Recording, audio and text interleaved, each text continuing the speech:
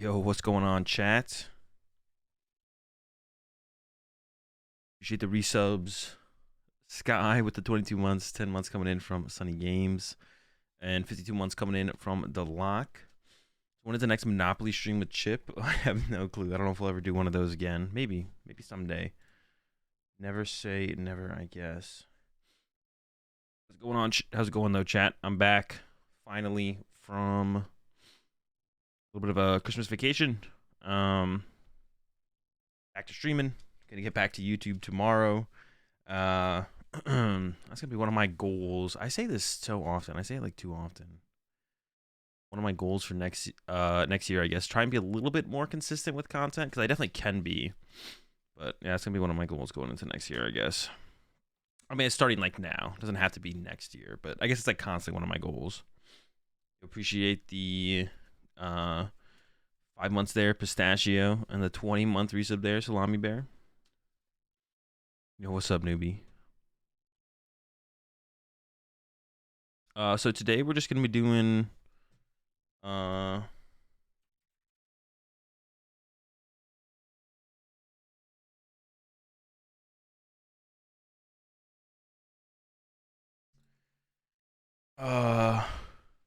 today we're just gonna be doing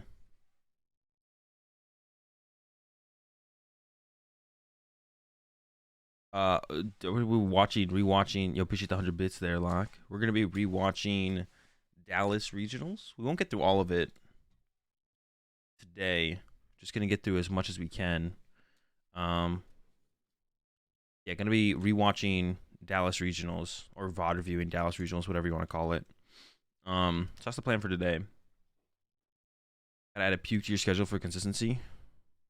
Seems fair. Well, let's get into it, man. So I didn't start the stream until round 3 or 4. I don't actually know what round this is, to be honest. Yeah, they didn't start the stream until like round 3 or 4. So we're jumping in at round whatever this is. Hang on, give me 1 second.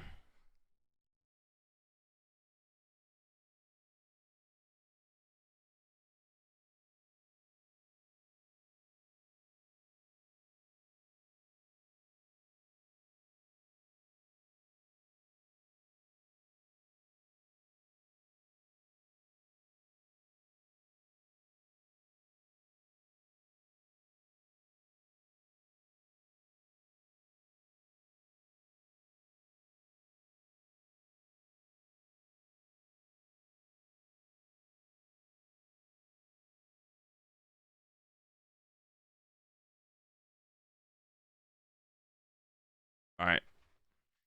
There'll be any GLC at San Diego. There'll probably be GLC side event. I think you can find that on the website. Usually they have the side events listed on the website, so you should check that out. Yo, what's up, Reggie? All right, so let's get it. Going into round 3 or 4, Andrew, I'm gonna play this at. Oh, I gotta mute him. I'm gonna play it at 1.25,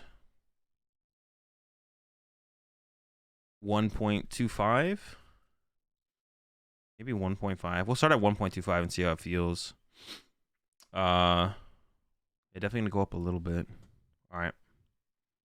So it's a Lugia Mirror, Jose versus Mahone. I don't know why. Well, I don't know why Jose plays Zapdos V, but Jose plays Zapdos V. Maybe it's for Eternatus. Is there any other reason to play Zapdos V? What else is weak to fighting? I guess it's good against Arceus Duraludon as well. So it's good against Arceus Duraludon. It's good against Eternatus. I don't think either of those matchups you need to play something like a Zapdos V to kind of beat. But it is prize, which is actually a good thing for Jose. There's nothing too relevant in the prize cards off the rip here. I guess the double turbo is kind of annoying, or could be kind of annoying for Jose. It's in the last 2 as well. Dunstar's prize from a home, but that's probably not going to matter. And then the hiding energy. Yeah, I don't know about the I'm not sure about that Zapdos. It seems pretty bad, to be honest. I think Jose is trolling with the Zapdos V for sure.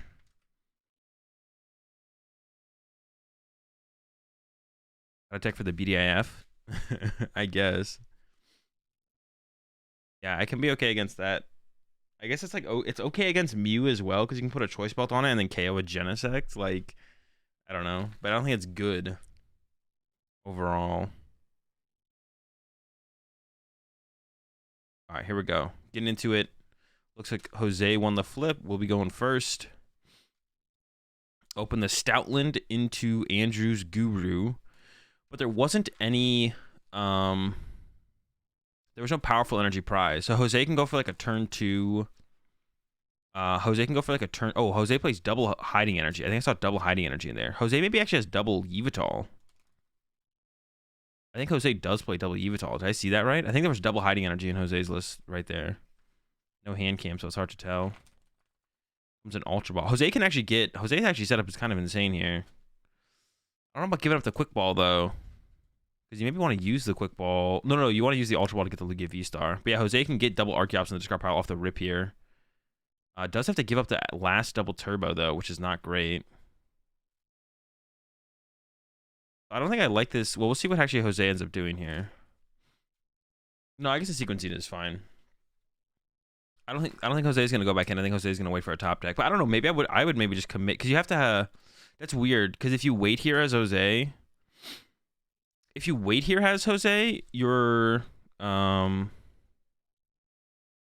guess you don't know what you're gonna top deck though. Because if you Ultra Ball right now and get the Lugia V-Star, then you top deck like a powerful energy. That sounds pretty bad. I appreciate the 63 months there, Polyswag. So that sounds pretty bad. So actually, maybe I don't hate Jose waiting because maybe you want to Serena first and then Ultra Ball afterwards to get the V-Star. Because if you top deck a powerful... Because I think the game plan here from Jose can be like Stoutland, KO, Guru for 2 prize cards. And then go... That's 2 prize cards. And then you KO a Lugia at some point. And then you're just always ahead in the prize exchange as Jose. So I think it's probably a fine play here from Jose. Andrew, get in the double Archeops in the discard pile. Definitely needs to find a Lugia. Probably needs to find 2 Lugia here because Jose with 1 Archeops in the discard pile is pretty close to going like Stoutland 1-hit KO a Lugia V. So Andrew has to go with the double Lugia here. You want to try and avoid putting 2 Lugia in play when you go second, but most of the time you do kind of have to. It depends on how the turn 1 goes for the other Lugia player, but sometimes you can avoid it and just go with like solo Lugia, which is like nice. But it can be hard to actually do that. Yeah, it can be hard to actually do that. We'll see, though. It has a Marnie as well, and a Research. Wisdom's the Research on top. Interesting. And then I guess we're just going to go with the Marnie here? Huh. That's like another reason that it would have been good for Jose to have discarded that other Archeops. I guess really valued the... yeah, and Andrew puts the... I don't know about putting the... Does that make sense to put the Research on top there, though, as Andrew? I guess you want a draw supporter for next turn, but you're seeing 1 less card overall on your turn because you're going to re-see the card you just saw. Not attaching there makes sense from Andrew because you want to have the option to find the capture energy, of course. I think Andrew maybe plays 4 capture. There's the second Lugia and a capture. So we should see the capture come down, and if Andrew doesn't want anything else besides a Lugia, then you just go get another Lugia here off this capture, and then you just discard the other Lugia out of hand next turn with the Research. So we'll see what Andrew does. There's a Lugia in there. There's 2 Lugias in there, so Andrew plays the 4 Lugs. Yeah, I don't know if you want anything here as Andrew. You could get the Yveltal or the Charizard, I guess. Because you do want a response to this Stoutland, and you don't want to send up another 2-prize Pokemon. So if Jose goes KO Oranguru with Stoutland, you don't want to be like respond with Lugia, then Jose goes respond to your Lugia with Yveltal, and then boss up your other Yveltal, KO that with Charizard. So I actually like the Charizard grab here from Andrew. Yeah, I like the Charizard grab here from Andrew. And actually, Jose's hand kind of sucks from what I can tell. Ooh, it's not good. Actually, no, it's... I think actually Jose could still pull off the quad powerful play as long as the top deck is not terrible. Yeah, so we could see Ultra Ball. It's awkward, but you could Ultra Ball away, vacuum an Aurora, get an Archeops, attach Aurora to the benched Lugia. But go to the Luminiad? I don't know. You could just get the 2 prize cards here as Jose. It's gonna be a tough. And you have another 2 prize Pokemon in play as Jose. I almost just don't just hate Stoutland KO the Guru, because Luminian also means you have to put another 2 prize Pokemon in play. And having already given up 2 energy now, I think as Jose. You don't really want to like retreat the Stoutland to attack with Luminion this turn. But I guess you could Luminion into the... You can Luminion into the Charizard as a follow-up, I guess, if you pull off this play. But now Jose needs a way to discard an Archeops. And an Archeops. And I don't think Jose got it. Does have the Evo Incense. Has Guru, so could Primate Wisdom into a Quick Ball or an Ultra Ball or an Aurora Energy. Has a Collapse as well. So Jose can throw the Collapse down as well and then make it awkward for Andrew. So you can grab the Archeops, Primate Wisdom, the Powerful Energy back into the deck, and then if you get an Aurora Energy, attach the Aurora to the... Maybe the Luminion then, I guess, at that point. See, there's a Guru, Primate Wisdom, the Powerful, because you need to put that back in the deck. Yeah, it's got to be Primate Wisdom Powerful here. All right, there we go. No, goes with the Serena. That's actually a mistake there from Jose, because if you got an Aurora Energy there, you couldn't actually pull off the Quad Powerful turn. Has the Ultra Ball now, so can get rid of the Archeops and the Collapse, attach the Powerful, Quad Powerful, KO the Guru with the Stoutland, which I still think is the play here from Jose. We'll see what Jose goes for, though. Powerful to Lug. Wait, I'm so confused here. Was that not an Ultra Ball? There's no way this can be the play. That's an Ultra Ball, right? Am I tripping? Yeah, a couple of missteps here from... That's an Ultra Ball, right? Am I? It's gold, so it's hard to tell. No, it's an Ultra Ball, and there's an Archeops in the hand. So Jose has it, right? Unless I'm missing something. Yo, appreciate 3 months there, plays, and appreciate the 49 months there, Tyrant. So Jose could do the Quad Powerful Knockout Guru for 2 prize cards here. The follow-up is kind of weak, though. I will admit that. The follow-up on Jose's board isn't looking great. And would have to lose the Collapse, which would also suck. But this seems worse. This seems worse, to be honest, because now Andrew is going to get the first 2 prize knockout pretty easily here on the Stoutland with 2 other 2 prizes in play on Jose's field. Actually, that's all Andrew has. That's literally all Andrew has is this 2 prize knockout. And could have actually, I don't know if I like this from Jose. Well, this is like actually kind of awkward. Jose could have put the Collapse in play to make things awkward for Andrew, but then it's awkward for Jose on the return turn. Jose also could have gone... that would be really awkward as well. It's kind of awkward there for Jose no matter what, to be honest. Yeah, you probably don't want to do that. So I think we should see Primate Wisdom here from Andrew first, and then search out Energy. Or you could go... you could go Archeops first. Has the Gift Energy as well. Archeops first, then Primate Wisdom, then Archeops, I guess, because you don't you want to see +1 card. And you want to shuffle the deck after the energy goes back. So I don't like the sequencing from Andrew. You should go Archeops, Primate Wisdom, Archeops to see +1 card. Because now you're going to top deck the card you just put on top of your deck. You see 1 less card on the next turn. I don't know if Andrew plays the V-Guard energy or not. I can actually pull up their lists because they both made day 2. So we can have like full information on this matchup here. Yeah, now Andrew's going to be down. I guess you have a higher chance of seeing a better card this turn. But not by enough to not see a fresh card next turn, I don't think. Because now Andrew's going to go Primate Wisdom, I'm sure. But now you're going to see this Powerful Energy next turn if this isn't like... Okay, it's an Ultra Ball. But you don't want to play the Ultra Ball because you have your Yveltal in hand. So, yeah, I think that was a missequence there from Andrew. Andrew should have gone Archeops, Primate Wisdom, Archeops. And it also... Yeah, then it shuffles the Powerful back in the deck. You're not top decking Powerful, which I don't think you want to really top deck here anyways. If your Lugia gets KO'd, you got Gift... You don't want to have a Powerful in your hand because then that increases your chances of seeing 2 Powerful Energy, which means it's hard to set up your next Lugia to get a 1-hit KO on like Jose's Lugia V-Star. And I think Jose misplayed by not going with that Stoutland KO, like I said. So a couple mistakes from both players here. But yeah, I'm going to pull up their lists real fast. So I believe Riley probably played the same 60 as Mahone, so I'm just going to pull up Riley's. No, I found Mahone just to make sure, I guess. I'm pretty sure it's the same 60 though, right? Yeah, it's the same 60. And let me find Jose. I believe Jose made day 2 as well. So I should be able to find Jose here. We have the Jose Marrero. Okay.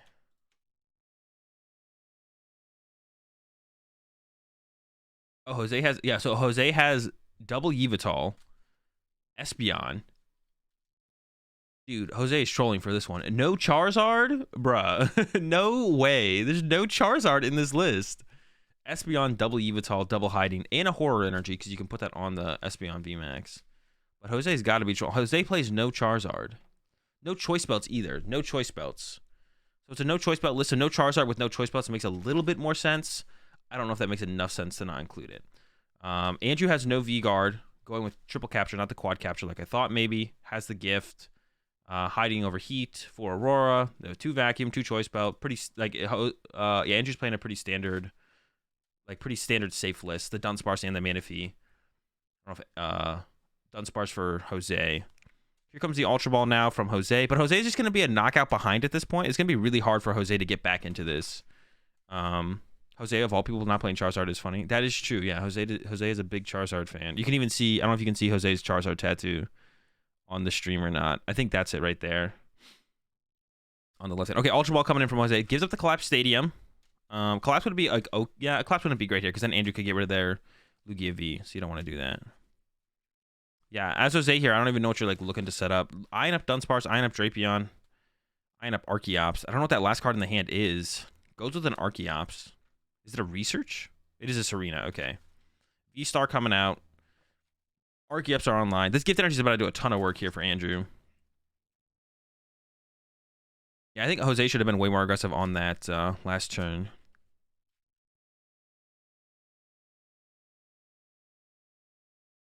We'll see.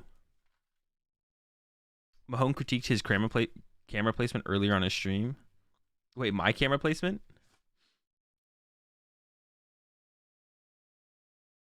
Okay, capture, triple powerful. Yeah, Andrew doesn't have the... Andrew does not have the V-Guard, so you don't need... Usually the triple powerful will get the job done. Serena for 5. So Mahone gets... Or Jose's going to get the knockout, but it's still going to be pretty far behind here. I think actually Jose... Actually, because Jose's attacking with the Lugia this turn, I think Jose should have actually... And does Jose play the V-Guard energy? Jose also doesn't play the V-Guard energy. I think Jose should have kept the Collapse Stadium, and instead of Ultra Balling, should have used the Serena to just discard the Archeops and draw cards, and then you don't actually even need to use the Ultra Ball there as Jose. Jose just kind of used the Ultra Ball. Because you need to try and collapse this Lumineon out of play. Because Andrew doesn't have to attack with Charizard next turn, which means Jose's not going to have a target to attack with the Lumineon unless Jose finds Boss without Lumineon. So, I don't like... Jose should have just gone Serena, get rid of Archeops, hold the Ultra Ball, and the Collapse, just draw 3, and then try and collapse this Lumineon out of play at some point. Because otherwise it's just going to be that's just how Mahone's going to win the game. So now Mahone's going to go Lugia V-Star probably, knock out Lugia, and then Charizard Boss KO Lumineon, and the game's going to be over that way. I think it's also possible for Mahone to like KO the Lumineon with Archeops.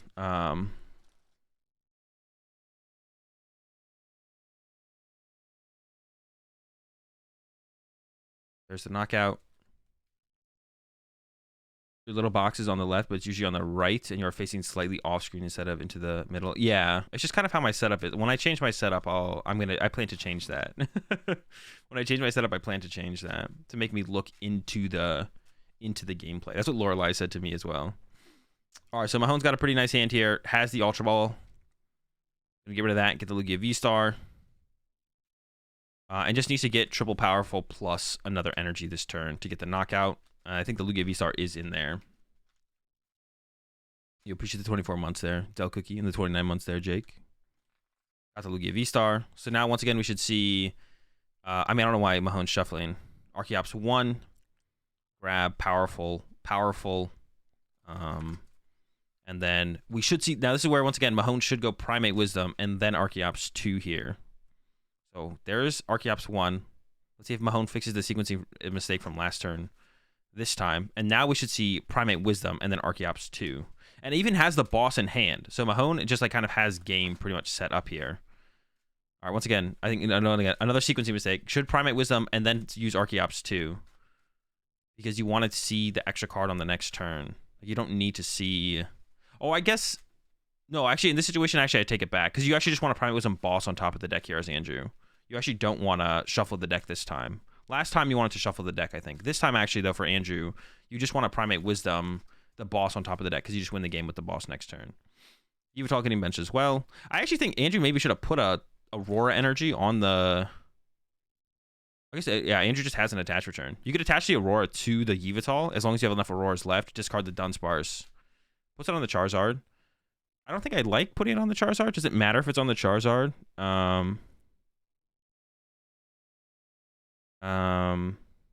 Does it matter if you put it on the Charizard here? It doesn't really matter, right? I mean, Jose can go Luminion, Boss, KO the Charizard, but it's already put the Espeon down. Jose's probably going to attack with Espeon next turn. How many collapses Jose play? We actually know that. It's just one. But if you have Auroras left in deck, which I'm pretty sure Mahone does, then this Aurora should always go onto the Yveltal. Because Yveltal needs a lot of energy. Charizard needs one. So if you draw the energy, you have the energy. And if it's in the deck, then you just Archeops it out. Okay, so... Alright, so now Andrew should just Primate Wisdom the boss on top of the deck, and then basically has game set up for the next turn. But doesn't... Wait, did Andrew... No, Andrew just didn't Primate Wisdom there, right? I'm not tripping. I think Andrew just didn't Primate Wisdom there. So should have Primate Wisdom the boss. So now it's possible Andrew doesn't find boss next turn, but Andrew hasn't used their Luminion yet. So could still just have Luminion.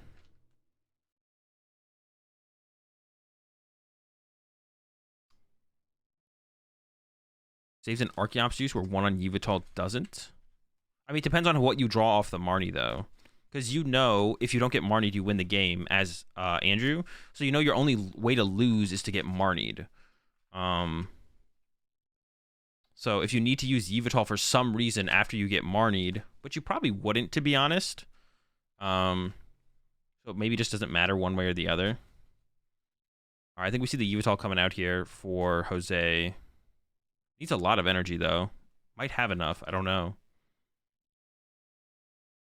There's one Archeops. You have to go Archeops, Archeops, and you have to wait to retreat the active.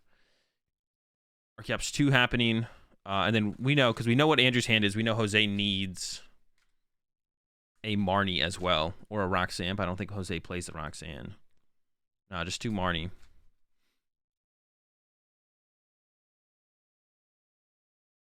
Hiding energy active, and yeah, this is going to be a loss here for... No, actually, hold up. Primate Wisdom, not good. Ultra Ball, not going to change anything. This is where, as Andrew, like in these kind of situations, like as Andrew, you actually probably want more time in the game. So this is where if I was Andrew, I would have shown Jose that I have boss in hand, because Jose can't do anything. Actually, that's not true. Jose could have played Marnie all the way up until this point. So actually, I take that back. Because Jose did not play a supporter. We just know Jose doesn't have a supporter to make it matter. 2 prizes. Okay, not gonna Luminion, yeah. But in those kind of situations when you know your opponent can't do anything, that's where you would want to show them boss starters, because you do want to conserve time here as Andrew. You're up 1 game. So you want 3 games. You want to be able to get to that 3rd game if it goes there. And once again, we go back to like the early turn where Jose decided like not to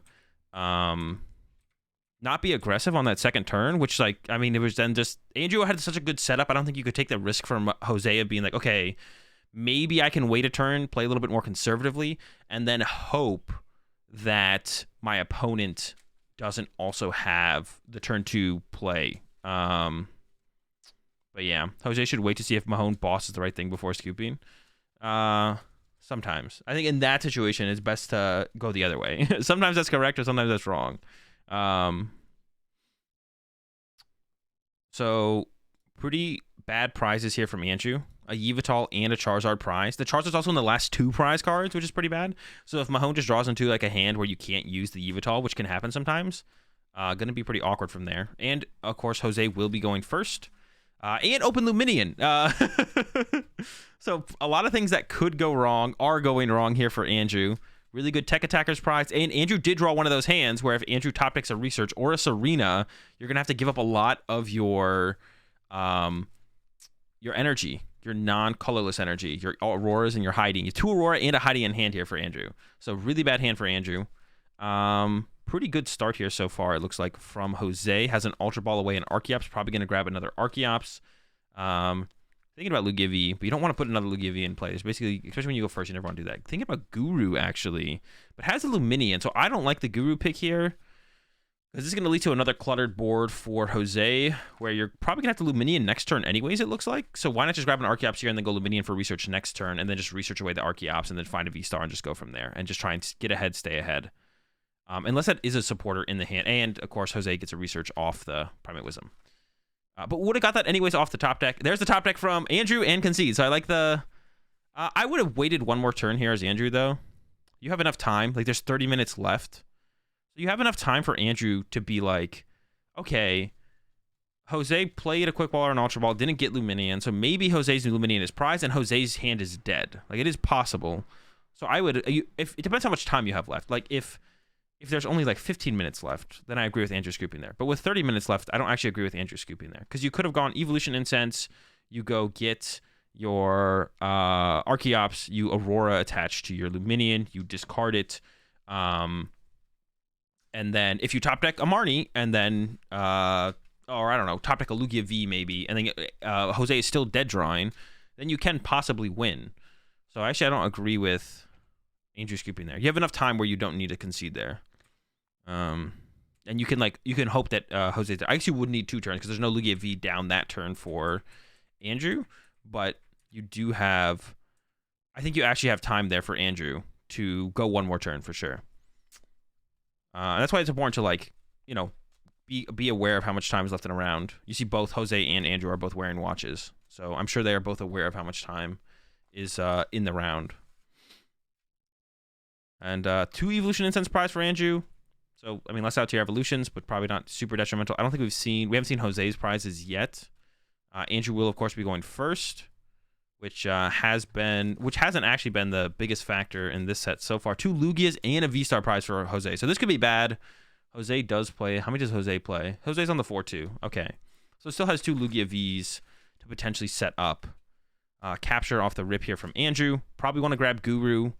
You don't really want second Lugia if you can avoid it. Like, setting up multiple Lugia in the mirror match is just bad, usually, if your opponent doesn't have to. But Jose did open the Luminion.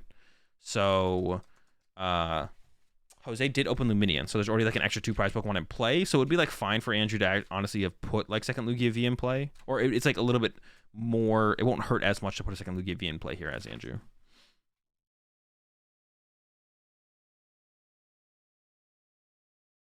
Optimal Lugia count? I don't know. I've been playing 3-2, and it's felt fine. Primate Wisdom from Andrew. Got an Ultra Ball. Definitely want to play that. Then out the Archeops. Then out the Lugia. And this shuffles the top deck. The important part is this shuffles the top deck. So you're not going to see the same card here from Andrew going into the... Oh my gosh, doesn't actually do it. I don't even know what that top deck was, actually. Maybe it was a supporter. I don't actually know what that card was. So maybe Andrew does want that card. I thought it was an energy. Actually, I kind of want to go back and look. And, hold up. Well, hang on. Now, it's not going to matter now. What was that? Let's see what the Primate Wisdom card was. It's the Lugia V-Star here from Andrew being put on top. I don't even know if that's that good of a put on top, to be honest, from Andrew. I don't even like that Lugia V-Star being put on top there. Because if you get Marnied, Lugia V-Star is okay, but I think I would rather draw into... But I guess now that it's on top, it feels awkward to remove it. I think I would have rather, like... I guess you don't know you're going to draw a card that shuffles your deck, of course, but I'd almost rather put the Archeops on top. Because once, like, the biggest thing about the Lugia deck is the hardest thing to do is get your Lugias in the discard pile. So I think from Andrew there, I actually would have seen to like the Archeops be put on top instead of the Lugia V-Star. I don't know, though. But then I guess you put the Archeops on top if you get an Ultra Ball or a Quick Ball. Maybe it's just an Energy's best. I don't know. I guess that's awkward no matter what. Maybe Lugia V-Star is actually the best because of that. Oh, I went a little bit too far ahead there. I mean, I think Andrew's just winning the... So, Jose has exactly what Andrew had last game. Was attached to Luminion Pass. And I think we'll probably see Andrew win the game here. Archeops in the discard pile. And then has a powerful in hand. So should just be able to summon the one Archeops and then use it. And then win the game. And actually, that was a very uneventful... It's a super uneventful, unless Andrew forgets to take powerful energy. But we're going to grab 2, knockout. Yeah, very uneventful first match there. That was super uneventful. But I think there was a pretty big misstep from from Jose in pretty big misstep from Jose in game 1.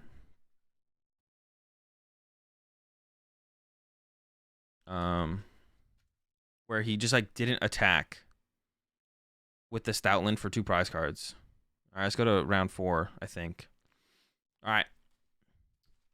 Round 4, we got Dan with Lugia versus Isaac with Flying Pikachu, Espeon, Arceus.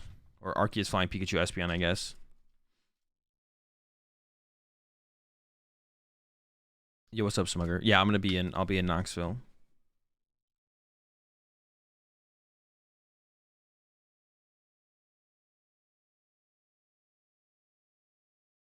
All right, here we go. Arceus, Flying Pikachu. Isaac is going first, which is always, of course, a big deal. Or it always feels like a bigger deal for Arceus decks than most other decks. Has an Ultra Ball, a Research, some Energy. Actually, I think double Ultra Ball. So really good start here from Isaac. Isaac's opponent needs to read the Arceus V. That is definitely a new one. Ultra Ball comes down. Gonna get the Flying Pikachu, I'm sure. Maybe do a little prize checking. Actually, I didn't check the prize cards myself on this one. Was there anything super relevant? I kind of just like looked at the prize cards and was like, okay, these are the decks they're playing.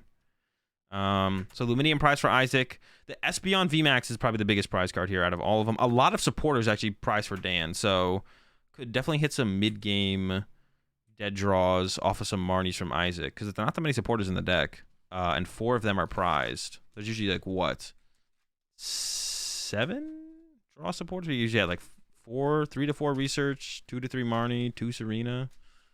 I don't know, around 7, 8 maybe. Yeah, 7, 8, I guess.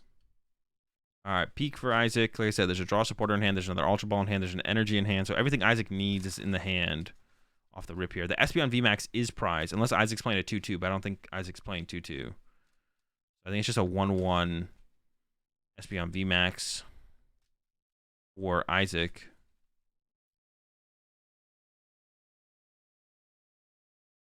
Yeah, the rest of the hand's pretty good, though, as well. So going to be a pretty good initial start here for Isaac. Grabs the P. Has the Arceus. Gonna get the energy on it.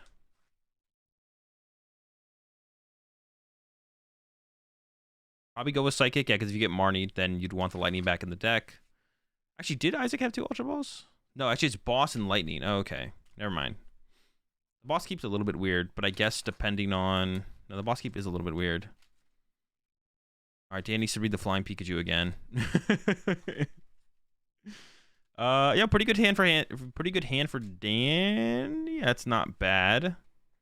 Captures to the Guru, which I don't like though. I think there's a Lugia V in the hand. I could be mistaken on that though.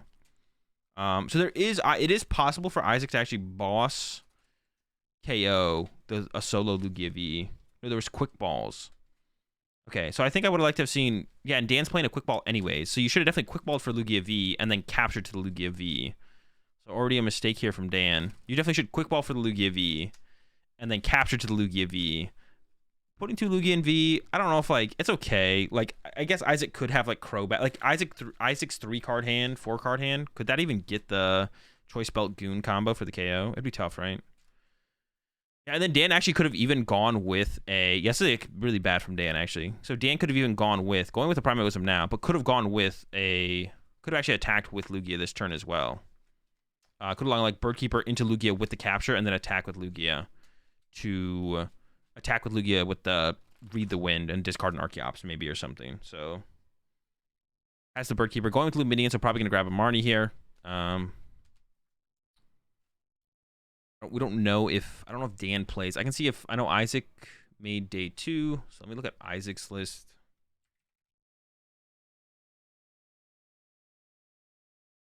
And let me look for... Let's see if Dan made day 2. It doesn't look like Dan made day 2. Okay, so we don't have Dan's list. We have Isaac's list, though. Flying Pikachu, so 3-2 flying... 3-2 flying Peak, 1-1 Espeon. Is it just a pass? Actually, what did Dan do there? Dan grabbed... So this is like just like a bad play from Dan. Because if this could like open up a play for Isaac to go like Boss KO Luminion for free this turn. And then set up Flying Pikachu and Flying Pikachu KOs Lugia. And then Isaac's just 2 prize cards away from winning. So this is a pretty bad play from Dan. To get the Luminion, get a supporter, and then not play the supporter. Which you've already searched your deck with the capture. Wait, there was a Lugia V in the hand, wasn't there? Or was it just 2 all quick balls played? So this is just really bad sequencing from Dan here, to be honest. This is like really poor sequencing. Like, did a whole ton. I don't know what Dan should have done here. I like the idea of probably leaving the Oranguru in the active. You don't fully know what Isaac's playing. You guess you don't know how aggressive their list is as well on Isaac's side. I guess maybe you played the... Actually, okay, so maybe they use the Luminion. They probably use the Luminion, actually, to play around Path to the Peak, right? Which I think is fair, actually, now that I'm, like, thinking about that. Dan probably used Luminion to play around Path to the Peak here. Which that is fair, actually. Play around Path to the Peak. Don't get Path to the Peak. Which Arceus, a lot of Arceus decks play, but Isaac actually isn't playing Path to the Peak.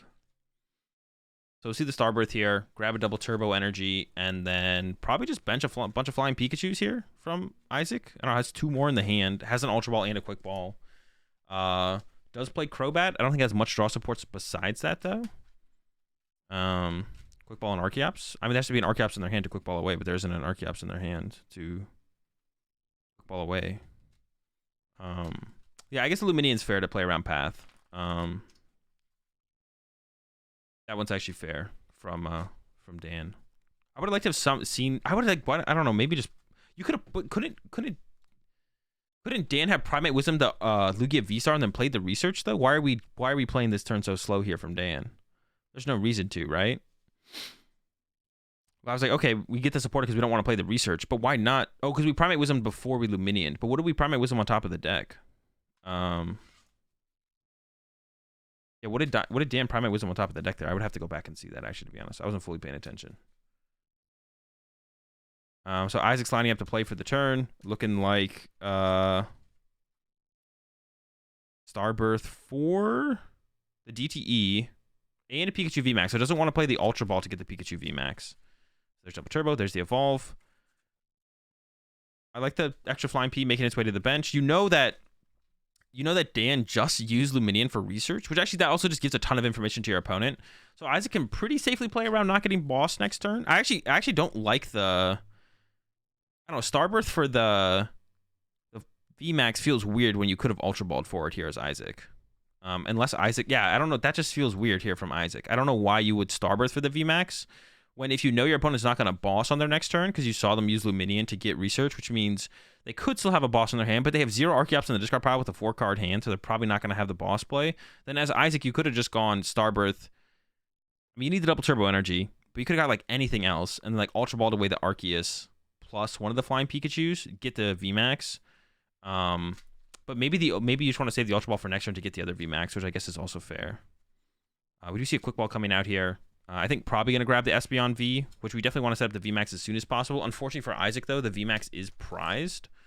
So there will be no Espeon VMAX anytime soon. Well, it's not only is it prized, which I'm sure Isaac is checked for. Not only is the VMAX prized, but it's also in like the last 2 prize cards. So the Espeon's not going to happen anytime soon. And here we go with the Arceus charge up. And you do actually want to put on, usually like you're fine with like spreading your energy out and just putting 1 lightning energy on your Flying Pikachu. But in this situation for Isaac, because of V-Guard energy, you actually want to put 3 basic energy on the Flying Pikachu. Because if they have V-Guard energy, then Flying Pikachu with a lightning and a double turbo doesn't actually get the KO. So you actually want to put the triple basic energy on the Flying Pikachu. Yeah, Dan definitely should have. I don't know. Dan's whole turn was a little weird. I guess I would have liked to have seen be more aggressive. I don't know how many V-Star Dan plays, but now it's gonna be really hard to get double Archeops in the discard pile here for Dan. Prize card from Isaac is not the Espeon VMAX. Yveltal coming down from Dan. I still like putting the Yveltal in play, even though you see the Espeon here. You can kind of hope, I guess, that it doesn't come out before it's too late. And then Research for 7. Did get 1 Evolution Incense and a Quick Ball. 1 more card. They were actually really close. They are 1 discard effect away from actually setting up double. Yeah, they're 1 discard effect away from actually discarding the double Archeops. So not going to see the Archeops hit the discard pile here for Dan. Double Archeops. Going to go with another Lugia V-Star. And then I guess we'll have to just wait and see. Will Dan commit to his solo Archeops? And if you do commit to the solo Archeops here as Dan, it kind of stinks because the Espeon VMAX, which is usually like the counter to the Yveltal, or is a counter to the Yveltal in this matchup, you can't even like utilize it because You can't even utilize it while what's it called is prized, while the VMAX is prized, because you're not going to get enough energy on the Yveltal probably to threaten it consistently, but we'll see. And actually, Dan won't even be able to KO this Arceus, and then Isaac can just go Pikachu VMAX KO the Lugia. And then things just get really bad, I feel like. Quick balls for Charizard. Has to get the Arceus in the discard pile. Seems like the best.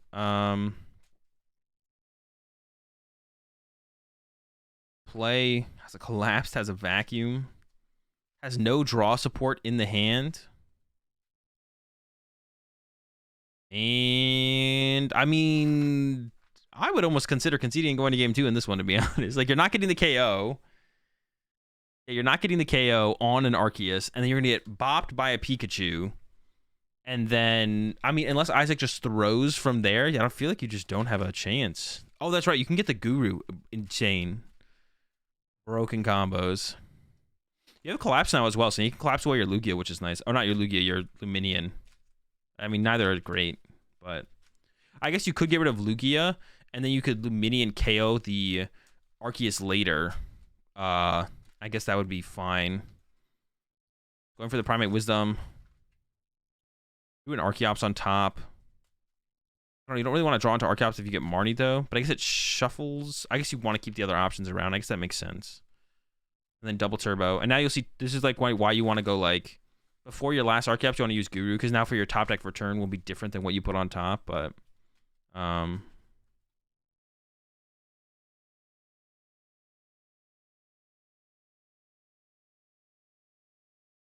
Yu-Gi-Oh! Decks need Galarian Meowth. Wait, Galarian Meowth for what?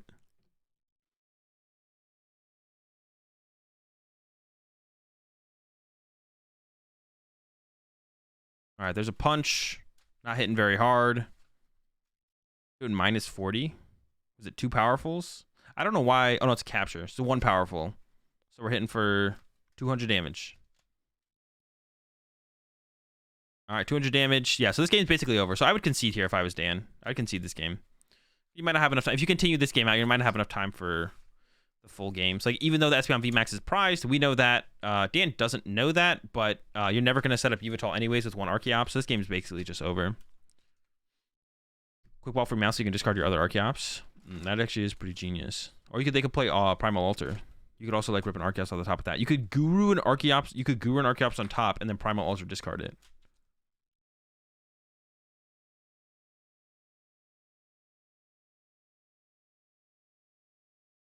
I think Dan should definitely go to game 2 here. Now second Peak's online. I don't know if Isaac has I think Isaac has a Serena in hand, but I wouldn't hate to see Isaac just hold that and just potentially use it on a following turn. Boom, knockout for 2.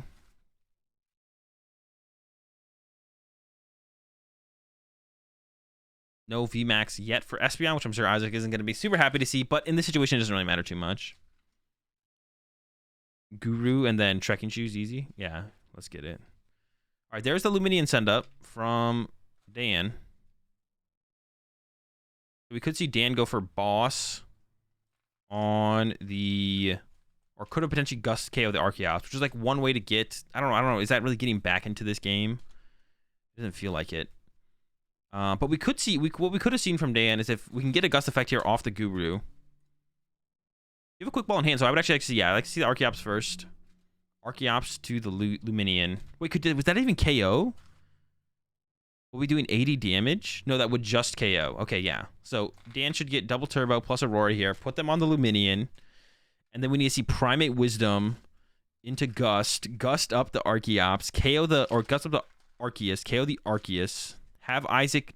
And then you need to set up an energy. You also need to get an energy this turn onto the Yveltal. And then Isaac has to go, you're going to Luminion into the Guru, send up Guru. Isaac goes KO Guru with Flying Pikachu. And then Dan goes Yveltal KO Flying Pikachu. And then Archeops Boss KO Guard forward for game. But I'll start with the Gust effect grab here off of the Primate Wisdom, which there wasn't one. I don't know if Dan plays. Dan could play Crobat here or Eldegoss, second Luminion. Like, these are all things that Dan could play. But just hitting with Luminion. And now this game's basically over. So now I would definitely like to see Dan concede here again. Yeah, definitely would still want to see Dan concede here. Minion here from Isaac. Goes for Serena. Serena's Lugia. Isaac going down to 1 prize card. With Dan's only good attacker on board being Archeops, which doesn't even KO Flying Pikachu yet, so this game is over. There we go. Serena. I think it's a research actually in Isaac's hand, the last card. On the balloon. All right, Dan concedes. All right, love to see it. Love to see some good concessions happening. All right, we're going to jump ahead. Game 2. I'm assuming Dan will choose to go first. Let's peep those prize cards. A lot of Pokemon search. A lot of Pokemon search in the prize cards here for Dan.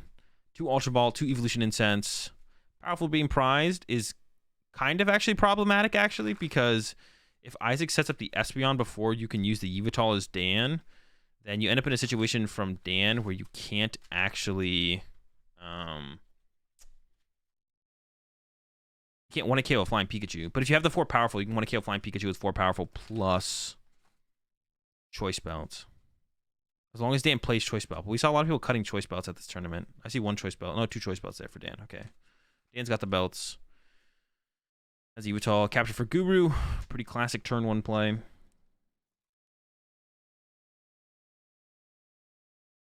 Marnie. Primate Wisdom, a Marnie on top. Sure. I don't know if I like that actually from Dan, because Dan had Aurora plus Archeops in hand. I think I would have liked to have seen Dan go attach Aurora, bench Charizard, attach Aurora, discard Archeops, actually. That's what I would have liked to see from Dan here. Actually, I don't like this play from Dan. Getting Archeops in the discard pile is so important. Because now if you get Marnied here as Dan, I don't know, you're just in a bad spot. Like, I don't know. And then it allows you to attach the second Aurora next turn if you top deck an Archeops or an out to an Archeops. Isaac just going with the turn 1 Trinity Charge. Loading up the P. Now over to Dan. Top deck's the Marnie, of course. Doesn't have much else. Yeah, I would have liked to have seen Aurora discard Archeops. Like a bench Charizard, attach Aurora. Discard the Archeops. Once again, a capture coming down from Dan. No, we got to get these Archeops in the discard pile. Chill out. Primate Wisdom first? No, I definitely don't like that. We're trying to knock out the Archeops, or the Arceus this turn as Dan. I'm trying to. I don't know what Dan's trying to do. Yeah, Aurora last turn would have been nice. We see the Luminion coming down from Dan. Well, there's double Aurora in the hand, and there's no Espeon in play, which means Yveltal becomes your best answer to kind of the Flying Pikachu, or just like attacker in general.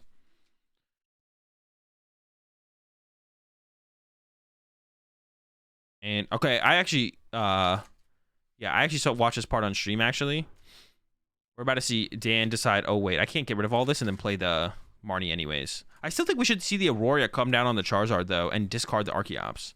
So this is another like big, huge sequencing error. This is actually like a massive mistake from Dan, because like you put a Luminion on it, so you lose a bench space. You have a 2 prize Pokemon in play that dies to everything. Yeah, and now you don't have, like, there's so many reasons this is so bad. This is actually just like a terrible play from Dan. It's gonna put him in a terrible spot going forwards. And we're most likely not gonna see, yeah, we're not gonna see it either. We need these Archeops to be in the discard pile like years ago. We'll see what Dan grabs here. Eyes up the Yveltal, but now the bench is full. Actually, no, goes for Lugia. I guess you have to go a second Lugia here, to be honest. Wait, why is there a Yveltal? I'm confused. Oh, was the Yveltal in the hand? Or was the Lugia in the hand? One of them had to have been in the hand, I guess. Okay, we're going to see a Read the Wind here. Read the Wind, discard something. I actually don't, so, but in this situation, actually, I think this is a misplay from Dan again. You actually just didn't have to quick ball there. Or actually, no, where did the Lugia come from? That's the question, actually. Did the Lugia come from the quick ball? Or did the Yveltal came from the quick ball? Okay, so it's just a misplay from Dan. Wait. Dude, that just looks so weird the way he played that. But yeah, the Lugia was in the hand. The Yveltal came from the quick ball. So it's just another misplay from Dan. All Dan needs to do here is bench the Lugia. And then you Read the Wind away the Archeops. Because you want to keep the quick ball, because that's another way to discard another Archeops. So if you Read the Wind into a Archeops, you can quick ball that Archeops. And then you could bench what you get off it if you want. Probably not. And then you could play the Marnie, and then you Marnie hopefully into the V-Star. But it gives like another out to discard an Archeops. And they also just lose a quick ball, to be honest. So benching Zard on turn 1. They actually should have benched Zard on turn 1, but they didn't. They benched Zard on turn 2. Dan actually misplayed and didn't bench the Zard on turn 1. It's for the Marnie. I'm not a huge fan of that. I think getting rid of the... gets another Marnie, though, so it gets bailed out there. I think getting rid of the Serena is probably better there, but I guess this does leave the opportunity to go Serena KO the Flying P, which is pretty good. All right, here we go for Isaac. Got a Stormy Mountains, got an Evolution Incense, got a Quick Ball. See what Isaac goes with. Really just needs to attack with Flying Pikachu and then probably look to set up the Espeon, I think. Eyeing up the Espeon V and then has Evolution Incense here.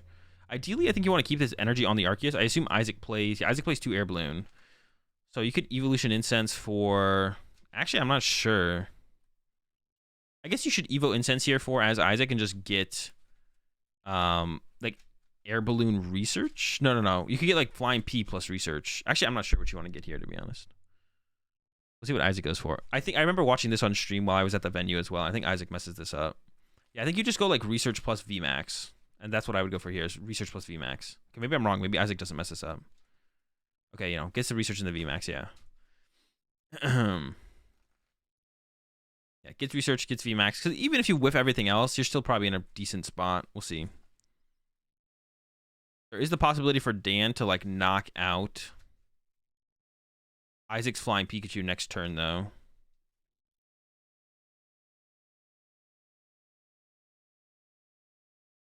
Okay, Pikachu VMAX comes down, and then here comes the Research. Probably don't want to bench the other Arceus. 4, 5, 6, 7. No energy. There is a Crobat in the deck. I think Isaac could go dig for the Crobat here to get an energy attachment, to be honest. Or even a... but it just goes with the retreat and attack, it looks like. I kind of like going for Crobat here, to be honest, though, because like you need energy attachment for a turn here is pretty big. Because now if Dan just has Yveltal KO your... Actually, no, Dan can't Yveltal KO your Pikachu. There's not enough bench space. Now Isaac's rethinking...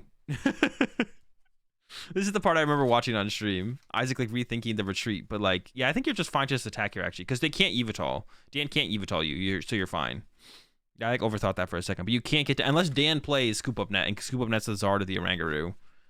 But to be honest, at this point, the Zard shouldn't have even been on the bench as well, so Dan should have another bench space to work with here, and then just doesn't. Isaac goes for the Crobat. Oh no, actually no, you could get KO'd by Lugia Choice Belt. You could get KO'd by Lugia Choice Belt. What's it called? So you should just get Gardevoir here if it's not Prize here for Isaac, right? And then that would stop that. If you have Gardevoir here, yeah, and there's the Gardevoir take from Isaac. But it looks like Isaac's also going to use the Crobat because they did go get that. So I guess Isaac does want the energy attachment for turn here. But if you have Crobat plus Flying Pikachu, you're pretty safe. Being behind the energy attachment doesn't feel great, though, to be honest. But this is kind of all missequenced from Isaac. Because now if you Crobat and draw into an Air Balloon, you could have kept the Double Turbo on the Arceus, which would have been really, really nice. So this is like all really poorly sequenced by Isaac. Does get a Choice Belt and the energy. Lightning go to the peak. That's fine. Your Flying Peak and the active is 100% safe because of the Gardevoir. And if you had drawn an Air Balloon there, would have been fully punished from Isaac, but never punished, I guess. And takes a KO. Luminion setup from Dan. You can't go with that. You got to try and hit the Pikachu. Could Lugia V-Star it, but can't want to KO it anymore because even... Oh, no, Quad Powerful would get the KO. Quad Powerful would actually get the KO still through the Gardevoir. There is a powerful prize for Dan, though. And there's usually like a reasonable bet. I mean, it's pretty hard to get Quad Powerful plus Choice Belt, I guess, on this turn for Dan. I did the math wrong in my head, though. Gardevoir actually doesn't protect from Quad Powerful. All right, Evolution Incense for Archeops. And then going to Ultra Ball that away. Ideally, get the Lugia V-Star. I mean, it looks like Dan's lining up an attack with Luminion, but that's just not going to do anything. Because, I mean, it puts Illuminion back in the deck, but that's it. But that's going to put you so far behind his Dan, I think you're just going to lose. You know what, getting rid of the... I would have definitely got rid of the Vacuum there. I don't know what the Vacuum's ever doing here for Dan.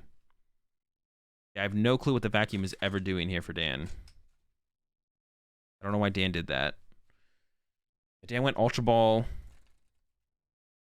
Get Lugia V-Star. Get rid of Collapsed and... Yeah, I don't know what this Vacuum's ever doing for Dan. This Vacuum seems like never doing anything. The Collapse could do something, though, for sure. Like maybe even get this Lugia off the bench, to be honest, at some point. Actually, the Collapse could have got the Luminion off the bench this turn, I guess. But I don't know what you're attacking with at that point as Dan, to be honest. You could have gone, like... Was there ever a world where Dan could go, like, Collapsed, Vacuum it away? Probably not. Has Stoutland. Could vacuum the Stoutland. Goes with the primary wisdom on the Yveltal before the Marnie, so trying to get to the Yveltal later makes sense. There's the Vacuum. Okay. I mean, the Vacuum ended up working out here, I guess. But I think the class is probably a little bit more powerful overall. I guess you don't want to play it yet. because you want to keep the Crobat on the bench, but I think it's better having around the vacuum for later. We should see the Archeops. Well, now you don't want to use Archeops though, because you just put Yveltal on top of your deck.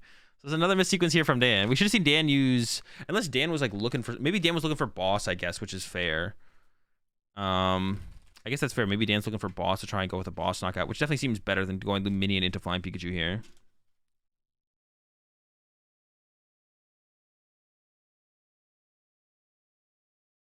He had Serena. Did he? I don't think so. He's just got Marnie in the hand. Did he discard Serena? If he had Serena, he definitely should have played Serena that turn.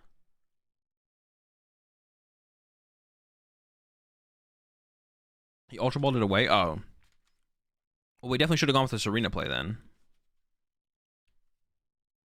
Yeah, that's a mistake here from Dan.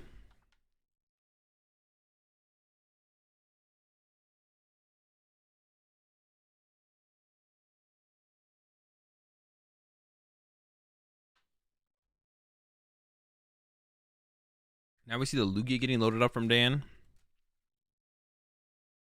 Okay. Still not going to KO the Flying Pikachu. Is short one powerful. Isaac, I'm sure, is very happy to see that. Lugia can hit the Flying Pikachu.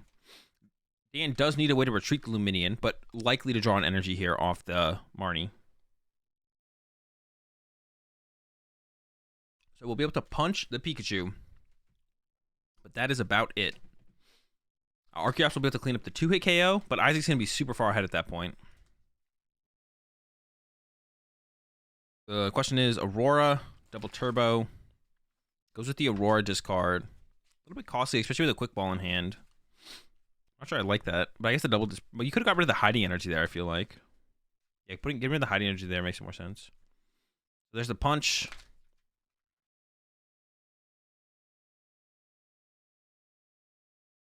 And at 200 damage again, right? No, that's a lot more than 200. That's 260. Get back. Has the Pikachu with the triple energy. Has Choice Belt though. So Isaac, I would like to see retreat to the other Pikachu and then take the knockout. So V-Guard energy stops the bench Pikachu from taking the KO, but Isaac has a Choice Belt in hand. So Isaac could go Choice Belt to the bench. Oh no, not anymore though, because he got Marnie. Never mind, I take it back. I was kind of excited for it. I was excited. But Isaac does have game on board. But yeah, Isaac has game on board because you can go knock out Lugia and then boss KO Luminion. And if Dan attacks with Luminion, Dan's not taking a knockout for turn. So decides to also draw some cards here though first, which I guess is fine. Does lose a Gust effect and a draw supporter though, so I don't know how much I like that play, but I guess if you're getting Marnied anyways, you're going to the bottom of your deck. Another thing you could check there is like how many Marnie does Dan have left? It can't be more than one, I don't think. I'm not sure.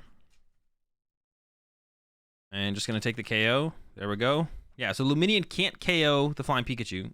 So if Dan wants to take a KO this turn, Dan has to use Archeops, which means Luminion stays on board, which means the Gust from Isaac will win the game on the Luminion. We could still see... you appreciate the 70 or 37 months there, BJM. We could still see a Marnie here from Dan. I don't know, Eldegoss. Or if there's just another one in the deck, I guess. There we go, loading up the active. So we're going to be hitting for 100 damage, which does knock out the Flying Pikachu. Has a quick ball in hand. Going to give up the Choice Belt. There's two Flying Pikachus in play, and there's no SP on VMAX yet, so we could see the Yveltal grab from Dan, and then load it up with a second Archeops, and then if they get a Gust next turn, they would theoretically win the game by KOing the second Flying Pikachu. But if Isaac just finds SP on VMAX, then it wouldn't do anything. So, hiding for turn.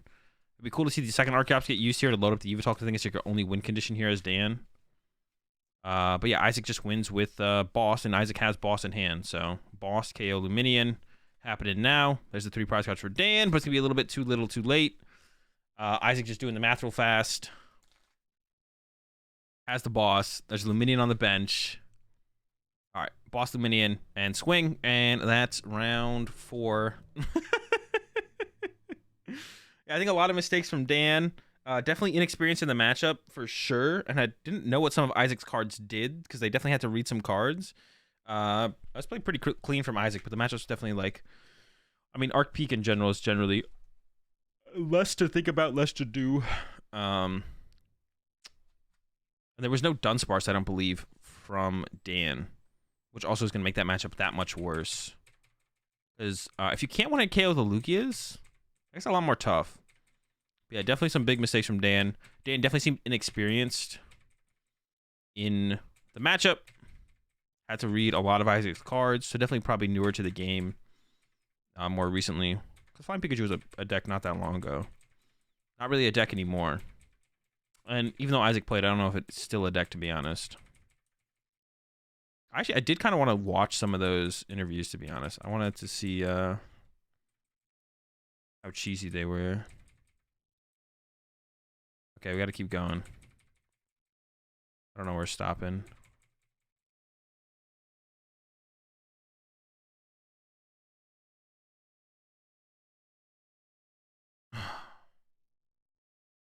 Yeah, let's see if we can spot any familiar faces on here.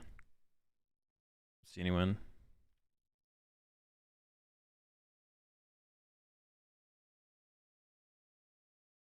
Oh, we're cruising. It's actually a super cool. I mean, I don't listen to them cast, but doing this kind of stuff is actually super cool to see them do and kind of like increase the content level and the production level of the stream. So I'm super glad that they're doing stuff like this, because I've even like talked about this with this kind of stuff with, like, I've always said like the next step, I felt like in the, I guess this is like the next step they took, but like the next step for the streams would be to have like an analyst desk, you know, where they like the games finish, or even in between games when the players are shuffling up. Actually, that'd probably not enough time, but like you know, a game finishes, a round finishes, and then you like cut to some of the people who maybe have like the host. Maybe there's like the host of this part. I mean, that's kind of what they're doing right here. But yeah, analyst desk type thing. Oh, run, buddy.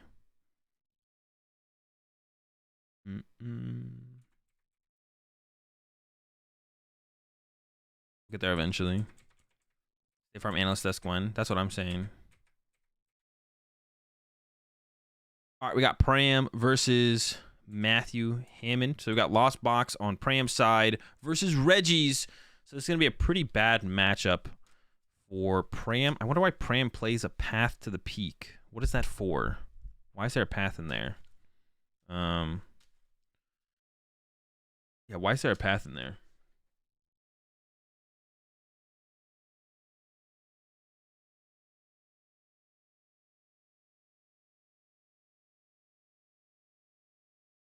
All right, Pram going first. Battle VIP pass opens the Zekrom. Zekrom's a pretty good attacker in this matchup because it one-hit KOs most of the Reggies. But the best attacker in this matchup is definitely going to be the Raikou. The amazing... oh, I didn't even check the prize cards. Was there anything relevant in the prize cards? Hang on, let's go back for a second. 3 Reggies prized. Not a huge deal in this matchup, I don't think, though. And then on Pram's side... the training court is prized, which is your only out to path, but they have so many paths, like you don't really plan to use Greninja in this matchup anyways. The boss is prized, that probably won't matter. So the biggest thing in this matchup for Pram is just to set up Raikou. And try and get double KOs with it. Throughout the game, once, maybe twice if you can. Really good start for Pram here. Double Battle VIP pass, double Comfy coming out. You may as well grab Greninja off the rip here, and design up the Manaphy as well. Get all the utility Pokemon. I like it. I think that's fine. And then you're looking to just use Raikou as soon as possible. And also, like, depending on if Hammond plays the bad Lecky or not, you can always use Raikou to, like, KO the good Lecky. Not always, because you can do plays for Matthew where you, like, put the Lecky in play, charge up your attacker, and then net the Lecky out of play. That way the Raikou can't take too many knockouts. There's an energy in hand here for Pram, so boom, gonna discard that first, draw 2. I wouldn't have hated to see the Raikou grab off the rip. Well, there's a Battle VIP pass again, so triple Battle VIP pass here for Pram. Super cool gameplay. Could go third Comfy here. Eyeing up the Cram. I don't like the Cram take. I would like to actually see the Raikou take and just attach to it turn 1, I think. But maybe you're gonna attach or treat a Comfy in the end, to be honest. Yeah, I don't know. Hitting with Cram. I mean, you want to like hit with your bigger things as soon as possible, I feel like. Because even just taking knockouts puts a lot of pressure on them to like find an extra Reggie or something. I'm pretty easy discard off the rip here. And then probably going to retreat Comfy into Comfy and then use another one. You got to build up the Lost Zone eventually, so. Has the switch card. So the debate is attach versus save the energy attachment for turn, or save the energy in general, even for potentially Greninja next turn. Versus, that was like 2 bad cards. It was a choice belt and a battle VIP pass. That's actually why I was like saying like third Comfy was actually pretty solid here. I think I don't actually like the cram take here from Pram. I don't like the cram take. I would have gone with third Comfy, or maybe the Raikou to start setting up an attacker would have been fine. But I would have gone with third Comfy here. Then you can like switch card into that Comfy, use that Comfy, and then your board is kind of locked. But you're gonna find scoop up nets eventually. Like it's just gonna happen. So yeah, I'm not a big fan of that. I think the third Comfy was probably the best grab there from Pram, because the Cram is just attacking with Cram is just so mid because they just net the damage out of play. It's like fine if you go second turn 1 using it, and if you have nothing else using it, but I think it's always better in this matchup to dig for bigger plays that involve knockouts, or setting up a more aggressive for like 2-hit KOs and stuff like that. Because like the Cram play is so easily just dealt with by your opponent. Just playing a scoop up net, which most of the Reggie lists these days play the 4 scoop up net. So let me find both these. Let me see if it does not look like Hammond ended up making day 2. Actually, no. All right, so check and choose. I didn't see the check and choose there. Speed lightning for 2. Hang on, let me see if I like that sequencing though. Pay a little bit more attention here. Okay. Hold up. I'm trying to think of what I do. Do I usually speed lightning first? I think I would speed lightning first here, right? I think I would always speed lightning first here. Yeah, I would always speed lightning first here, I think. Because depending on what you draw, like that, so we saw the speed lightning here. Or we saw the check and choose and there was a Marnie. Well, you have to grab the Marnie because it's a draw support. If you speed lightning first, you're gonna have more information on if it's okay to like check and choose away a draw supporter or something. So I actually don't think I like that sequencing there from Matthew, because I think you're never not playing the speed lightning. I think you're always playing speed lightning here out of this hand. I find it hard to believe that you'd ever try and save your energy attachment return to become an Aurora discard plus a discard or capture. So I think I would just speed first there. I think I would pretty much always speed first there. It's probably not a huge deal. I'm not even sure for sure, but we're definitely gonna research here now as Matthew. So Ultra Ball comes down. We prize an Ice. And we prize an Ice, a Gigas, and another Reggie. I think it was a Drago, actually. So we're going to go with the Ice grab here because we're less likely to find that one. Actually, not even really, because we could find the Heavy Ball. So actually, at this point, because we have the Drago and the Gigas, and I don't even know if Hammond checked there, but we go with the Registeel. But it's actually about the same, right? Yeah, because you could find the Heavy Ball. And because you already have the Gigas and the Drago, you're not decreasing their odds. So it actually, I guess it's fine to grab Steel here because you have the same amount of outs to the Regice as the Registeel, because the Heavy Ball is an out. Have the Path as well, which of course you want to put in play, and then the Research. So we're getting closer to a turn 1 attack. Need a couple Reggies. They're the captures, can't use them. Going with the check and choose first, like it. Onto a Marnie. So we're not attacking on this turn here for Matthew, but that's fine. You don't usually expect to attack on this turn. I wouldn't even play anything else here as Matthew, to be honest. I don't even know if I'd play this Ultra Ball. I don't think I would, because you actually don't want to play the Ultra. Well, maybe you want to. Well, I don't know. I don't really want to play the Ultra Ball. I do want to play the Ultra Ball, but I don't want to play it now because I want to top deck a Reggie. I want to top deck Regice or Regirock, and then Ultra Ball for Regice or Regirock next turn after I top deck one and get the other one, and then I don't have to attach Capture Energy for turn, which means I can then attach an Aurora or a Speed Lightning and actually attack. I can increase my odds of attacking turn 2. So this is actually just a mistake here from Matthew, because you actually do want to top deck Regice or Regirock next turn. So that way it increases your odds of attacking next turn, because now you're attaching the Capture Energy next turn instead, because your chances of top decking the Regice went down, or one of those 2 Reggies went down. So now you're probably going to attach the Capture as Matthew, but now if you draw into an Aurora or a Speed, you can't attach it. So yeah, just a missequence there from Matthew. And then hits for 20. Over to Pram, double nets. Like I said, we're going to draw the nets eventually. That's why I kind of like the idea of the triple Comfy setup, because triple Comfy would just lead to a higher chance of getting off these Mirage Gates and stuff like that. There's the Comfy reset. And attacking, like I said, attacking with Cram here is just pretty mid. Like, it's just pretty bad. Like, it just doesn't do... It just theoretically would do nothing. So that's, like, the problem with attacking with.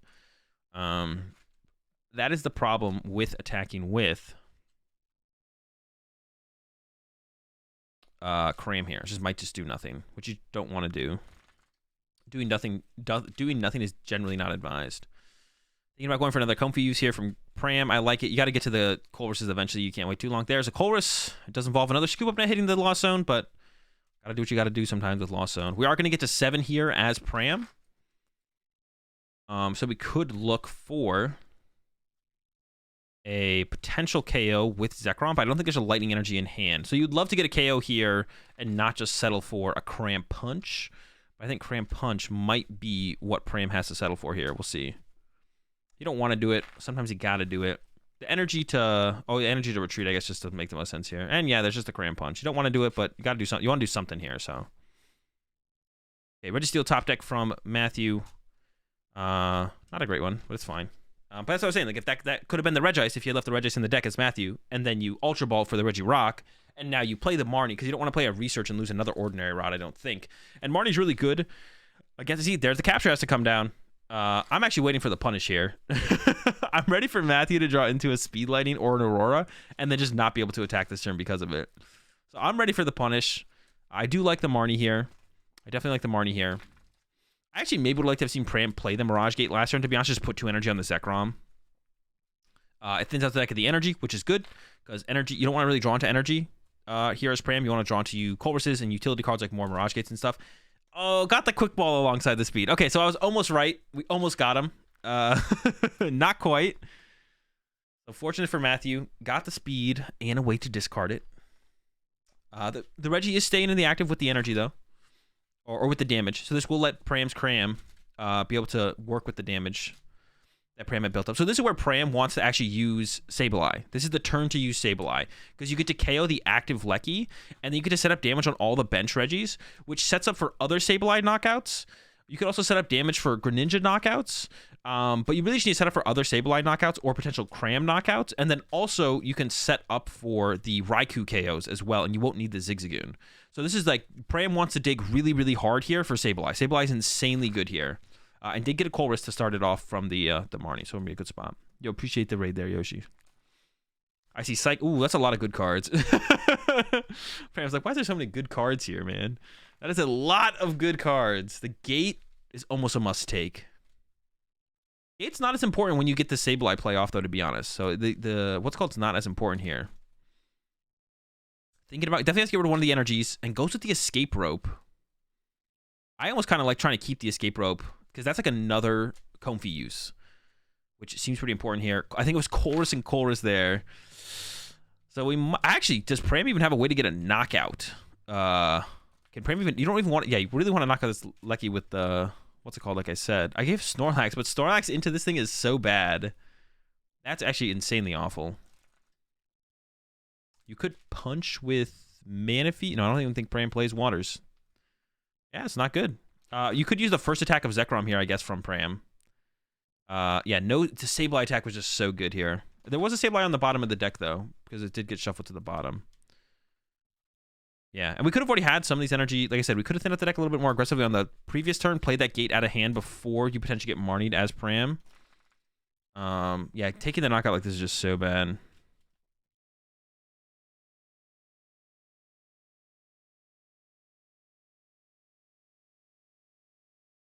Snorlax is coming down with an energy, so yeah, it's going to be just a Zekrom punch, which is not terrible. Hit him for the 30. I've never used that attack from Zekrom. KO the Lecky. So Pram's hope is here that Matthew does whiff an attack this turn, which it is possible, to be honest, because Matthew actually doesn't have any Auroras built up yet. And I was actually thinking about setting up the Gigas with 0 Twin in the discard pile. See the Heavy Ball top deck here and played. Not a great time to top deck the Heavy Ball, to be honest, because any of the Reggies you get out of the prize cards here are going to be going straight to the discard pile. Goes for the Gigas, so Gigas will be the one to the discard pile. I actually don't like that grab there from Matthew, actually. I think, well, I don't know. It puts it in the discard pile for you. I don't know how many Gigas Matthew plays. That's like another thing here. There's a research. Gets rid of the bad Lecky. Okay, so this is actually just a big mistake here from... Wait, that's actually huge. That's a big mistake here from Matthew. So bad Lecky is actually the better Lecky in the Lost Box matchup as soon as the Manaphy hits the board. If they don't play Manaphy, or it's like prize, or they can't find it, then if you attack with good Lecky enough times, you could build up damage on Comfies and get like multi-prize knockouts. But bad Lecky is really good in this matchup because Sableye doesn't KO bad Lecky, but Sableye KOs good Lecky. Also, in this situation as Matthew, you just need a Lecky in play why not just bench the bad lucky and net it later if you really need to get to the good lucky? But you're in a board state where good lucky never matters. Like, good lucky never matters here. So it's actually a huge mistake from Matthew. And not only that, I'm not even sure I like the... Okay, I do understand actually why Matthew didn't bench the bad lucky, because if you get a net and good lucky, you're actually way better, where you're way more likely to attack this turn as Matthew. So actually I understand why Matthew discarded bad lucky there. But then you need good lucky plus net, as opposed to just a twin energy. I guess maybe this does make sense for Matthew overall. You could also get Aurora. Discard Aurora plus net. I guess this opens up. The thing is, you need to hit the good lucky, though. So actually, I don't know actually if that's correct or not. But actually, I could be wrong on it being incorrect. I appreciate the 19 months there, Blitz. I actually could be wrong on this being incorrect. But yeah, you don't want good lucky in play. Because now this turn from Pram could just be like, oh, I'm just going to KO your good lucky for turn. Also, in this matchup specifically, good lucky is that much worse because Pram does play Raikou. So in this matchup, good lucky is actually worse than it normally is against Lost Box decks. Because it makes an easy target for Raikou to go after.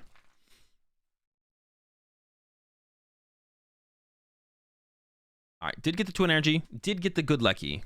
There was reason behind keeping good lucky around, to be honest. It was fair, I guess. And does get the knockout here on the Zekrom. Pram will have the response with the Snorlax, most likely.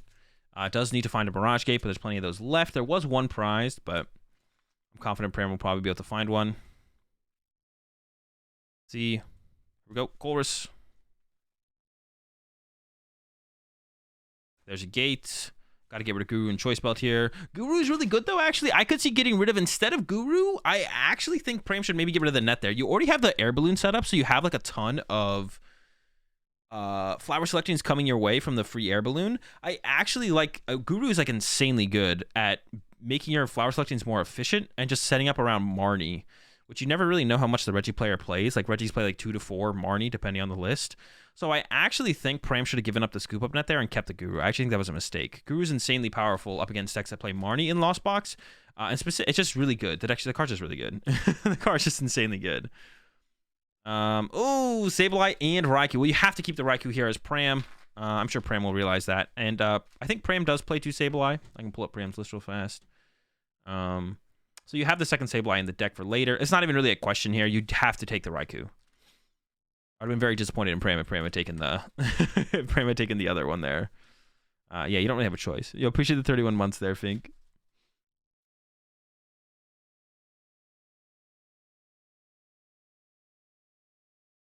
All right, so I think Pram's looking for the Ordinary Rod here. There's no energy left in the deck, I believe, here for Pram. So Pram has the Ordinary Rod here to combo with this Mirage Gate. Very sad if Pram did not. Be a very sad Mirage Gate. So get our energy here. I mean, they're both coming to play on the Snorlax. That's actually not true. One could stay in the deck. One of these energies could stay in the deck. Because Pram could attach... No, but you want to attach for turn. You do want to get... Yeah. Trying to figure out what is the correct 2 to take here. Looking at Lightning and Grass. You also will need the Metal later for the Raikou, though. I mean, you also need a Metal and a Grass. So Pram's going to have to find a Rod or a Recycler at some point. Yeah, so it goes with the 2. Oh, no, has the Metal in the hand, actually. Okay. Oh, there was a Psychic left. Okay, my bad. Actually, Pram just has no deck left. Whoa. Okay, throws the energy on the Raikou. All right, I'm actually just confused. Are we attacking with Raikou this turn from Pram? Maybe Pram is going to hope that Matthew doesn't have Gift or doesn't have Net. Actually, this is like a really risky play from Pram, I feel like. I feel like Pram could have gone with Snorlax here, and then next turn followed up with the Raikou play once there's a Giga Snot in the active. So Pram is attacking with Raikou here, not triggering the gift energy on purpose, hitting this, knocking out the Lecky. But then you don't have like a KO to KO Gigas plus another knockout. I actually just don't like this play from Pram. Oh, and it actually goes with 120 on the Drago. This like just plays super poorly into Scoop Up Net, though. Because now Matthew just has to scoop up net the Drago and you just lose 120 damage. And I don't even know how many... It depends how many net Matthew's down, though. If Matthew's down a lot of net, then I actually think this play is okay. Well, let's have a look here. Matthew is down a couple Ordinary Rods, I think. Maybe just one, actually. Down 0 Scoop Up Net. I don't like this play at all from Pram. Yeah, Matthew is down 0 Scoop Up Net, had a 6-card hand, so Gift Energy wasn't even giving Matthew that much to work with anyways. So I think Pram definitely should have gone Snorlax knockout, get 1 energy on the Raikou for next turn, and then next turn, use your Marnie, which we should have Primate Wisdomed to the top of the deck. Well, I guess if we had put the Guru in play, to be honest, then we wouldn't have space to get that extra energy on the play on the Raikou. So maybe it's correct to have not taken Guru there. I still don't like the Scoop Up Net take, though. I think we should have tried to keep Guru. I guess we just wouldn't have put it in play. Yeah. We've seen Ordinary Rod coming in from Matthew getting the Drago, and I would like to see Matthew get Bad Lucky here. Stop getting Good Lucky, get the Bad Lucky. Now I think it's definitely correct to just like full all in on Bad Lucky. It's Good Lucky though, which I don't like, because we should be able to build up Aurora energy at some point. At this point, I think we'll be able to get Auroras between this turn and next turn. All right, let's see what Matthew does. Matthew has the Research, so we should see Research here. Get rid of an Aurora, and then you just get a Scoop Up Net, and we're chilling. No net. That is actually insane. There's no net in the discard pile. But this still doesn't put Pram ahead in the prize exchange. It will allow Pram to now go Sableye, KO Gigas, KO Drago, play the Marnie, so he KOs 2 of the Reggies in the same turn while playing Marnie, which is a pretty powerful combo. And then after that, Pram can try and follow up with a secondary Raikou. Pram does have a gate, Ordinary Rod left, so we'll be able to go into Sableye and then back into Raikou, which means this Snorlax might just never see play here, to be honest. Well, no, Sableye, I guess you'd have to go Sableye, KO2, Snorlax, Raikou maybe, because I think Pram does have 2 Mirage Gates left.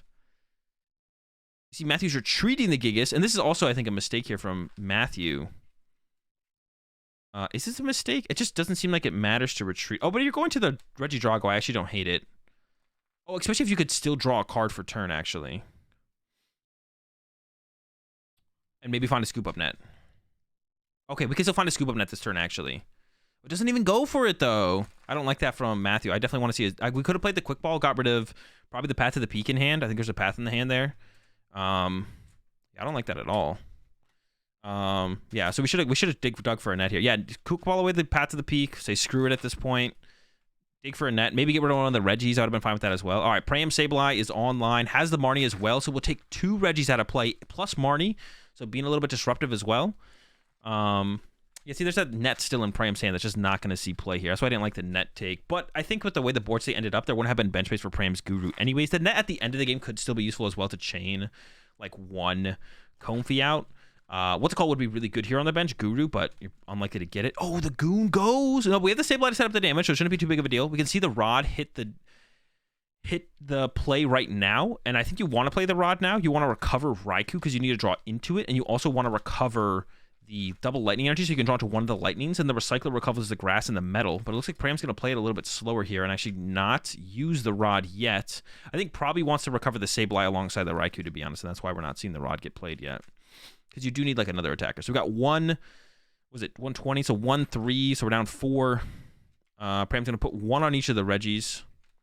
Maybe a couple more than that on some of them. Put 1 on the Lecky so you can KO with a Cram potentially, and it goes 2-2. So everything's KOable by Cram as well. Has 1 more damage left, and just goes 1 more to Lecky. I don't know if it really... That damage probably just doesn't matter anywhere.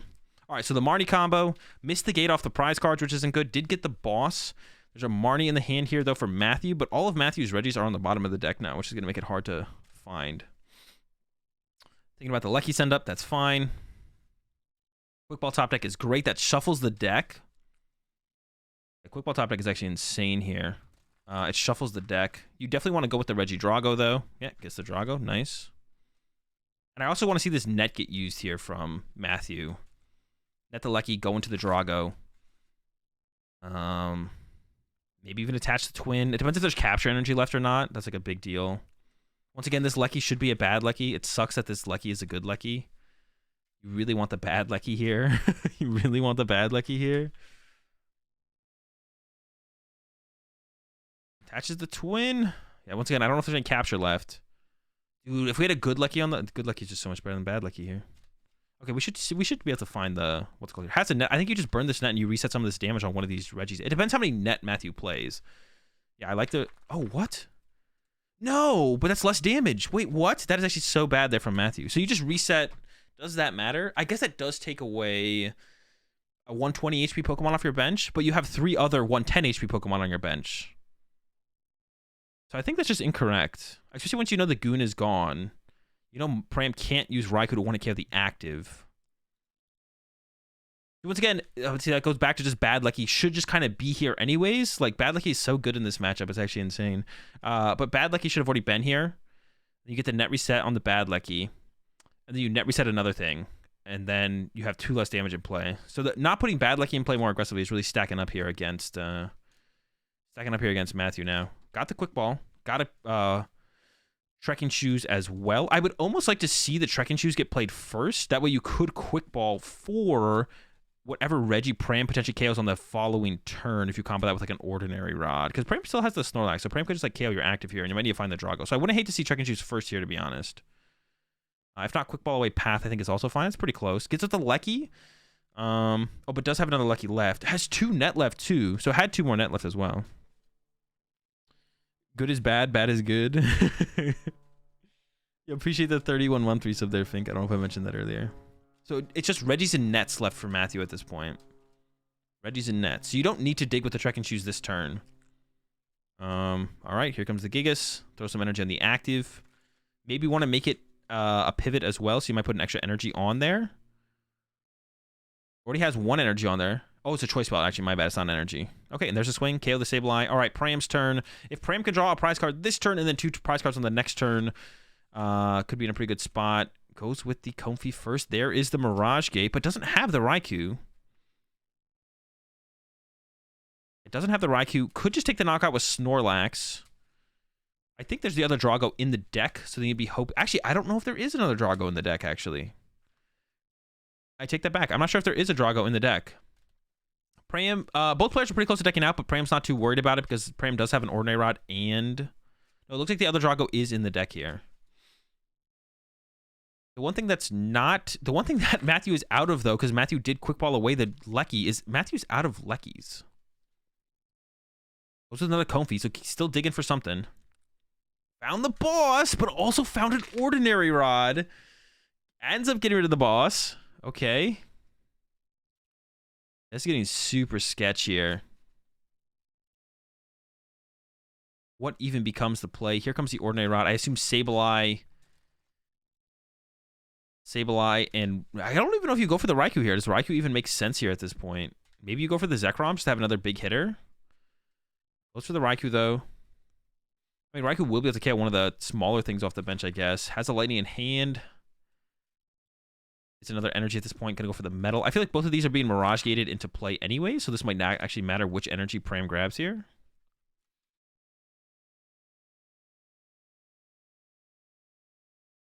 Yeah, I think they're both getting gated. Oh, no, there was 2 Psychics. I mean, yes, Snorlax is swinging. Matthew does have another Regidrago in the deck. I actually wonder if Matthew could have put a gift energy on the active. I just don't know how many cards Matthew has left in the deck. I think Matthew could have put a gift on the active and drawn those cards. But now Matthew's going to see less cards on this next turn.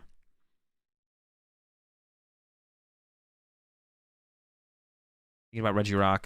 Goes with the rock. Draws a net. Heavy ball. Or is the Drago prized? No, wait. Was he out of Drago? Wait, was Matthew actually out of Drago there? I thought there was another one in the deck. Am I trolling?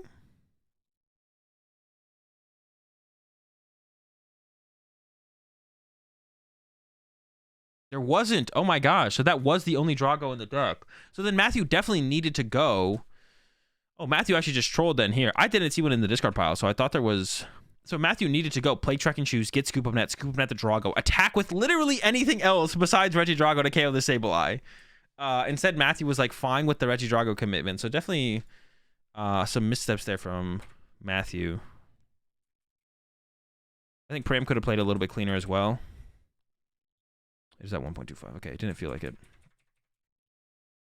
All right, going into game 2. Only 20 minutes left.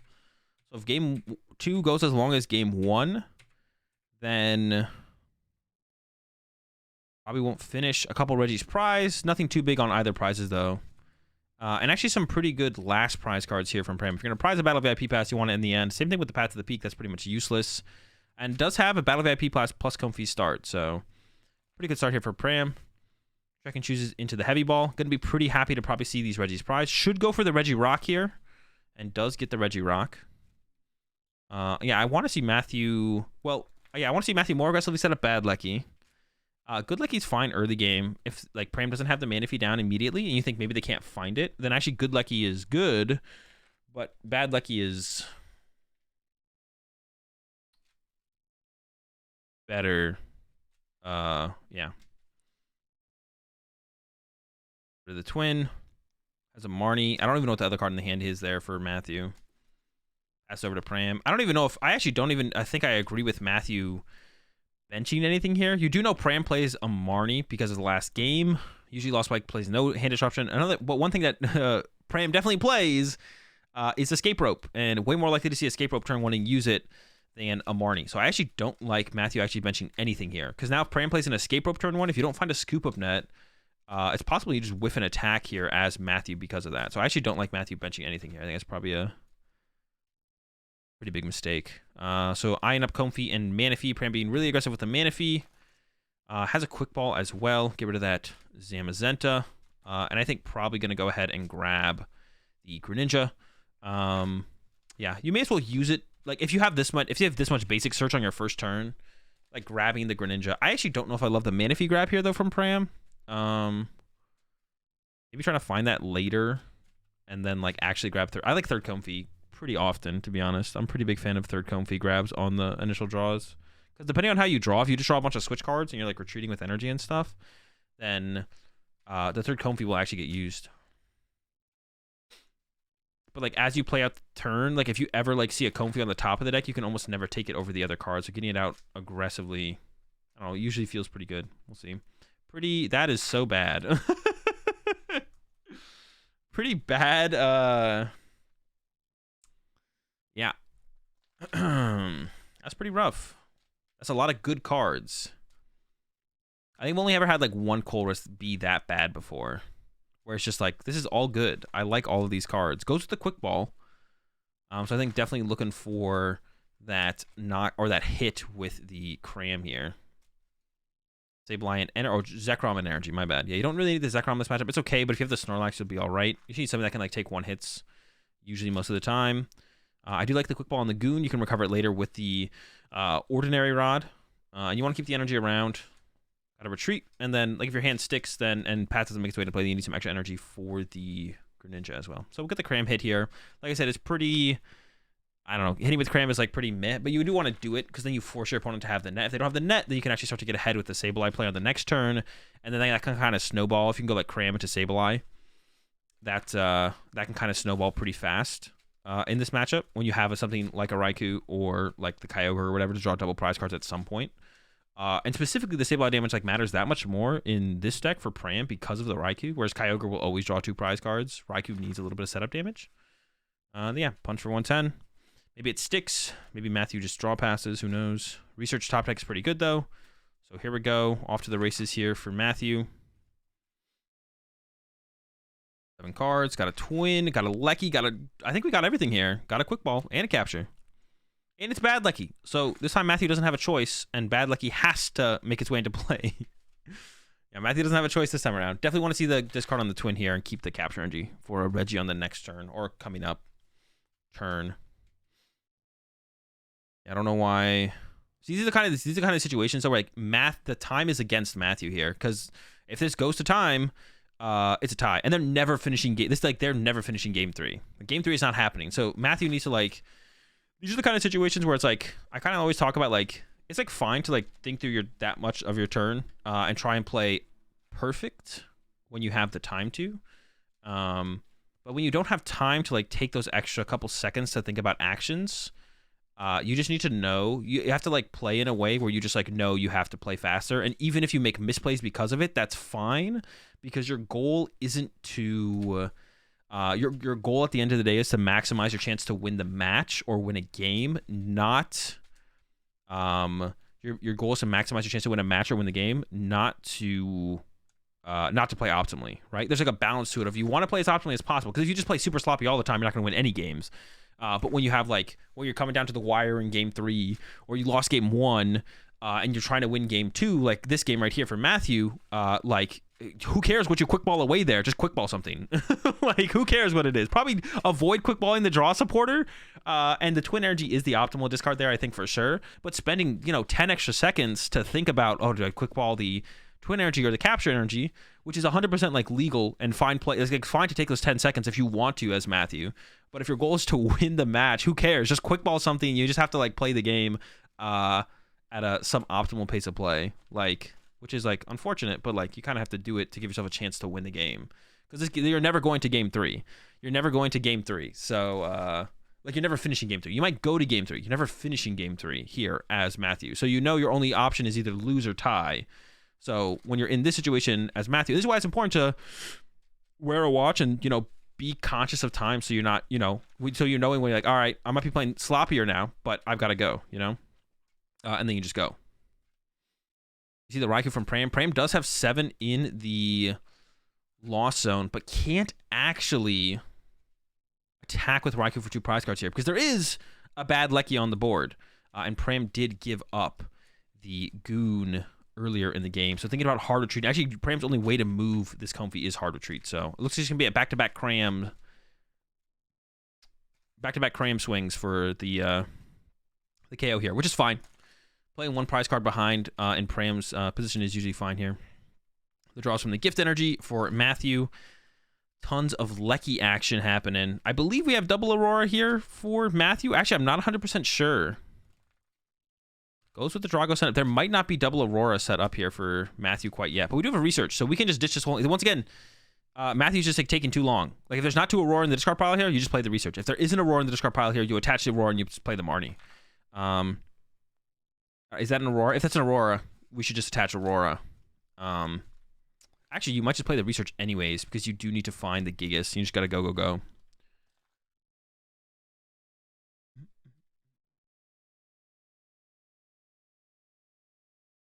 You appreciate the 19-month resub there, Victor.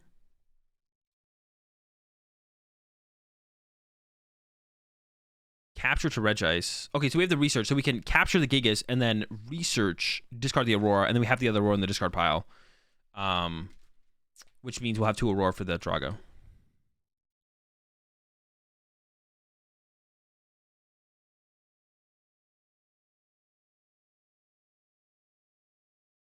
All right, now just throw the path to the play, charge up your dude and attack.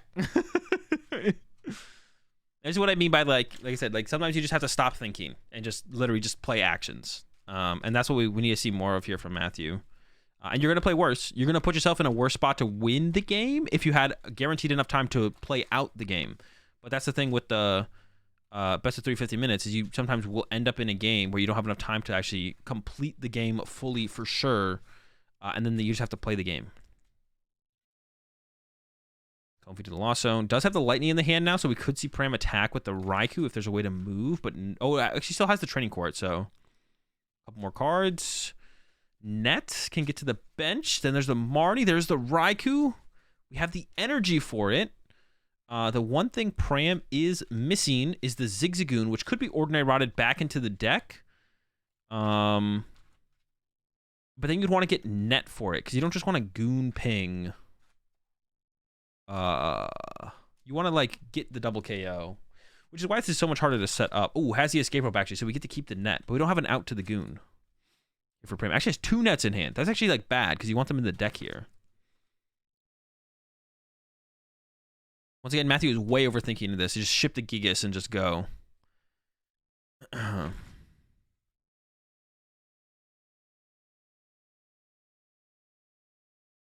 got to be the Raikou here from Pram. Yeah, the escape rope kind of sucks there, actually, to be honest.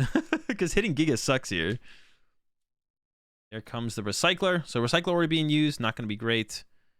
And leaving a lightning in the discard pile. So not even going to recover the Goon here, actually. Has to get a grass. There's a grass. Got to get a metal. Grass, metal. There's a lightning in the discard pile. So maybe he's going to go with the boss play here from Pram. Yeah, Pram might boss here. I don't think Pram's played a supporter yet. I think it's... I mean, Pram doesn't even need to, like, theoretically get the KOs this turn. Could get him later with the Goon. Yeah, I think we're going to see the boss... Well, I don't know. I end up to Marnie, actually, so I take it back. A lot of Leckies down. So actually a KO on a Lecky here from Pram would be pretty good, to be honest. Like, just Goon Ping KO Lecky. And Pram might just, now that Pram like kind of looked through the discard pile and saw the Leckies there, Pram might go for that. Pram might just go, well, all right, I'm going to rod the Goon in, hopefully get the Goon, hit the Gigas, punch the Lecky, and then maybe you just get kind of stuck. But probably wants to save the Rod to recover the Raikou, to be honest. So that's what I'm sure Pram is trying to do, is trying to save the Rod to recover the Raikou to use Raikou again. There's a Trading Court. Has Marnie, has Boss, has options. You'd rather hit like any other Reggie plus the Lecky, so that way the Goon can KO those KOs. So if you bring up the Registeel here, you could hit the Steel. It goes with the Steel. Now you can hit Steel plus Lecky, and then Goon Ping KO both of those potentially. Oh wait, had double Rod in hand though actually. I'll go with the Drago instead. I guess that makes sense. So you can't like load up energy in the active. Treats. All right, so speed to Lecky. Nets. Finally. Oh no, we got the path bumped. I was gonna say finally finds a path, but we know we've had a path. So could Shuffle Bath double Lecky. Just goes for the Marnie here. I think it's fine. Once again, just the only thing that matters here for Matthew is playing fast. Like, trying to find the optimal play, it doesn't matter. It just doesn't matter. Finds a net. Can we get another net? Let's get another net. Damn. Matthew's really been struggling to find the nets, to be honest. Found one, which is pretty important. Finding at least the one net is a pretty big deal. This almost makes you think that because Pram had the double Rod in hand, maybe Pram should have... Pram had the double Rod in hand. Maybe Pram should have played one to put the Goon back in the deck. Doesn't make me think. Having the Goon in the deck right now would have been pretty nice. I guess maybe hoping that there is no Marnie from Matthew was okay. But now you definitely want to play the quick ball first because you need to shuffle the rods. Oh, Sableye pretty good here, though, actually. Actually, Sableye super good here. Yeah, Sableye insanely good here. So we can go Sableye, KO, once again, KO a Drago, plus set up a bunch of other Reggies to be knocked out later from the Raikou. So that's going to be the play here from Pram. Knock out the Drago, and then set up a bunch of other Reggies to be cleaned up later. Yo, appreciate the 32 months there, Slap. Here we go, Colress. Hopefully not too bad. There's a VIP pass in it, so it can't be terrible. There's a Snorlax as well, but I don't think you're ever going to use the Snorlax. No Psychic Energy yet, though. We're at 10. That's what you need for the Sableye. Need a Psychic Energy still, though. I don't know if there's any in the discard pile. I don't think there is. Double Colress. No, Colress Gate. Colress Gate. So you could gate this turn from Pram, which I think is probably fine if that's what you have to do to get the energy for the Sableye. Now, you don't, though... one thing you don't want to do, you don't only just want to get one energy, you want to get two. I think Pram is still trying to dig for the Psychic. Did find a Lightning there, but did find the Psychic. So now we'll have the Psychic set up. Gets to save the gate. 2 Lightning in the discard pile. I'm assuming that means, yeah, Pram does run 3 Lightning. 3 Lightning, 3 Psychic, 3 Metal, 2 Grass. Sableye down with the energy. You have Guru to put a Colress on top of the deck. Gonna go with the Rod actually here off the rip. So we're going to get the Raikou here, we're going to get the Lightning Energy here, and we're going to get the Goon and probably a Metal or a Grass. So Raikou, Goon. You need the Lightning. There's only 1 Lightning left.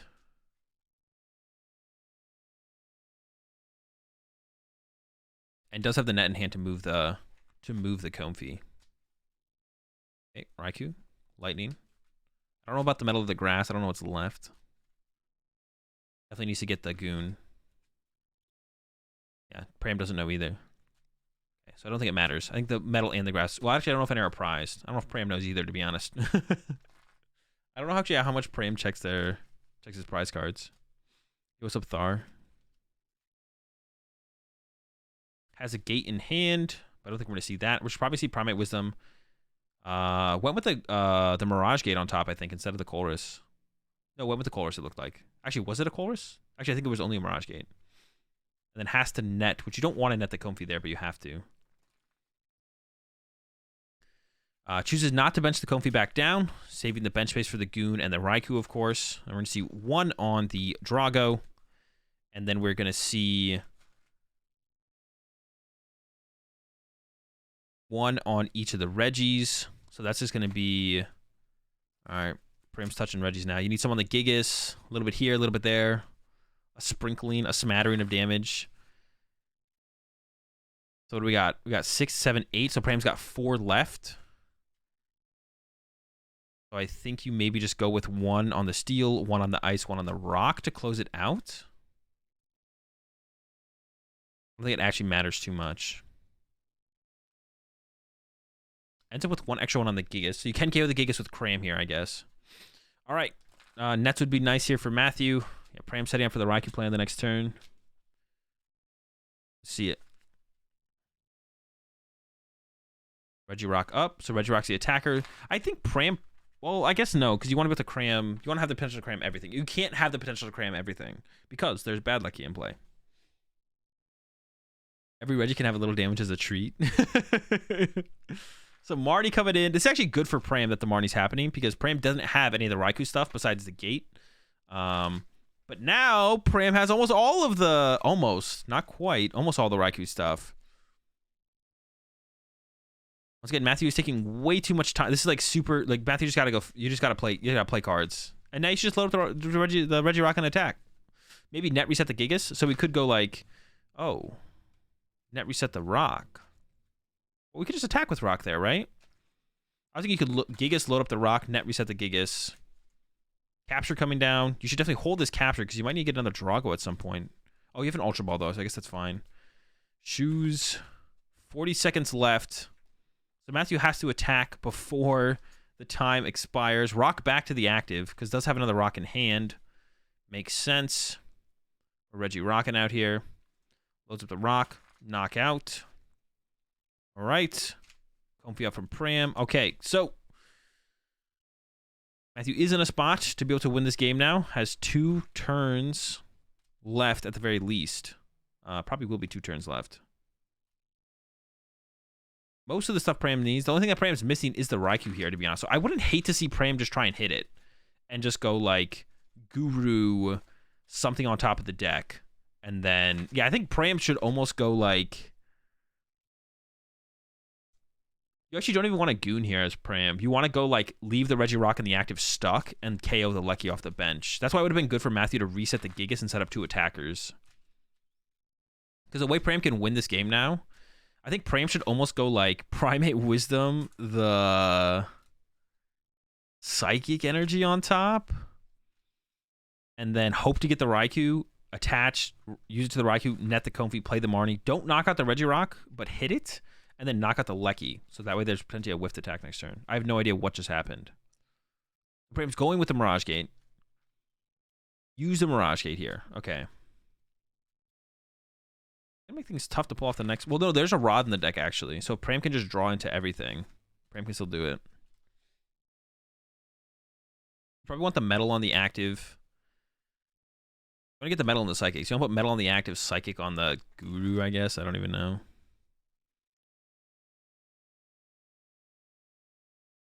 We can put both on the Comfy, actually. Yeah, you should just put both on Comfy. Oh, going with both the Greninja. I guess you can... That's interesting.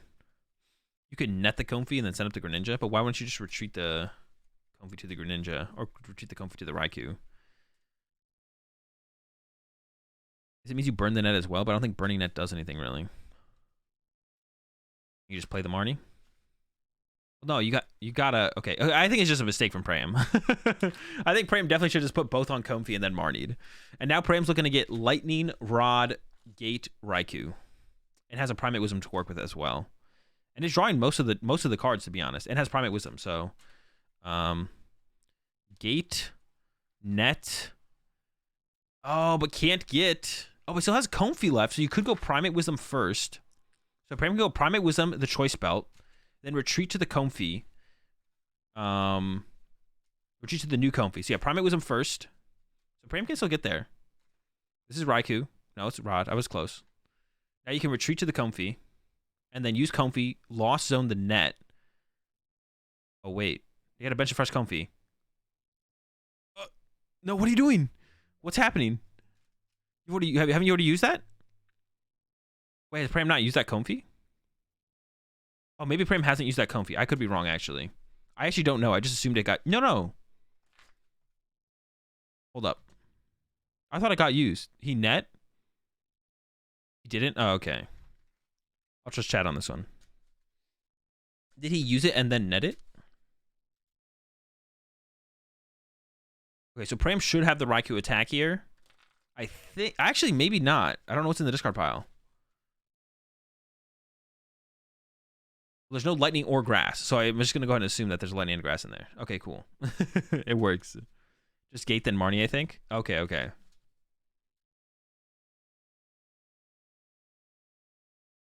Has the metal, has the net.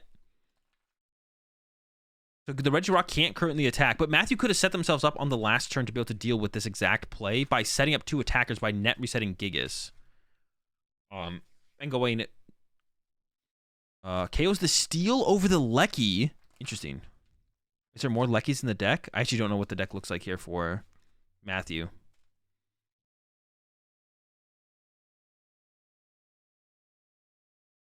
Yeah, what does the... There must be a steal in the discard pile if Pram played this. Maybe the Luckies got shuffled back in with a Rod. So you want to net the Rock. Gotta send up the Drago.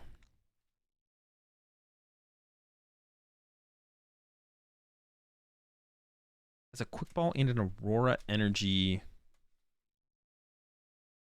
Oh, wait, does Lecky knock out here, though? Lecky does knock out with the energy attachment. You gotta send something up here. Yeah, Lecky knocks out with the energy attachment. Oh no, that's bad Lecky! Bad Lecky coming back to punish? I swear there was 2 Leckies in the discard pile there.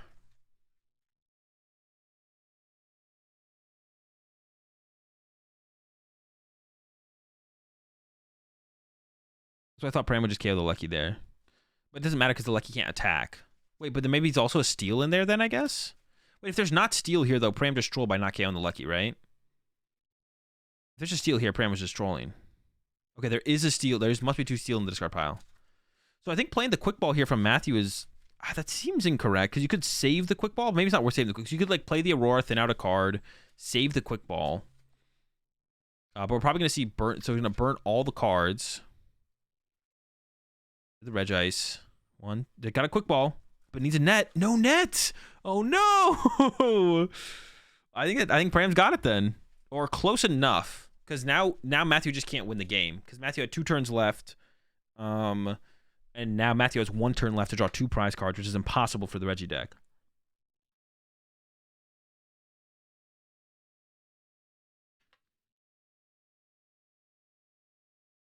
And Pram won't quite deck out here. Can also KO the Lecky. Here comes some Wisdom. So it's going to be the Goon. And is going to use the Goon here as well, probably. And I even could Rod for Sableye as well, to be honest. Sableye is basically your only attacker. I guess you could attack with Cram as well, but Sableye is just like a better attacker, I think. Let's go Sableye. Double Psychic, I would even go if you could. Goes to same incentive to not deck out. I don't know if I like that. I think you want to... Maybe you don't need to draw into the Sableye ever, but you might need to. No, you don't have to activate. Yeah, Prime always wins. I don't even know what I'm saying.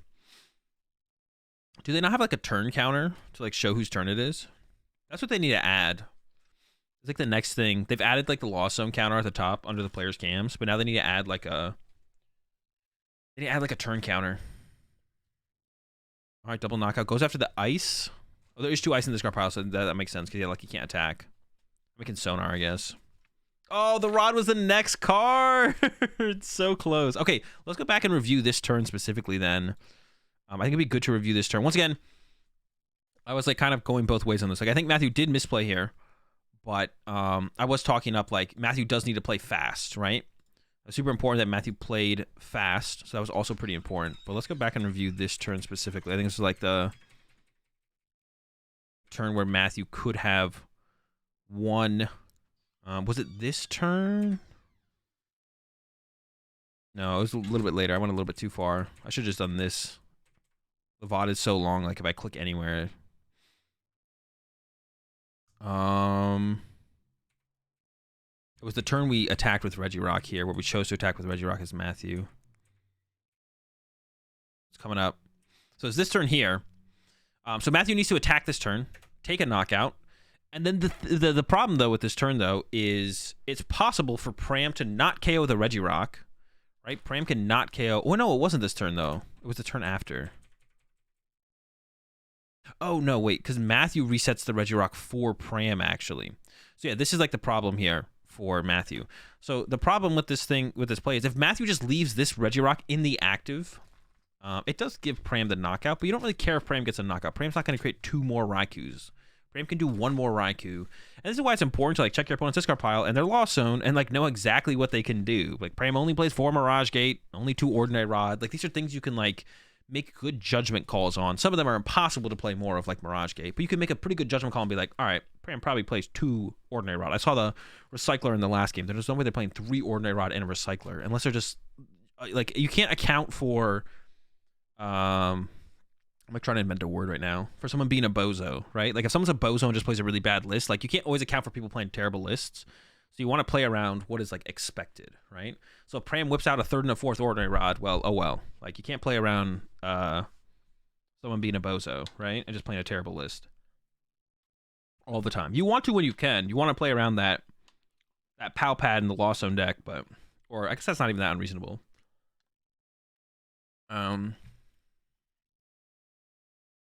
Little arrow next to the V's is the turn counter. No, that's not a turn counter. That's just showing whose turn it is. That's just showing whose turn it is. It's not a turn counter. If it wins games, is it really a bad list? If it wins a game but loses all your other games, yes, it's a bad list. Okay, so this turn specifically for Matthew. Once again, I was kind of hyping up or talking up. Matthew needs to play fast, right? The clock is against Matthew, not Pram. So Matthew needs to play fast. So here, all Matthew has to do is load up the Regirock, net reset the Gigas, load up the Gigas, and attack. Instead, Matthew just starts netting everything. Matthew could have kept this super simple. Load up the Regirock, net reset the Gigas. Gigas loads up the Regirock. Probably should have even sent up the Regice and retreated this energy off the Regice to load up the Gigas that much further and have 2 attackers set up. Because if you attack with Regirock this turn, if you attack with anything that can attack this turn, as Matthew, like attack again next turn, then you probably just win. If you attack with something that can attack next turn, I guess it's still possible you lose, but you probably win. But if you set up 2 attackers, you literally can't lose if you set up the Gigas. Yeah, if you set up 2 attackers, you literally just can't lose. Because especially if one of them is specifically the Gigas, you just can't lose. Because Pram can't KO Gigas and your active Pokemon. And then you attack with Gigas, and that gives you a turn to reestablish your setup. But more importantly, you knock out Pram's last attacker in the Raikou, or probably last attacker. Pram could still have set up like 1 or 2 more attackers, maybe, in like Crams or something. But that was like the big turn there for Matthew, where it's just like you just need to set up 2 attackers. And like I said, it's important that Matthew plays fast, which of course is going to lead to misplays. And that was good. Like it's good that Matthew played faster, and it did lead to some mistakes here, right? But we can still like go back and look at this turn and be like, okay, this is what Matthew needed to do. So Matthew sends up the rock. Oh, was it this turn? Yeah, this turn, Marnie's. And then we draw into a hand. Maybe should have even just researched there, to be honest. I don't even know. Because that was like, Pram was like wanting cards out of his deck, not out of his hand. So, once again, Matthew's sitting here, just playing with the card. Like, you want Regirock to die. You have a Rock in the hand. You want Gigas to die. You have a Gigas in the hand. You don't have a Drago in your hand. You do have the Capture, but the Capture gets like Quick Ball here or something, I think. Let me get the Check and Choose. Maybe it gets Ultra Ball, I don't know. And then we like start netting everything. When all Matthew has to do here is Gigas, load up the Regirock. Which I don't even know why Regirock was pushed to begin with. It probably should have been Drago if there's another Drago in the deck, but I don't know if it's in the discard pile. So load up your Regirock, net reset your Gigas, load up your Gigas. After you send up Regice and retreat this Twin Energy off the Regice, you can put it on your Gigas and have double Twin on the Gigas. I'm pretty sure the other Twin Energy is in the discard pile. And then you have Regirock set up as an attacker, and you have Gigas set up as an attacker, and I'm pretty sure you just can't lose. And I think even better than this would have been sending up Registeel. Actually, I don't know. There might be a steal in the discard pile, so maybe that's not right. But if you just have the 2 attackers set up here, you just win as Matthew. So like it's a balance to it, right? Like, you have to try and play optimally, but you have to also play... Is this the 1 steal guy? Oh, actually, it's not the 1 steal guy, but I think you're... I think, actually, Lynn, I think they only play 1 steal, because we've only seen 1 steal, and that's why I think there's like 2 steal, but there's not. I think, actually, Matthew only plays 1 steal. Okay, we'll wrap it up there, I think. Yeah, I think Matthew is actually doing the cheesy 1 of steal. Yeah. Because we haven't seen 2 steal from Matthew, actually, I don't think all game. So, yeah, I think Matthew is doing the steal cheese. All right, let's jump ahead here to the next round. I didn't even think about that being a possibility, to be honest. Like, I didn't even think about that. But I think it is the steal cheese. Let's take a look here. We got some. Oh wait, no, that was perfect. I was on the prize cards. Why would you only play one steel? Because it's like you can play one steel, one ice, or one rock, because depending on what the meta is, whichever one of those ones you use the least, you're never attacking with it anyways. And your opponent would have to know you only play one to go out of their way to chase a useless attacker in the matchup you're up against with them without knowing for sure that you play one. So it gives you like +1 spot in the deck. Has heavy ball over second. Well, no, everyone always plays heavy ball Stellar Wish. You play heavy ball even when you play 2 steel or 2, what's it called? You still play heavy ball. You're playing heavy ball no matter what. But you don't just lose when you prize it because you do have the heavy ball. But yeah. They probably were just playing the 1 steel. That's why we never saw a second steel. Or that's why it seemed like they only played 1 steel. But I actually think Regirock is probably the worst. Maybe it's Regice, to be honest. I don't know. Regice is pretty good against Lugia. It's probably the worst one is probably Regirock.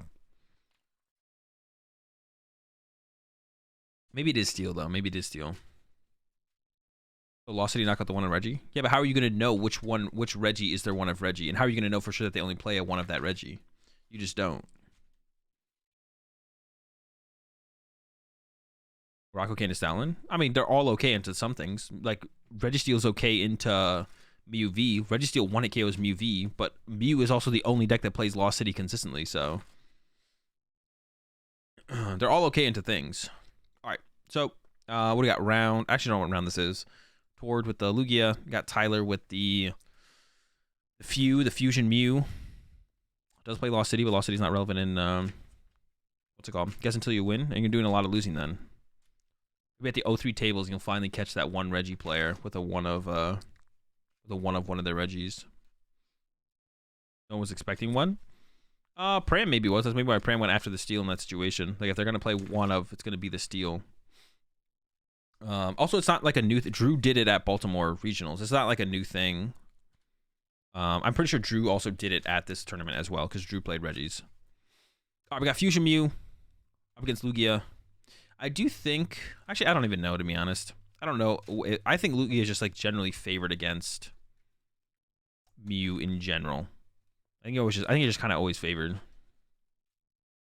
We will have to see a second Lugia benched here from Tord. I'm curious to see if Tord makes the guess that maybe it is double turbo Mew and then doesn't bench another Lugia V, though. Because the more popular build of Mew, I feel like, in North America is double turbo Mew. But I feel like that's not true everywhere else. I could be wrong on that. I didn't really like I didn't see that many Mew at this tournament. And they didn't do very well either. I think there was one Mew in top 32. And actually, it might have been Tyler. I think it was probably Tyler. So I can actually pull up the list for both of these players as well. So I have full information when we're talking about the gameplay. Pull up Tord's list. It was not Tyler. Actually, I don't even know where Tyler ended up. Oh no, it's not looking good for Tyler. Down 80th, top 128. Oh, oops, I pulled up the wrong Mew.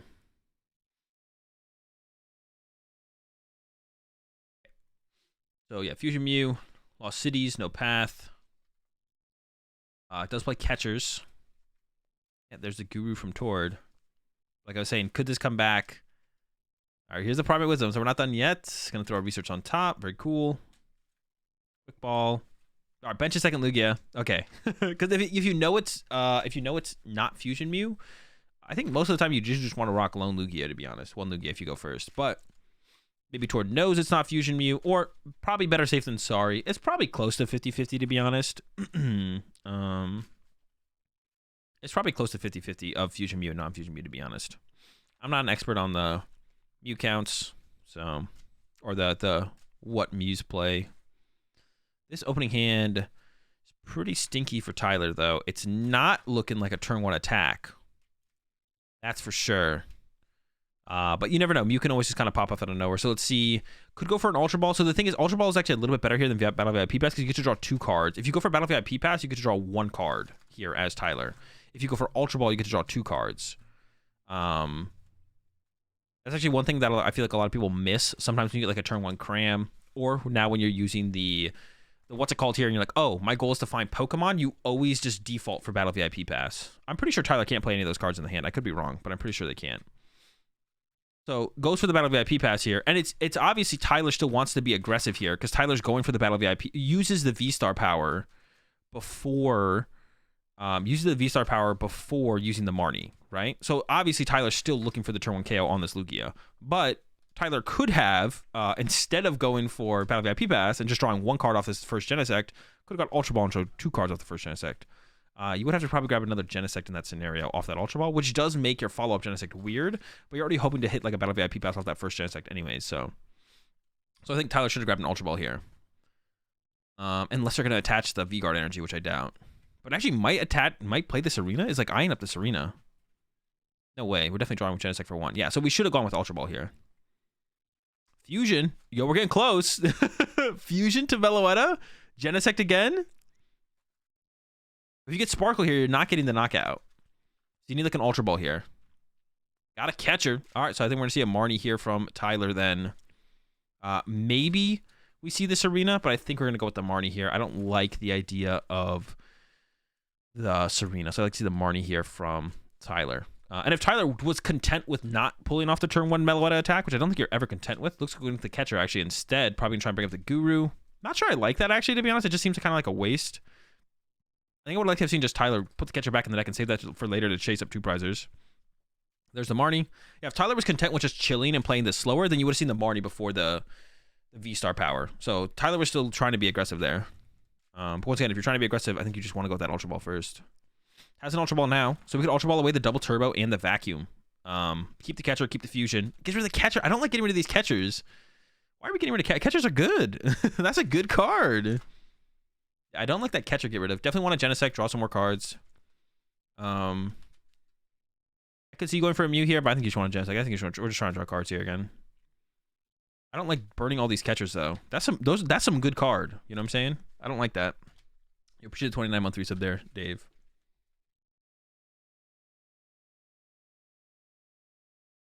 There we go. All right, Genesect for what? We're getting 2 here, I think. Maybe 3. I didn't really pay attention to the hand size. 3. Yeah, I think you give the Double Turbo there and keep the catcher. I'm trying to chase 2 prizers. All right, those are some good cards as well. Got a VIP Pass. And I actually think Heroes Tyler, you want to get second Meloetta. I'm not sure if it was prized or not. I should have checked out. I just should have like paid a little bit more, better attention to the prize cards. But yeah, I want second Meloetta here because you want to go with double Meloetta next turn, and then Meloetta nukes the Lugia, and then your second Meloetta can follow up and either KO a 1 prize Pokemon, or you, and on that next turn as well, you'll bench another Mew. So I would like to see second Meloetta grabbed here, but I think it is prized. So we're not going with second Meloetta here. They ever play 2 catchers too, right? No, it's like 3 to 4. Tyler's playing 3. I feel like the majority of people play 3 catchers in their decks.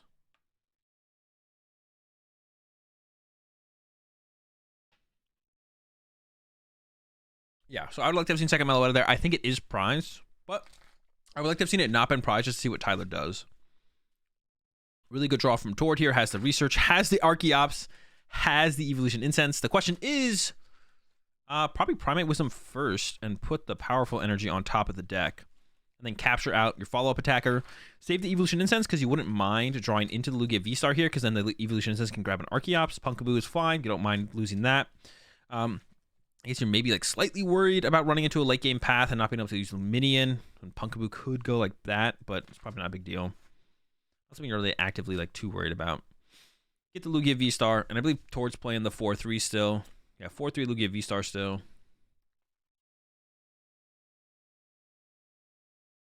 Lugia grab. The question is, what do we capture for here? I think we're going to grab something for sure. But the question is what? Yveltal seems kind of cool. And it's something you don't really want to ever go out of your way to chase. So I like the Yveltal grab here. Another good grab, I think, would have been Stoutland, though. Because in this situation as Tord, you can go knock out Mew. Then if a Meloetta attacks next turn, then you go Stoutland, 1-hit KO the Meloetta for 2 prize cards, and you go Boss KO Genesect to win the game. Filling up your bench with 1 prizers, though, at this point as Tord is also good, because then you get 1 more turn to play the game guaranteed. So getting Stoutland right here, right now. And it could have been prized. I didn't see the deck. You can also try and set up the Stoutland after that instead anyways. You don't have to do it right now. And also with the Stoutland play, you only ever need triple powerful. You don't need the quad powerful because Tyler's probably not going to have an Orcorio on their bench. So the other draw goes for Tord. I mean, it can't be terrible. And then, yeah, here comes the Archeops. And we should be loading up the first Lugia here. Maybe load up an energy or two on the Yveltal. Once again, like, Tyler doesn't really want to go out of the way to ever chase the Yveltal. So kind of creating as a threat could make things awkward.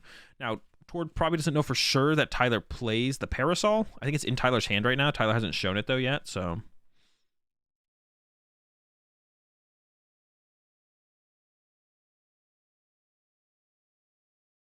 Here we go. Double Turbo plus... I don't even know what you get here, to be honest. You could go with... You probably just go with the Capture. Double Turbo plus a Capture. There's any left. Yep, there's one left. Yeah, the Stoutland's in there. You could have grabbed Stoutland. Like I said, you could have grabbed Stoutland there as Tord. Probably correct not to. But actually, I don't know. I still don't hate it, though. I still don't hate the idea of just putting Stoutland in play instead of the Yveltal and just being like, all right, well, if you attack with Meloetta, I get 2 prize cards off it. But I guess that could just, like, it could lead to just Tyler attacking with Mew copying the Meloetta, which is probably what's going to happen here on this next turn, to be honest.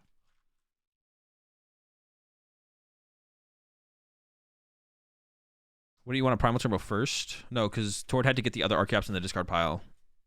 So loads upon Lugia. Okay.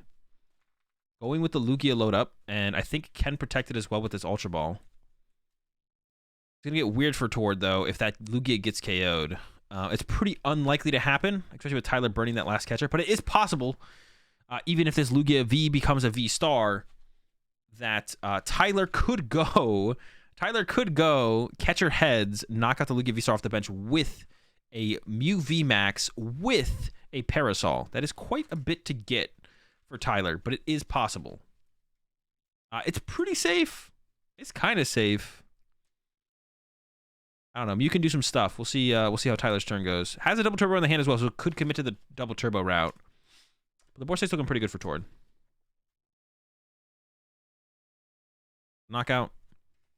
This is why I like the option of back-to-back Meloettas is nice here for Tyler when you can do it, because you being able to go Meloetta is so much nicer than going, especially when you have to take a 1 prize knockout. Using Meloetta at some point is pretty good.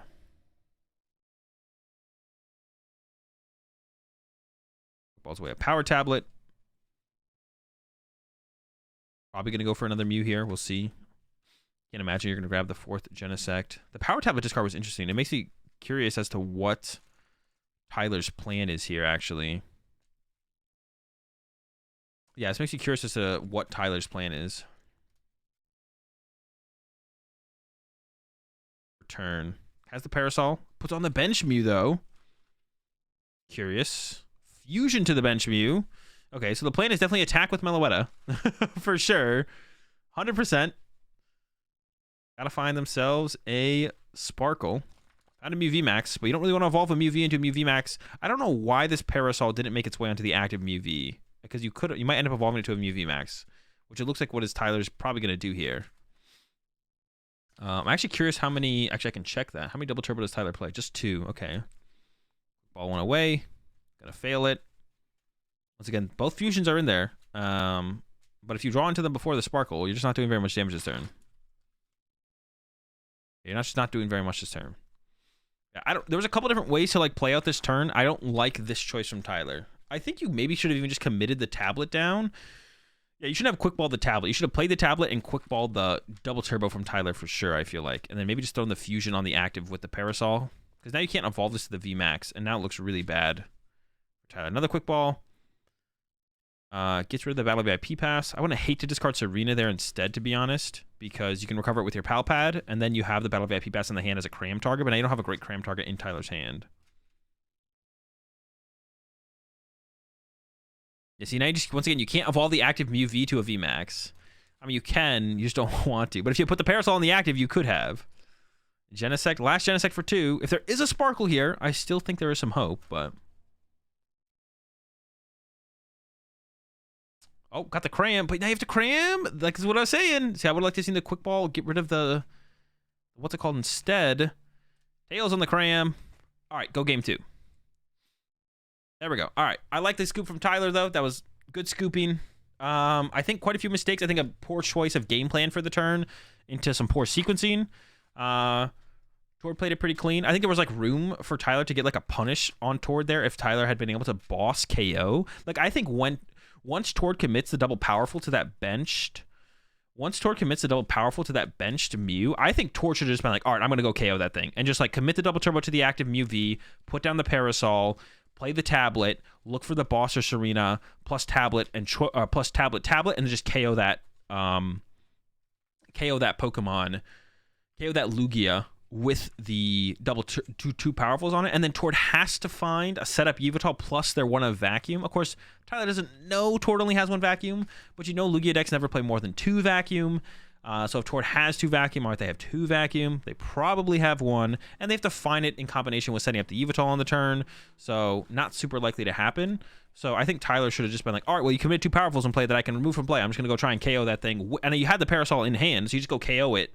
And it's like, all right, if you have the Yveltal play in response, I'll concede. But if you don't, then I'm in a pretty good spot, I feel like. Well, it's a decent spot to miss. It's actually not even that good, to be honest, because then Tord can just, like, still gust twice with Lugia. It's a pretty bad spot, to be honest, the more I think about it. But also, the sequencing from Tyler on the first turn to try and even set up for the fusion play, I think, was subpar. Should have gone with the Ultra Ball over the Battle VIP Pass. It's not a play a ton of players see very often.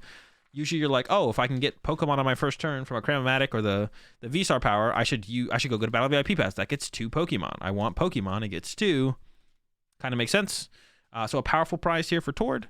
That is relevant. And the Charizard could be relevant in the late game, but it's the second prize card. The Vacuum is also early in the prize cards as well.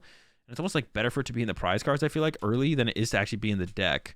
As long as Tord's able to draw prize cards before Parasol becomes relevant, I guess. Also, actually, the powerful actually doesn't matter that much because Tyler doesn't play Oricorio, so you can still go triple powerful choice belts and knock out a Mew. Tyler, I assume, will be going first this game, though, so we'll see how much of a difference that makes. 1 Meloetta prized. Not a big deal. I did talk about the viability of double Meloetta, but Battle VIP Pass, it looks like as well off the rip here for Tyler.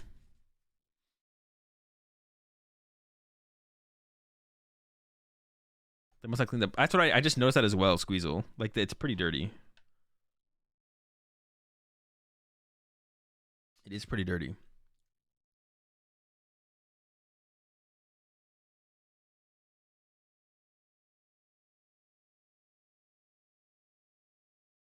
All right, Battle VIP and an Ultra Ball.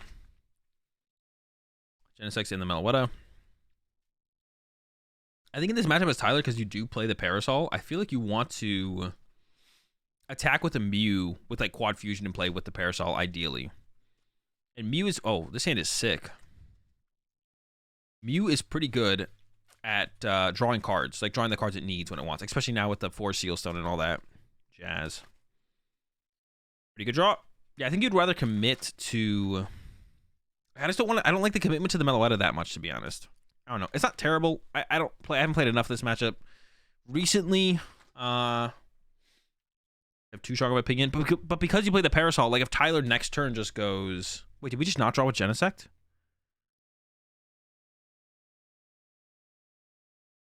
Okay, I get what Tyler's doing. I guess maybe that is fine, to be honest. We're just kind of protecting the Sparkle play. I got so confused for a second there, though. But yeah, I actually like the play. So now you can guarantee get Sparkle for 2. But yeah, I don't know if you want to like be protecting your Mew with a bunch of fusions in play, or if you want to be like if you have the Mew with a Parasol with a bunch of fusions in play, that sounds better than attacking with Meloetta and losing all your fusions. I don't know. But I guess the Mew could just get knocked out by a Lugia with a bunch of powerfuls and a choice belt anyways. So maybe it's not worth the trade-off, I guess. Not sure. All right, Tord grabbing Guru, it looks like. Has a capture energy and well, so we'll be able to get second Lugia out, which you do need. I'm not sure if there's a draw supporter in Tord's hand or not. We'll have to see. It's a Guru. There's a research. There's the cap, and we'll be able to read the wind at the end of the turn. Has a choice belt for the bench Lugia as well, which will be pretty good. I guess we could even see Tord hold on to the choice belt and just not...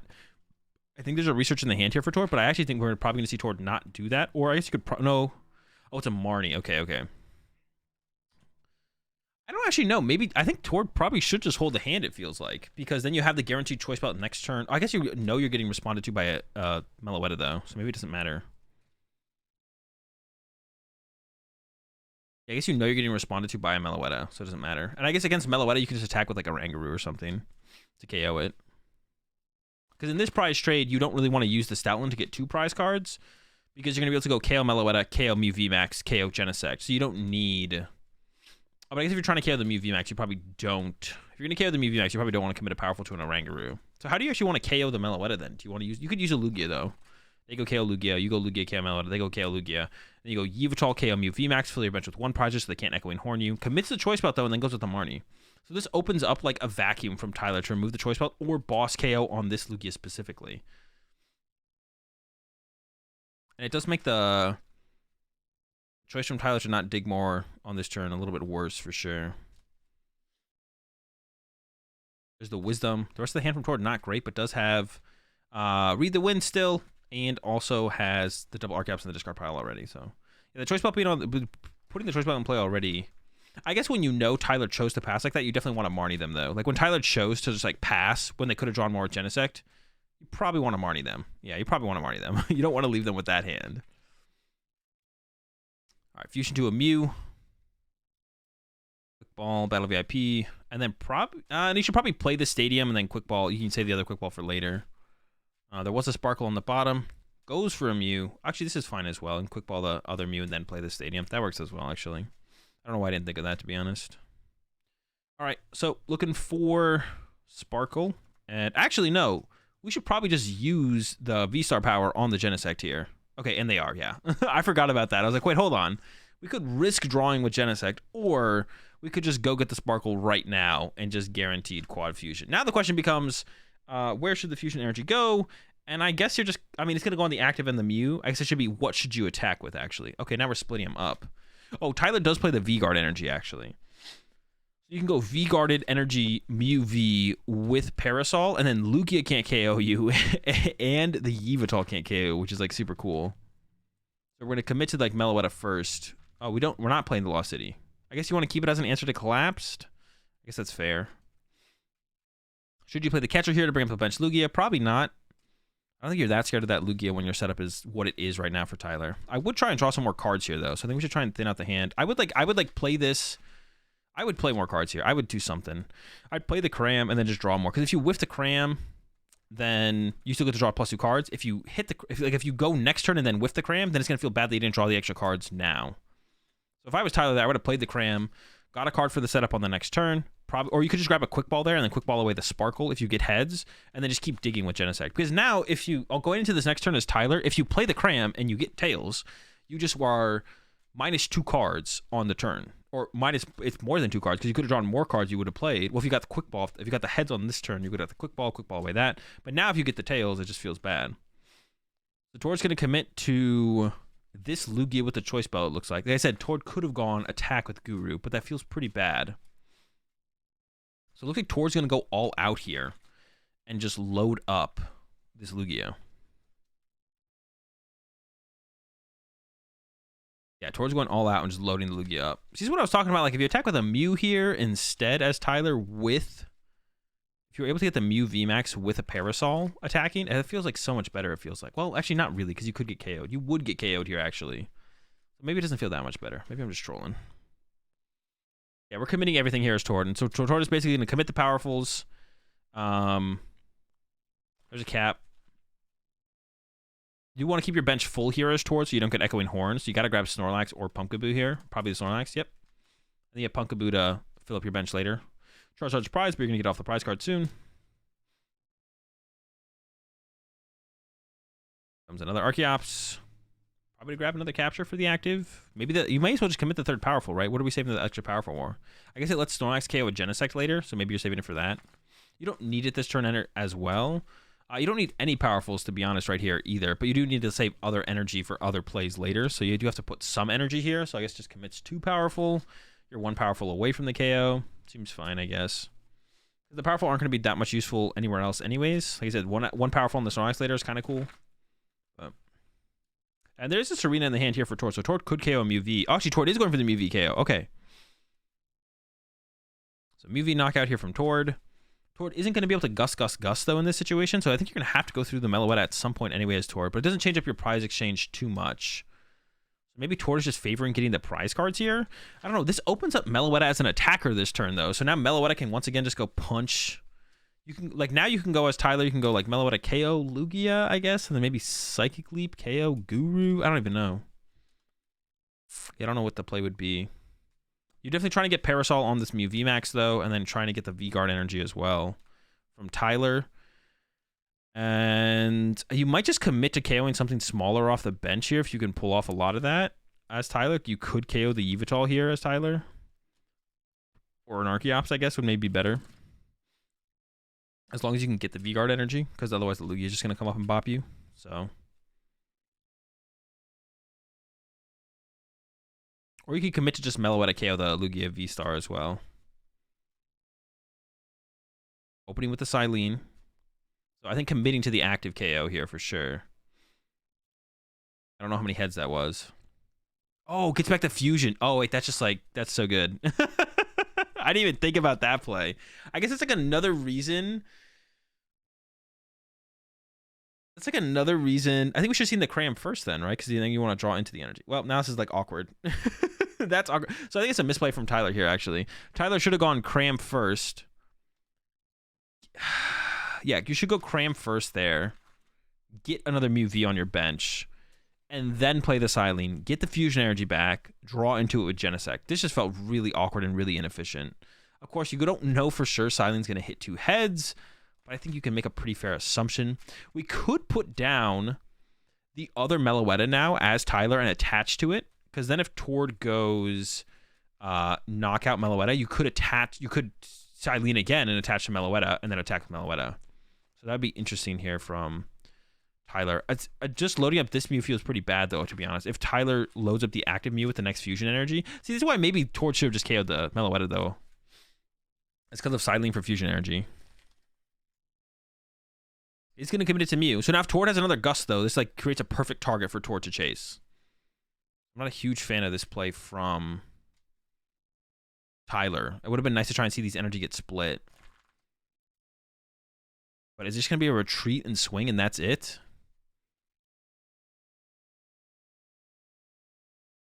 Oh, it makes sense also for Tyler to have not put Lost City in play last turn because then you can't Echoing Horn. I always forget about that interaction in this matchup. Okay, so if Tord has Gust, I think Tord just literally wins the game. If Tord has Gust KO, that's not true. You also have to fill your bench, but there's a Charizard.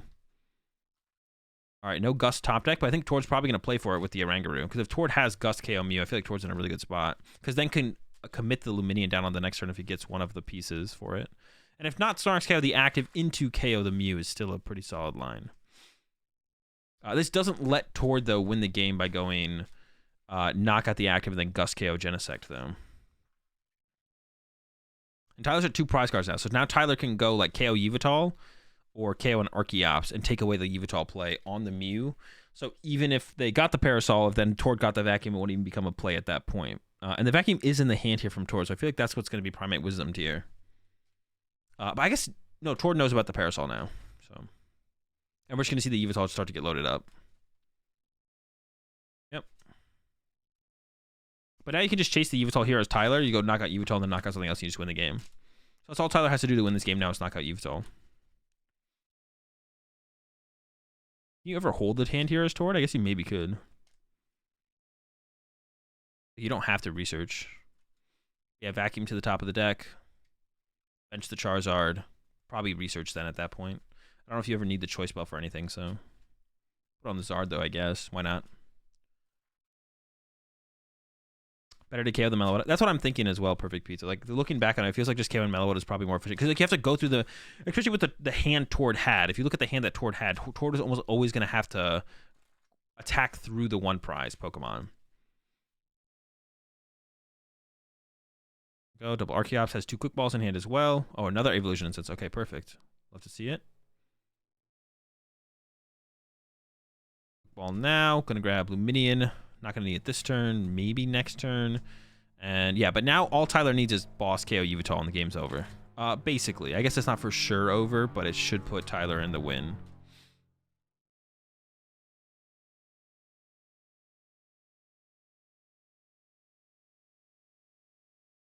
Yeah, this should give Tyler the dub here if Tyler has boss KO Yveltal. Which is something Tord could have tried to... Tord played like super aggressively with putting the Yveltal in play. Tord could have like not benched the Yveltal and saved it for this turn. I guess the problem with that still becomes Tyler could just boss KO Archeops, and it's like the same thing. Has a catcher in hand. Has a vacuum. You could vacuum away something to just thin out the hand. Either get rid of your Lost City or your tool on your Genesect. I guess the tool on the Genesect is probably better to get rid of. Unless you ever want to save some of your Pokemon from going to the Lost Zone and just have that way you can recover them with Silene, but I don't think that really makes a difference. Catcher. Heads. Yveltal. Don't have the KO yet, though. We're still missing the UV Max, but also only needs a Max Miracle, which is pretty cool.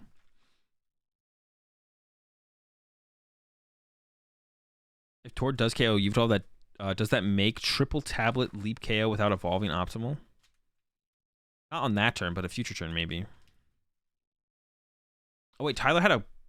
Wait, did Tyler have a boss in hand as well? We should have seen Tyler... Oh, that's actually like... We should have seen Tyler actually go boss catcher.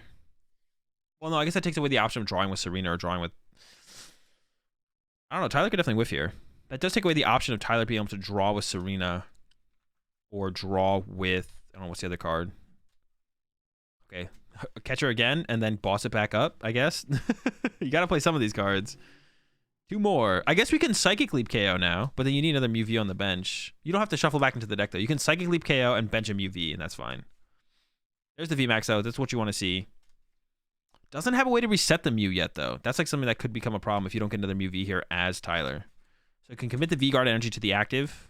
I don't think they've attached yet. I'm pretty sure they haven't. So V-Guard energy to the active here. Or to the Meloetta. You could still go with the catcher plus boss play because I think that Palpad is still left for Tyler. And you do want to find another MUV here to make your chaining a little bit easier. Make your attack on the next turn a little bit easier. There's a Serena and a Cram. So hopefully it's just... Cram heads would just make everything super clean here. But I feel like Tyler should have been way more aggressive with drawing cards here. I feel like this was super passive for no reason. I think we could have drawn so many more cards here. Like, the question, is there a MUV in the deck? There is not. That is not good.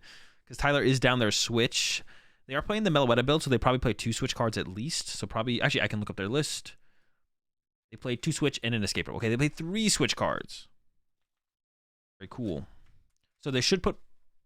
I don't know what they should grab here, to be honest. They're eyeing up Echoing Horn, but that does absolutely nothing.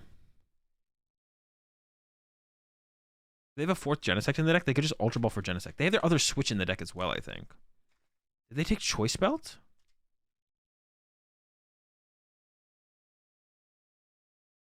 Okay. Not a huge fan of this play. Also could have played the Serena to draw cards this turn. I don't know if you're ever going to need a boss here, though, as Tyler. I guess you went Max Miracle. Okay, no, you don't need the reset because you're Max Miracle KO. I like overthought that big time. Oh, you can use also Melodious Echo. I'm just like trolling. I thought, yeah, there's a scoop. I thought Tyler had to use Technoblast. I was in Technoblast. My mind was in Technoblast right there. I was Technoblasting. Tyler was doing Max Miracle. I was trolling, yeah. So Tyler can just attack again next turn. I was already thinking about like the switch. It's like, we need a switch next turn. All right, 2 fusion energy prized. That is actually awful. So terrible prize cards here for Tyler. Nothing else besides the 2 fusion on Tyler's side. I don't think anything else matters too much. A Choice Belt being prized, whatever. Stoutland, a Lugia, 1 Aurora. Not a big deal. So Tyler can still get a turn 1 KO, but it will involve a lot of... Oh, that's a good hand, though, from Tyler. Oh, that's such a good hand, but what's it called? Prized. Double VIP Pass, Ultra Ball, Fusion Energy. You appreciate 7 months there, Ultra Keon. So really good hand here from Tyler. Like, really good opening hand. They have 9 minutes left. Ooh,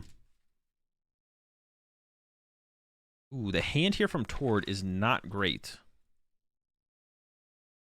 Let's see how aggressively will Tord go for a Guru to try and fix this hand? Looks like the answer is no. Tord instead is going to go with... Also, actually, with the Luminian start, we could see the knockout turn 1 here from Tyler on the Luminium for just 1 tablet or belt, actually, which is pretty good. So actually, because of Luminian start, it's actually fine for Tyler to still get 2 prize cards fast. Get your prize cards fast. 2 VIPs. And a quick ball. Chill out. And has the switch? Wait, this hand is nuts. This is so stupid. Look how good this hand is. Wait, actually, I think Tyler has a real chance of actually winning this. There's also no Archeops in the Lost Zone here for Tord.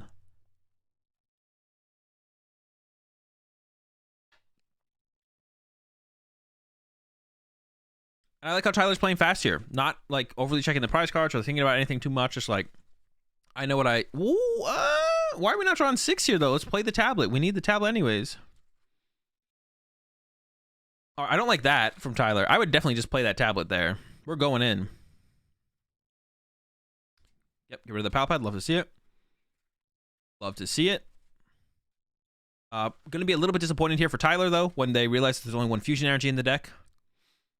Get 1, keep searching. Ah, unlucky. Second check. Gotta make sure. You always gotta make sure. You maybe missed it.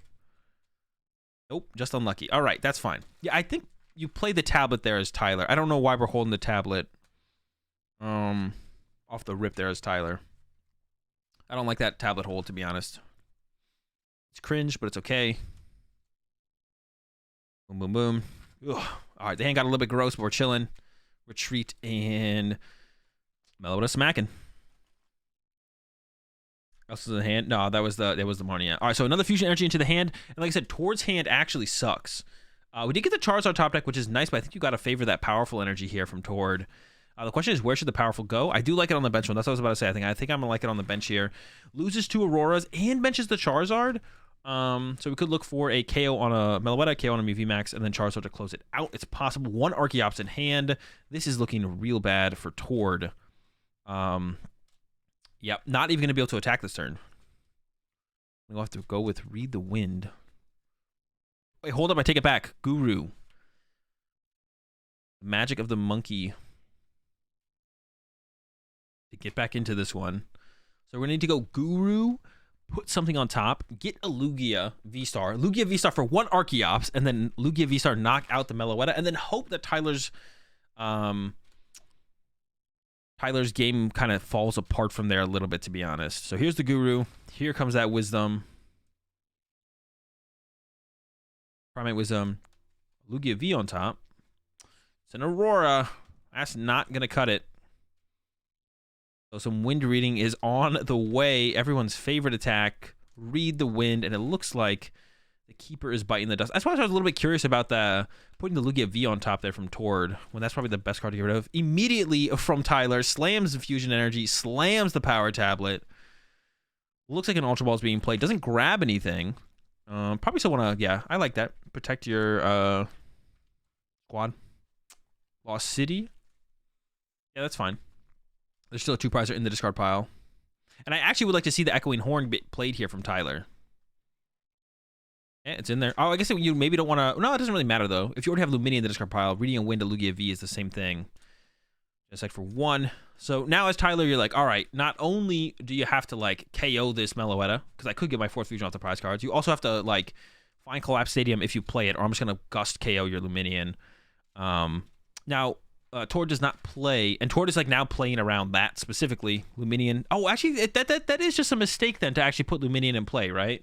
With the Echoing. Yeah, the Echoing Horn is actually just a mistake there from Tyler. So Tyler should have held Echoing Horn, not played Lost City, because by playing the Echoing Horn, it gives Tord a way to put this Luminian back into the deck immediately as a response to the Echoing Horn. It also... the Lost City now means by putting Lost City in play, you lost zone the Lugia V that you just knocked out as Tyler. Now there is still a 2 prizer in play on the bench in the Lugia V-Star. And also, Tyler actually doesn't have to KO a 2 prize Pokemon, but it makes things a lot easier. So I think it's definitely a mistake there from Tyler to not go about that. It could have just not played the Horn, not put the Lost City in play, knock out the active Lugia V, Goes to the discard pile. You have Horn options from there, potentially, hopefully. If not, there's still the Lugia in play, and you still have to knock out 2/1/1 prizes from there. I guess there is maybe an argument. Well, if you're this far ahead as Tyler, just playing those cards when you can actually might just be better, to be honest. So I guess it's actually kind of close. I can definitely see the argument here that, well, in this situation, it's better for just Tyler to play the Horn while he can and still, before Tord fills his board, just put the Lost City in play, draw the extra cards, just draw. Because if you just attack with 2 V Maxes in a row, you do just win the game. So I can see it both ways. And at the end, I actually don't hate Tyler's play. Once again, like I always say, there's always an optimal line of play, but it's pretty close there, actually. I can understand the value of both lines of play for sure. There definitely is value in both lines of play for sure, is what I should say. I don't mind Tyler's choice there, I guess, overall.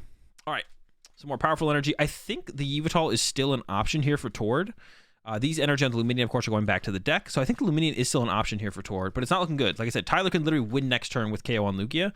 Tyler has played 2 tablets at this point, so it'll be a little bit tough. You would need like double tablet plus something else. But Tyler can also just knock out the active Pokemon twice and then just win the game that way. So on this next turn, we could just see Tyler go...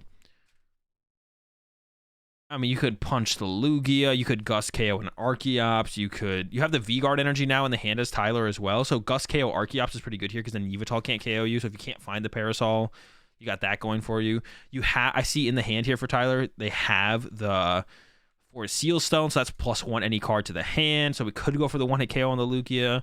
Now, Tyler doesn't know this, but Tord doesn't play Collapse Stadium, so if you punch Lugia and then next turn KO it, like it's not going to get collapsed back into the deck or anything like that, so... I mean, there's just so many. You got things to do here for Tyler. There's things to be done. I like how they put up the Lost Zone counter for Tyler and Tord, even though, I mean, it's not actually relevant, but they put it up anyways.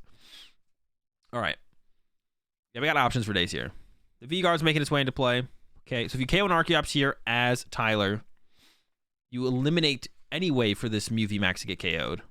So I think Chase Archeops here, I think probably makes the most sense. It's like the safest line of play to take because then it forces you to find the least amount turn to turn. There's a Heads on the Cram. Can't go wrong with that. That should be grabbing a Mew VMAX. We'll see, though.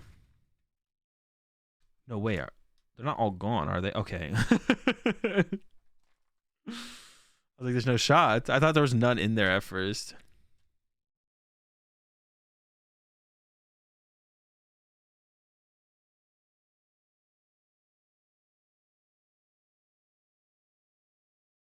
Yeah, has boss. Like I said, the boss play seems decent. I'd probably go with the catcher first, though, so that way you could play the Marnie potentially. Might just KO the active here, though. We could just see Tyler KO the active. I wouldn't hate to see that. Just Marnie plus KO active seems chill. Like I said, there's when you're this far ahead and you have so many ways to win the game, it does become pretty hard to decipher what is the most optimal line of play. I think you do want to limit, ideally stop your opponent's potential of knocking you out with Yveltal next turn, though, which I think is still possible. Because if you get KO'd by Yveltal next turn, it's possible you just don't find another Mew VMAX to take another knockout next turn, then you lose. So I think as Tyler here, you want to KO an Archeops. Like I think that almost makes it 100% that you just win the game. Or Tord can never win the game. So at the very least, you would tie. So I think I would like to see this catcher on the Archeops here from Tyler. I think that almost guarantees the win here from Tyler if you do that. This situation, I think there is an out here for Tord to actually, like, if another VMAX does not get set up, then it's like possible. Could you see the Ultra Ball here from Tyler? Goes with the Quick Ball instead. Other Mew VMAX was in the deck. I don't know why we didn't go for the Ultra Ball. I guess maybe saving the tablet's that important. It doesn't seem that important though. I think we were just kind of looking to Gust KO.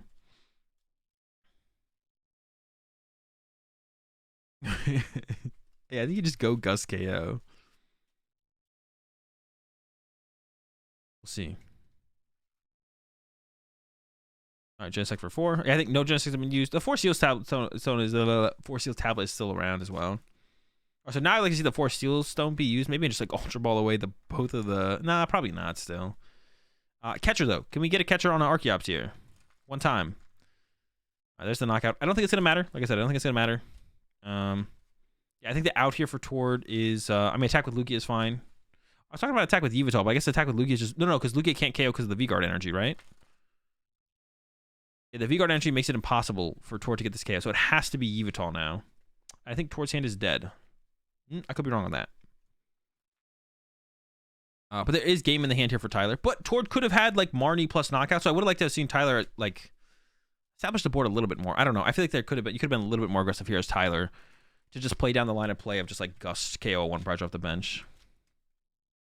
I say as many Gust spots for possible next turn doesn't seem bad. No, I think it's probably incorrect. You also have Escape Rope that becomes live next turn. The only way that Tord can win is through Marnie. Well, now that Tyler knows their hand after Marnie, the only way Tord wins is with Marnie Yveltal. You have a lose condition. But if you KO an Archeops, you have no way to lose the game. There's no way to win for Tord to win before you. There's no reason to just not take that route, I think, as Tyler here. But now Tord does have a chance. In Tyler's current hand, Tyler does knock out Yveltal. But that might not have been possible. Wait, did we KO through the V-Guard energy here? No, right? Oh.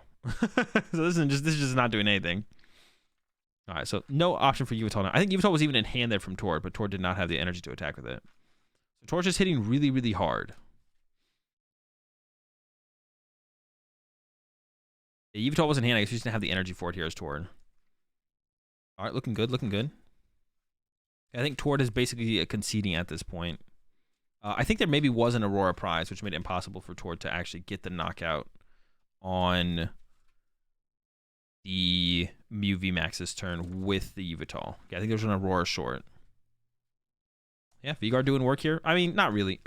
Tyler had this one no matter what. Like I said, I think Tyler still could have played it better on the previous turn. Because there was still an... I think there was. There might be 3 Aurora in Tord's discard pile. I'm pretty sure it's 2 and there's 1 prized. I'm pretty sure it's 2, 1 prized. And now that limited Tord's out to using Yveltal. Schmack. Not dead because of the V-Guard energy. Okay, bro. All right. Tyler to 6-0 in round... What round was this? Round 6? Yeah, it was okay. I think it was like a decent amount of missequencing from Tyler. But of course, Tord played clean, as you'd expect. That's the only thing was like in that game 1, choosing to KO... Or in the game... I don't know, was it game 2 or game 1? Choosing to not KO the Meloetta, I think was probably incorrect. Because it did give an opportunity... I feel like you gave an opening that you didn't need to give Tyler overall. Actually, I'm going to skip ahead like this.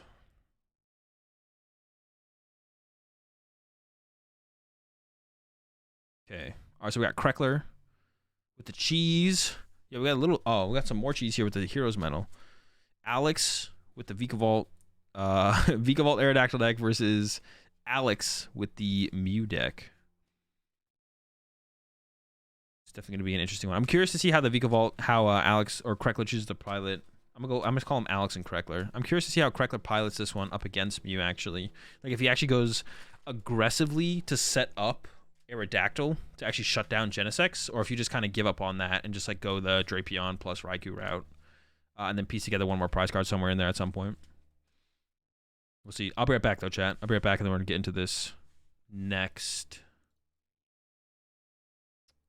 game. I'll be right back.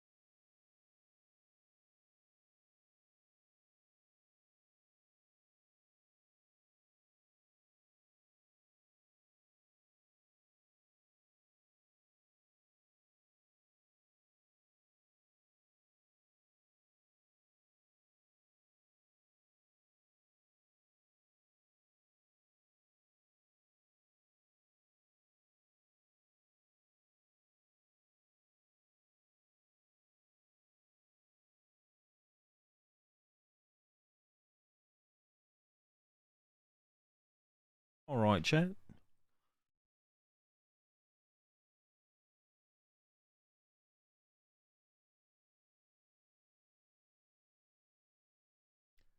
Let's get it. I don't know how seriously you take if you go for SD. If you hit the cheese, it's got the insane advantage. What does that mean? If you hit the cheese, what is that? The deck is the cheese.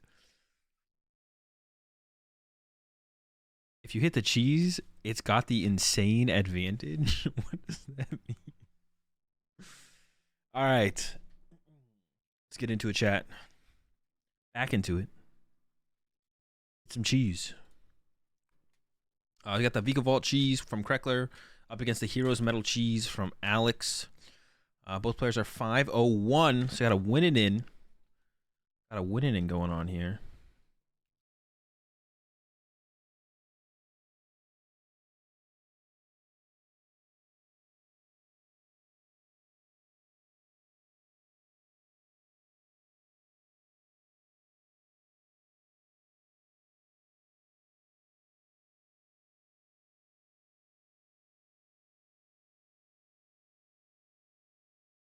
Mew versus Cheese. Mew's going first. So there's going to be a big advantage for Kreckler probably in this first game. Alex maybe has some idea and has heard rumors and whisperings about the cracked Kreckler deck at the tournament so far, but probably doesn't know exactly what's in the deck. So there's probably going to be a pretty big advantage for Kreckler in this first game. And then from there, we'll be able to see how good Alex is at adapting to figuring out once they figure out what kind of Kreckler's deck can do and what they play.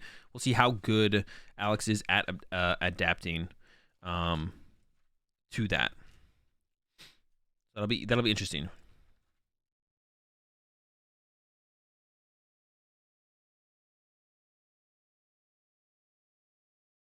Okay, some items cooking. Tails got the what's it called though? Looking pretty good. And this is just Volo. So what I would actually like to see here, it's really hard for Alex to make this call, but I want to see Alex actually use, okay, so it's going to get rough here. I think Alex is going to be losing the prize trade from here. I want to see Alex actually use the Forest Seal Stone to go get a Choice Belt and put the Choice Belt in play. We see Kreckler go immediately for the Drapion. Actually, that's interesting. I thought we'd maybe see a turn 1 Vika Vault look here from Kreckler and go for a turn 1 Vika Vault hit and just item lock because the Vika Vault won't be able to get KO'd because there's no Choice Belt down from Alex turn 1. But we see Kreckler is literally lining up the Drapion plus the Raikou off the rip here. So literally just going as aggressive as possible. And does play the Ditto, so could get into Drapion again. But Alex probably plays a Lost City. Alex also plays Path to the Peaks, and maybe that's why Kreckler wants to be more aggressive with the Drapion immediately and just draw prize cards. But if Alex can get through the Drapion and then get through the Raikou, I'm curious to see how Kreckler is going to actually draw the last 2 prize cards. So I was expecting maybe to play a little bit slower here from Kreckler off the start and go for, like I said, a little bit slower of a start here from Kreckler and go for that item lock. But nah, Kreckler's getting in there off the rip, going for these 2 prizes on this Mew. And then we'll see how it develops from there. It's actually, I'm curious to see how it plays out from here. Very interested. Mew's heading to the slaughter here, to be honest. Yeah, the next Mew's gonna. Ooh, the vacuum's actually really cool here though to get rid of that the tablet here. So I think Kreckler's trying to save the vacuum here. You go like bench Ditto, bench Greninja, Crobat, hold the vacuum back after. You have to give up the cross switcher here. Ooh, or thinking about giving up the Greninja. That's a big give, though. Can't give up the Greninja, right? That's how you're going to get your water in the discard pile. Yeah, I think it's got to be these 2. Dude, losing the Greninja here seems... What? All right.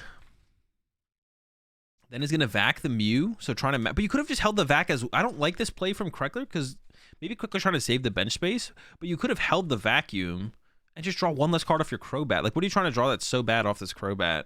And now that you don't have the Greninja to discard the water energy guaranteed, but I guess maybe you're trying to save the bench space here as Kreckler. That's the one thing I could see. But I think you have your attackers, right? You have Drapion, Raikou, Ditto. You don't need another attacker. I don't really like this play from Kreckler. I would like to have seen the Now you got, I would like to have seen, what's it called, hit the discard pile here. Energy searches for a water. I don't like that either, unless Crackler's going to play the Marnie this turn, because you want it to Trek and Choose first, because if you hit the water, you discard the water.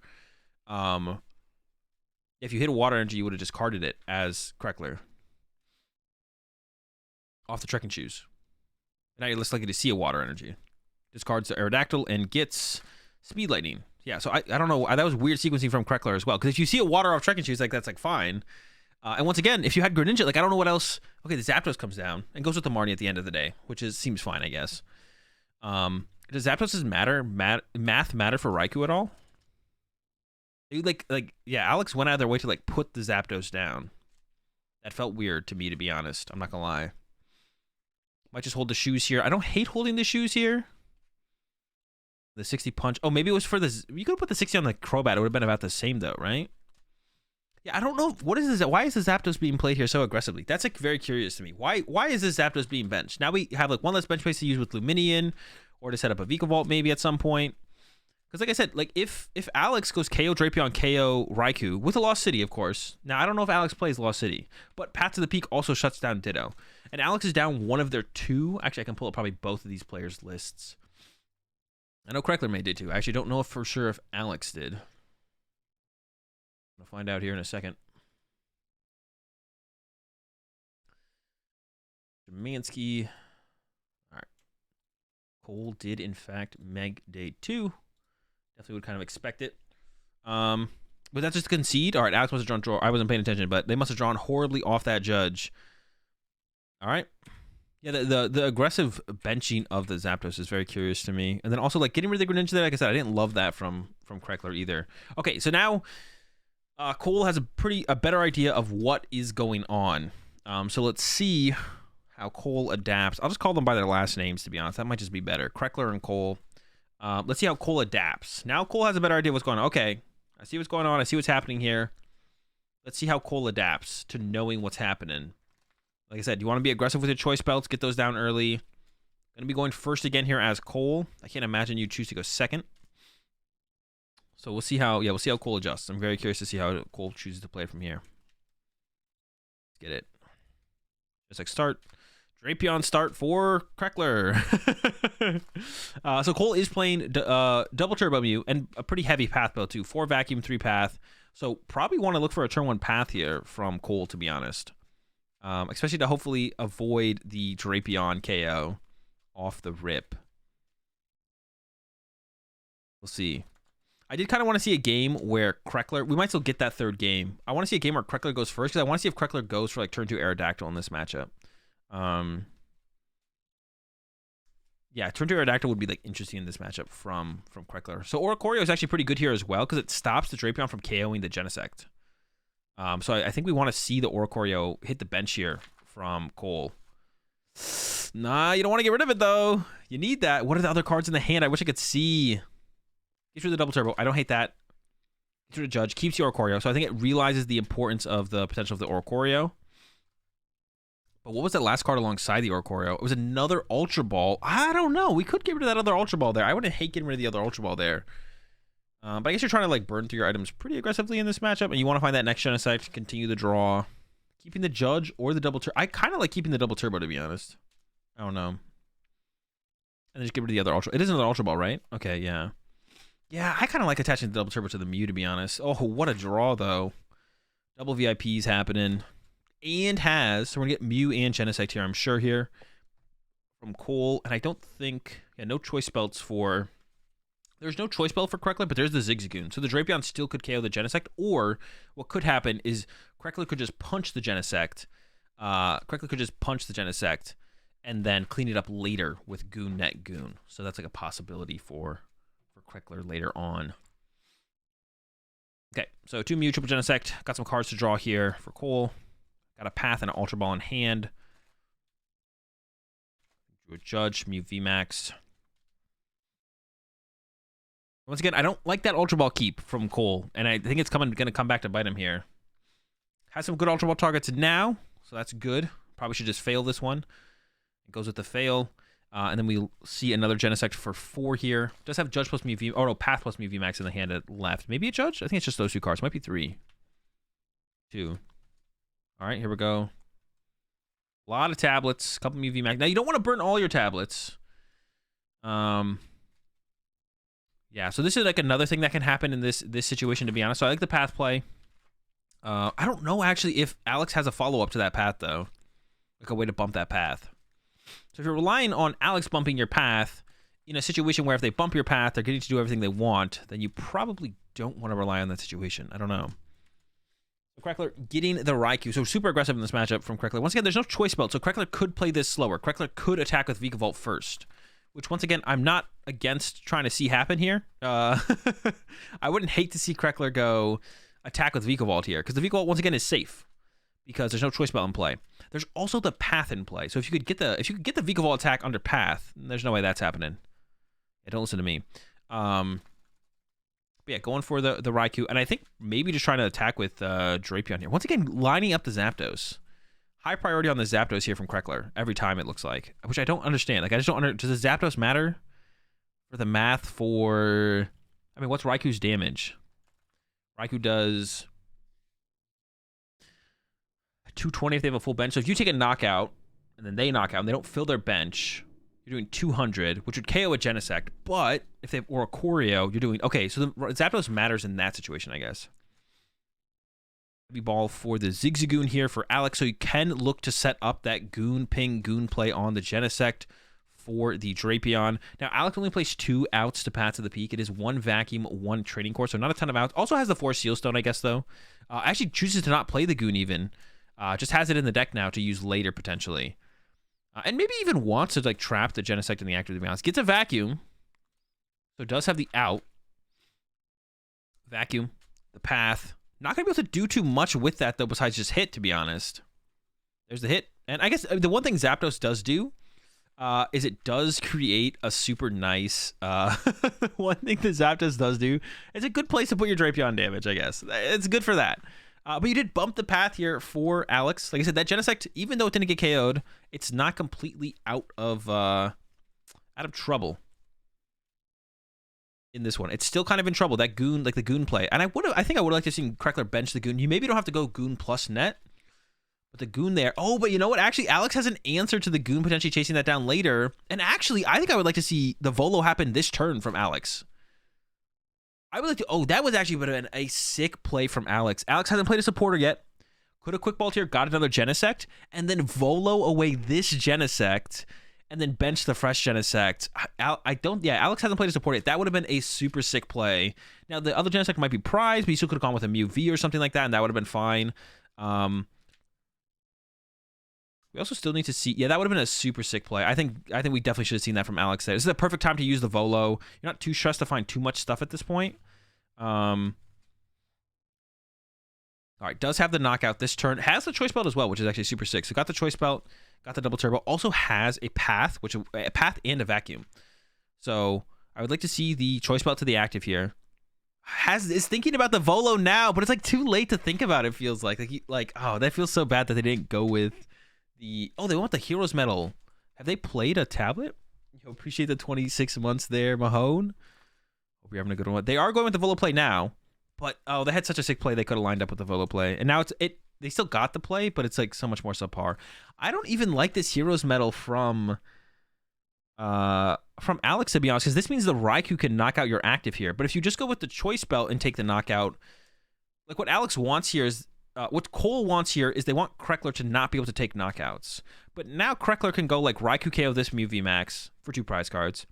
And then Cole attacks with the next Mew VMAX. And then if Kreckler finds Training Court plus Ditto and gets back Drapion, they go knock out the next Mew VMAX. And then I feel like they're just in a good spot to win the game here. So I'm not a huge fan of... I'm not a huge fan of that choice there from Cole with the Heroes Medal. We could maybe do that on the next Mew VMAX, but I liked it better on the first one. You appreciate the 17 months there, Mew. All right, well, Kreckler's going to scoop. We will get to see a game where Kreckler goes first, which is what I want to see, because I want to see if Kreckler hones in on or focuses on trying to get like a turn 2 Aerodactyl. Excited for San Diego. What's your view on the points situation, and how will it play with locals coming back or not? I mean, I don't really know. I don't think about any of that kind of stuff, to be honest. I don't know what people are currently at for like invites. I don't know how many people have their invites. Actually, someone asked me that question the other day. I forget who it was. I think it was Chip. But like I don't know. I don't really have a view on it at all because it's not something I've like thought about. I don't like talking. Like I usually don't try and talk on things or don't ever talk on things or have an opinion on things that I haven't actually put some time or time into thinking about or researching or anything like that. So if I don't do any of that, then I just won't have an opinion, or I try not to have an opinion majority of the time. All right, let's see what Crackler goes for here. Will it be the Aerodactyl play? That's what I want to know. Or are we just going to see more Drapion plus Raikou? Drapion, the Drapion's being lined up. Yeah, I think it's going to be Drapion and Raikou again. Are Cups coming back? Yeah, they're supposed to come back. Cups and Challengers are supposed to come back next year sometime, and my guess would be Q3.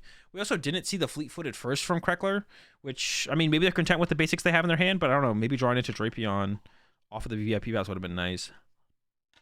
Or the Greninja.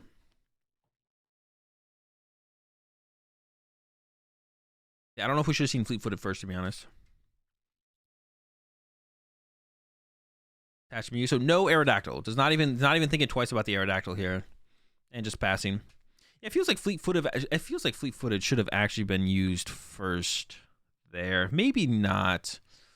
Maybe you're not really trying to see Pokemon. Actually, yeah. What Pokemon would you even want to see here that you wouldn't just get off, like the ones you got off the VIP pass? I guess you're not really looking for either of those. All right, one Genesect in play. Once again, ditching a double turbo off the start here from Alex, and a Mew VMAX. So if they prize a Mew VMAX, that could be weird. I don't think they play this. No, they do have Silene, but you never. Silene from Mew VMAX is terrible. Like whenever I hear people be like, oh, you can like play 2 Mew VMAX, you have Silene. You never want a Silene from Mew VMAX, and you never have the time to Silene from Mew VMAX either. It just doesn't happen. Like the reasoning of cutting down to 2 Mew VMAX because you play Silene, or you could play Silene over the 3rd Mew VMAX is never. It's just not a thing. No one's ever Silening for a Mew VMAX. It's just not happening. Never gonna happen. Never has happened. Never will happen. All right, Mew V grab. The Hero's Medal just doesn't seem that good in this matchup, to be honest. Because like I think as Cole, you're trying to set up an attacker that doesn't just immediately get KO'd back to put you in a situation where you have to get another attacker. The Hero's Medal just seems super mid in this matchup. I feel like just should not be being put in play here from Cole. Yeah. All right, V-Star power happening. That's fine. Gonna grab a VIP here, get some more Genesects, keep drawing. Maybe you want to grab. You probably want to grab Oricorio as well here, and then retreat to Oricorio. Yeah, I just don't like the Hero's Medal at all, to be honest. It just doesn't seem like it actually accomplishes.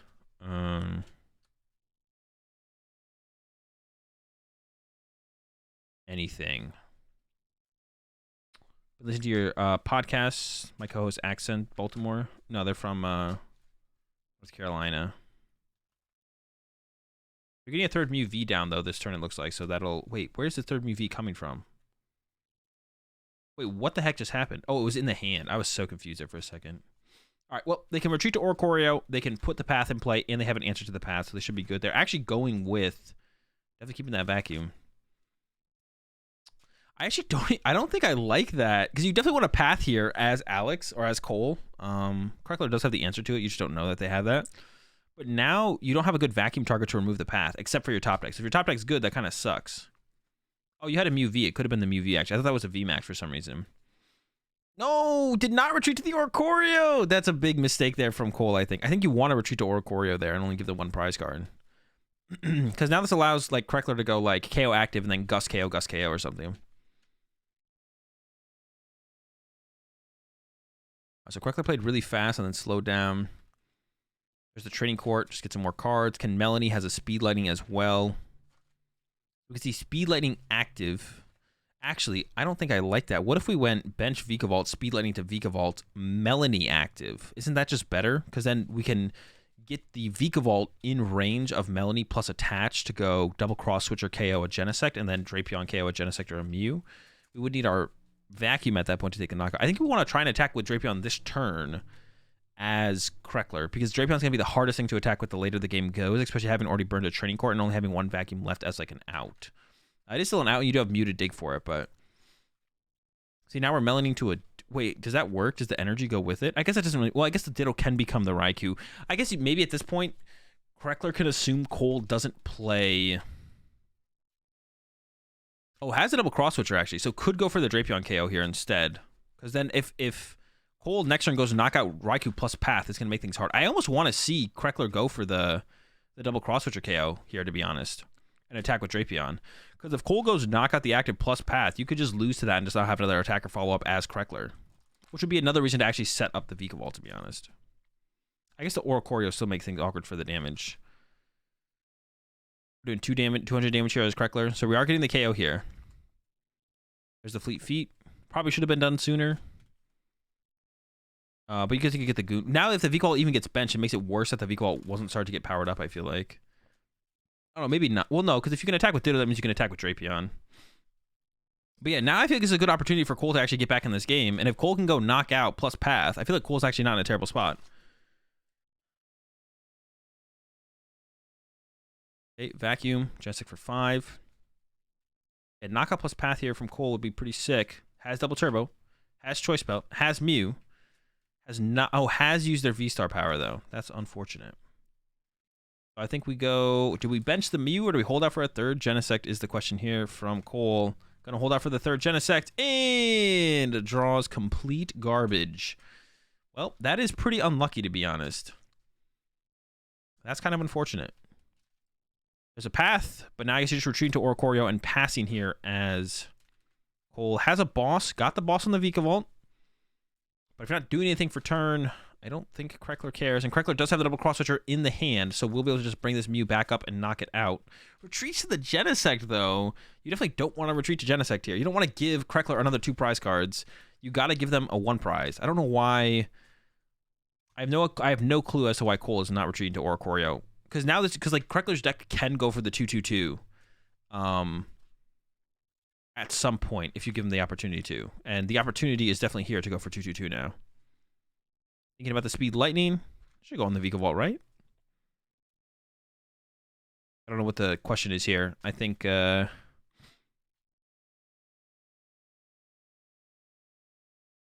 think they're making sure that the Mew is KO'd because of the Oricorio. Speed Lightning's still probably happening, though. I can't imagine it wouldn't. Might want to play one of the Ultra, just like 3 Ultra Balls in the hand for Kreckler still. Maybe want to play one of them to thin out a couple dead cards, but all the cards look pretty good so far. Give up a net. Oh, get a 4 Seal Stone. That's pretty good. Switchies happen. Raikou's up.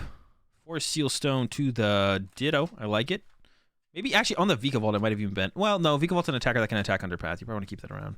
And yeah, it's like all Ultra Balls and Quick Balls in Kreckler's hands. There's not even any good cards to like discard from the Ultra. Well, actually, setting up a Mew there seems pretty. Oh, they have a Mew in play already, actually. All right, there's still a little bit of hope here for Cole. We need Roxanne. There's still some hope here. Can Cole find? Well, to be honest, anything to begin with, but Roxanne. There's a Judge. Has the choice belt. I think you dig a little bit deeper for the Roxanne here, though. Oh, I don't know about that deep, though. I don't know if we're giving up our Judge here to do it. And also, that was definitely a missequence there. Oh, no, switched into it. Okay, that's fine. And then 5. Yeah, I don't know. I don't know about giving up the Judge. I think I maybe would have held on to the Judge and gone with that if we can't find the... Oh, okay, there's a Roxanne. Never mind. We're good to go. All right, now can we find a Path to the peak? There's only 2 Path down for Cole. Yeah, 2 Path down for Cole. Plays 3. There could be 1 prized. There's 1 Genesect left. Gonna be drawing 6 off the Roxanne. Yeah, but maybe you have to give up. I don't know. The Judge was still Judge plus Path. I think is still solid though. Like I think that's still good enough. Yeah, I don't know if I would have discarded the. I don't know if I would have gotten rid of the Judge there. I would have been like, I'm gonna hold the Judge, and if I whiff, then I will do it. Double crams, triple crams. Heads. Is there a Path in the deck? No, no Path. The last Path is prized. All right. Oh, there's no cross switchers in this list for. I didn't really realize that until we were deep into the game, to be honest. There's no cross switchers in the deck for Cole. Interesting. All right. Move on to our next round. I think we're going into round 8. We'll get through most of day 1 today. This might be the last round for the day, but I'll watch the rest of it tomorrow. All of day 2 and Top Cut and all that fun stuff. All right. We got Eric Smith with the Zoro box up against Jose Marzan. With, it looks like Lugia. They got the speed lighting in there, though, so they got the Raikou, which is not in every list. And we'll see if that catches off Eric off guard in the first game, maybe. Or if Jose, even like better than that, is like, if you have an opportunity sometimes to use a card that's good in a matchup and that not everyone plays, but a decent amount of people play it. Like if Eric's like, all right, I'm not going to put Manaphy in play game 1. And if I lose to the Raikou because of that, so be it. Whatever. Go next. But if like Jose's able to like win the first game without using the Raikou or showing Eric the Raikou and then able to like whip it out in game 2 and they open the Raikou. So like don't have that as a possibility, but it's something you can look to do. Is like not show your opponent your tech card even when you're in a good spot to use it. If you know you'll be able to have it'll even be better if you don't use it now and then use it later. Wait, is this Flying Pikachu? Is this Flying P Lugia? Is that what we got here? Flying P Lugia? I saw Flying Pikachu there. I think I saw Zekrom as well. All right, so a bunch of lightning attackers in this one. Going first as well. Another really good early game attacker in this matchup is going to be that Stoutland. Stoutland's a super good early game attacker in this matchup. Because, I mean, Minccino, Zoruas, they're basic Pokemon with not that much HP. And sometimes it can be actually hard for the Zorobox deck to find a response to an early Stoutland. Sometimes. Ooh, really solid start here for Jose as well. Ultra Ball away to Archeops. Not as well. It's still pretty important in this matchup. There is some Marnies in Eric's deck, so doing this as aggressively as you can is always nice. And then we see a Capture Energy coming out here. So let's see the attacker. I think it's an Ice Cube as well. Sheesh, they got all the tech cards. They're thinking about the Flying Pikachu, it looks like, and they're gonna go with the Flying Pikachu. Eric did open the Minccino, so as long as Eric can find an energy, getting out the Manaphy as long as it's not prized, which I don't think it was, should be pretty easy. That is not an Nescue. Dude, is he got the Mr. Rhyme? Yo, Mr. Rhyme Flying P, bro? Wait, does Mr. Rhyme matter in this matchup, though? I don't think so, right? Do you want Mr. Rhyme in this matchup? It stops Jirachi, I guess? Mr. P Lugia. That is the spice. All right. Yeah, I did not expect Mr. P Lugia. See how it goes. Got the Appleton.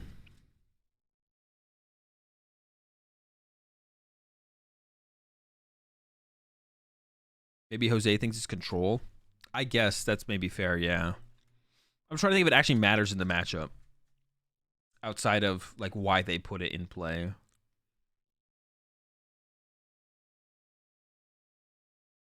Yeah, they did get 12th place. All right, let's peep this list. Then I believe Eric made... like this. Or not. I believe Eric made day 2 as well. I think actually Eric wins this set, if I remember correctly. We'll find out. Eric made day 2. Okay.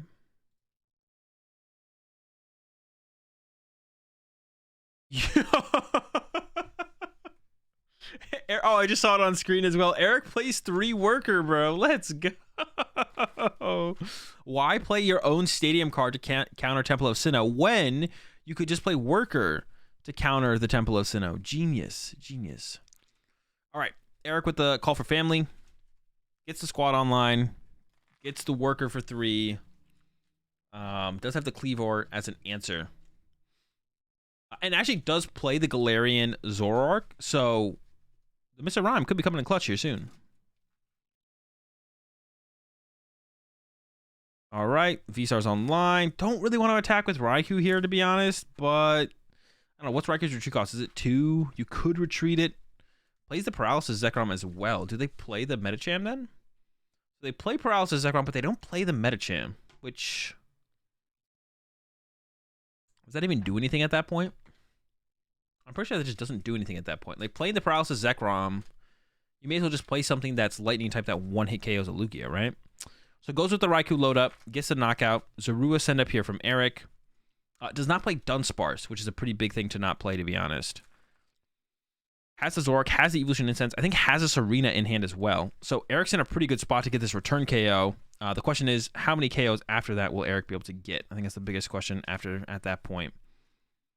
Is already sending the... Okay, they have an Ordinary Rod. It's like, why are we always sending Zoroark here? But that makes sense because you're going to Rod back in the Zorua and the Zoroark. Something I forget to do all the time with this deck. There we go. Brought them both in. So I guess, yeah, Appleton's getting the KO here. Zero and Zorak back. Evolution Incense can go grab. Probably want to get the Cincino. Could get a Zorak, but I think you probably want the Cincino, yeah. And then you can Serena away the Serena and draw 5. And then also have a make do to try and draw an energy here. You appreciate the 26 months there, Shadow. And you just need a capture energy here even. You don't need a twin or a double turbo. A capture will do. Something like that. There's the and capture's even that much better, to be honest, because the capture does lead to another basic Pokemon in play. So we're gonna get another Mincino here for Eric, probably. Could go with the Zorua though, because if Jose does have like boss KO Zorua, I guess that could get a little bit weird. So yeah, going with the Zorua from Eric. Would probably also want another Mincino on the bench as well, though.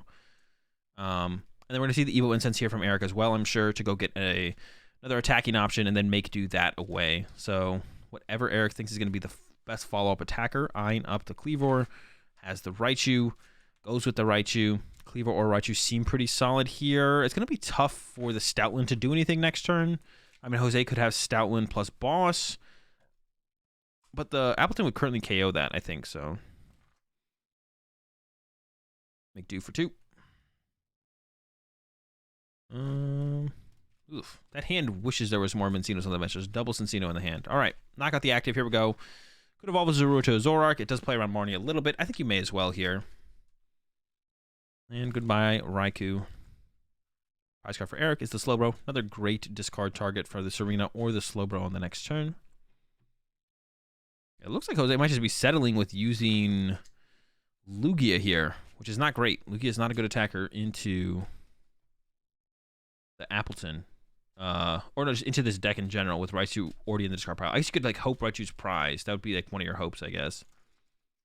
But that is not the case here. Definitely not the case. Has to load up Sun Energy. The powerful energy only loading up 1. Maybe has a double turbo in hand.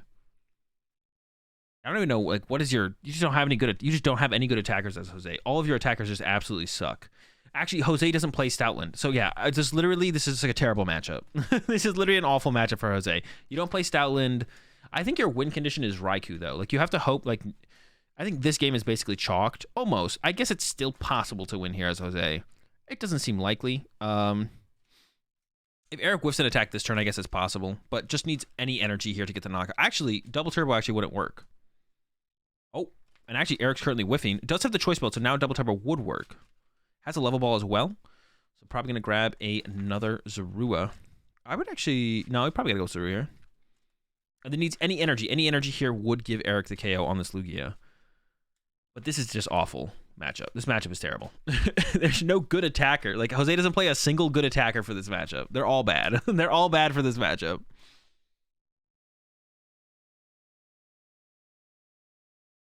Make doing... And we could also see the Zorak become another Cincino to make do again if Eric whiffs here. There's the hit, though. Energy at the end. Here comes Raichu to ruin Jose's day. Clean KO. And this is like one of the reasons the Zorak deck is playable, is the Lugia matchup. As long as they don't... I feel like if Lugia plays Dunsparce Manaphy, though, the matchup's bad. But if the Lugia deck doesn't play Dunsparce Manaphy, the matchup's pretty good. The Zorak deck really only struggles against Lost. Your Mew matchup is also pretty good. Your Lost Box matchup, on the other hand, is not great. And any Lugia that does play Dunsparce Manaphy, I think is a pretty tough matchup as well. Is Galarian Rhyme a good attacker? That's a good question. I actually don't know what it does. Let's see. Galarian Rhyme. Flip 3 coins. The attack does 50 damage for each heads. Triple spin for a water and a colorless. I'm going to go with no. I'm going to say it's absolute garbage, and we're still missing a good attacker in this matchup for Jose. It just doesn't exist. It just doesn't exist. Yeah, Jose's going to be in trouble here. The Archeops are getting loaded up, but these are not good attackers because you need these to set up your future attackers. But Jose is reduced to only attacking now with the Archeops. Eric's set up like pretty well at this point. Doesn't have the follow-up energy for the next turn and needs to set up another Zorak past that, but let's go. Let's go! Let's go! Squad is loaded up. Everyone is blinging. And a Marnie. Okay, that's actually good for Eric, to be honest, overall. I'm pretty sure Eric is actually happy to see that Marnie. There was no more Zoroark pieces or Ordinary Rod or energy in the hand there for Eric. So actually, I think Eric's pretty down for that Marnie. Got a worker in hand, some level balls, a quick ball. Now, one of the things here, Eric does not... There was no energy on the bottom of the deck, I believe, for Eric. I could be wrong on that. Eric is actually setting up Zorua. Wait, but why? Oh, there's a bird keeper. Okay.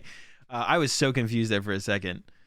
Why would you do that? All right, another Zoroark in the hand.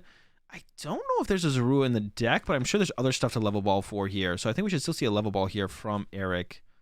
I could be incorrect on that, though. Goes with the make do, so doesn't want to shuffle the deck. It's a very important thing to take note of when it's correct and when it's not correct to shuffle your deck after you've been Marnied. Now goes for the shuffle of the deck. There was a Zorua on the bottom there, and there was a Mincino, but I guess you didn't want to draw into those yet, but now you can draw into them. You can use them now. So we can see the Mincino grab. We can see the Zorua grab. There's 2 level balls in the hand. We can actually see the quick ball specifically for the Zorua if we wanted to here from Eric, if Eric wanted to. So we could see the level ball for the Breaksin, and then the quick ball it away to get his Zorua if there's another card to discard in the hand for this Mincino. But it looks like Eric's maybe going to play a little bit slower and use Mincino before using the level ball or the quick ball. I don't know why Eric's not being more aggressive here, though. I can't even imagine anything that Eric really needs to save these cards for. You have that last Zorua, so all you need is Zoroarks at this point. So if you can find the Ordinary Rod here as Eric, you do have the Capture Energy in hand, though, so I guess that can become the Zorua. But you want to use this other Make Do. There's no reason not to. I think Eric's just kind of planning through it. Probably going to go with the Capture first, I guess. Okay, this makes sense. Get the Raichu, Capture to the Raichu. This goes and gets, and this is like super cool, the amount of attackers in this deck now that have a 1 energy cost, like the Raichu and the Appleton and the Flapple. So you can like use Captures aggressively like this to chain your attackers. Is super sick. Okay, now we get the breaks in. So yeah, this actually worked out just fine. You could have done it the other way as well, I guess, but I guess this like saves the quick ball. I don't know what you really want to save the quick ball for. It shouldn't matter anymore. It might matter if you need like another Zorua at some point, but I don't think it's going to matter. More from Eric. And then just swing, I think. You're just looking for the... You have a Zoroark in hand, which, to be honest, I think as Eric, you could evolve here. I guess you would be scared of like Dunsparce plus Boss KO your Zoroark off the bench, though. To stop something being evolved into, or Zoroark becoming a Pokemon that could KO the Archeops. So I guess you probably correct it here, just not evolve the Zoruas into Zoroarks. So, Manaphy discarded, the Raiku's gone. Sure. Got a Boss in hand for Jose, but that's not doing very much. I think the biggest threat on the board is probably the Raichu, and then hope that Eric doesn't have a Zoroark here from Jose. Taking a look next to the deck. Grabs an Archeops. There's Charizard in there, so that's 1 more attacker. I think that's what we're going to see Jose grab here is the Charizard. But past that, like I said, there's no good attackers in Jose's deck for this matchup. There is attackers, like the Archeops are attacking. I mean, Charizard's attacking, but there's no good attackers. Like none of these attackers are ever getting you ahead in the prize exchange, or really doing anything for you on that front, or like make it like hard for your opponent to take a knockout on their turn. Like it's just not happening. Or yeah, there's no point to like ever get. But the Raikou is the one good attacker in this matchup actually. But if Eric does get down the Manaphy, it doesn't do anything. So. And Eric does have a couple ways to recover it as well. All right, Boss on the Zorua. I don't know if I like this though, because you're not actually stopping the Raichu from getting the KO here as Jose. There's a knockout. Of course, this does play well into Eric's last play of conserving that, conserving the Zoroark, because otherwise it would have been a Boss on a Zoroark, which is a lot worse. And I guess Eric right now does not have a KO on this Charizard. If that Zorua gets KO'd, so I'm sure Eric here is going to be looking for that second Ordinary Rod. Eric just plays the 2 Ordinary Rod. Usually we see a Rescue Carrier and 2 Ordinary Rod in the Zoroark deck. But Eric just rocking the... And no Boss as well, actually, from Eric. Eric's list doesn't play Boss either. So if the Charizard comes up and hits... Let's see. Does Jose play Birdkeeper? Jose does play Birdkeeper. I'm not sure if they played it yet. I'm pretty sure they haven't. I could be wrong. So it's possible for Jose to go like attack with Charizard, Birdkeeper, attack with Charizard. Here comes another Make Do. Is there an Ordinary Rod there to get another Zorua? I don't think so. So this is it for Eric. No more Zorua. So we got the Raichu KO on the Archeops. So if Jose has Boss, KO Zorua, it's actually possible for Jose to win this. If Jose has Boss, there is a Luminion. I don't see a Boss though, so you could go Luminion to get There's no Guru in Jose's list either. So Jose can't try and, like, Guru into it either. So it's not looking good here for Jose. Rhyme's not going to save him. Flying Pikachu's not going to save him.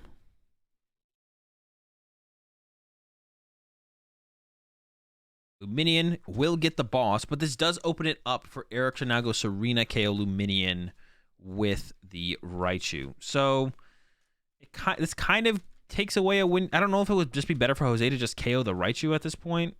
That's like a tough call because like there's 2 win conditions here for Eric now. If you KO the Zorua, they can't get to Zoroark to KO your Charizard. Or to get to Slowbro, I guess. Slowbro maybe is the win con here for Eric.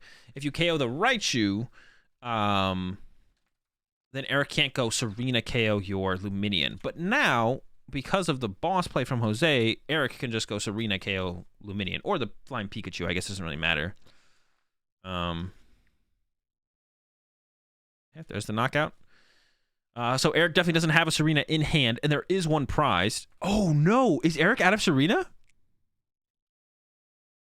I actually think it's possible Eric's out of Serena. I think I saw 3 in the discard pile. And there's none in the deck. And the Ordinary Rod, well, they did top deck for a turn, so the Ordinary Rod wasn't that close, but it was the next card after the card. So now Eric's game plan is hope they don't have Birdkeeper. If Jose has Birdkeeper, Eric loses. I don't think Eric has a way to stop that either.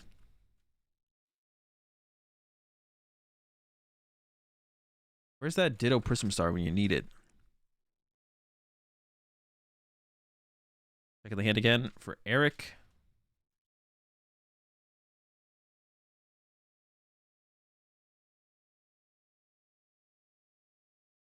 I guess they have to shuffle their deck.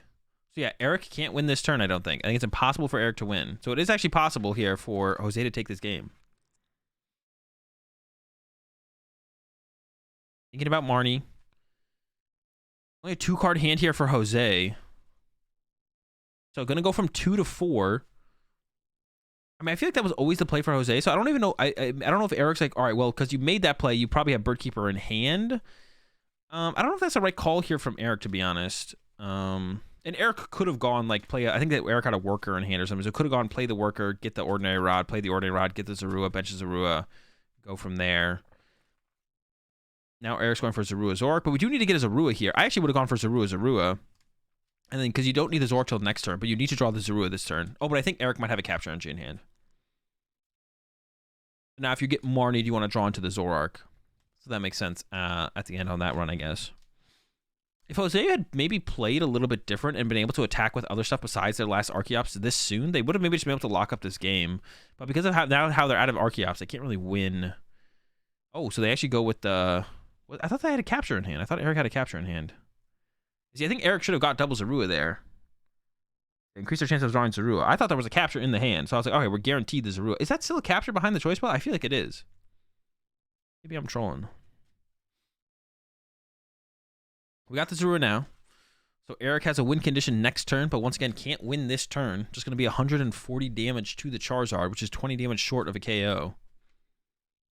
And, yeah, no way to solve it this turn. We're going to have to hope that Jose does not have Birdkeeper. And I think Birdkeeper is the only out here for Jose as well. And let me take a look at the list again. I've already been surprised by a couple things. There's the Punch. And that's why I don't know if I was a huge fan of that Marnie from Eric, because you're just giving Jose more cards than they had. The only thing I could see would Eric being like, well, you're making this play because you have the Birdkeeper in hand. And then that's why they chose... That's why Eric chose to play it that way. But we'll see. Reading this Encino. And another play Jose could make here, though, would be retreat to Flying Pikachu VMAX, which they can get off this Ultra Ball. Retreat the Charizard to Flying Pikachu VMAX. And then boss up a Cincino. Because Eric can't retreat Cincino and attack with Slowbro in the same turn. And I'm pretty sure Slowbro is the only attacker here that actually works. I could be wrong on that. There's a Flying P. Has that. Wait, do they have... Boss... No, Boss is not good enough. Because it's Boss Pass. Plenty of energy left for Eric. Eric almost drew 2 cards. Oh no. I hope this doesn't end up in a prize penalty. I don't even know if Eric. Wait, I'm so confused.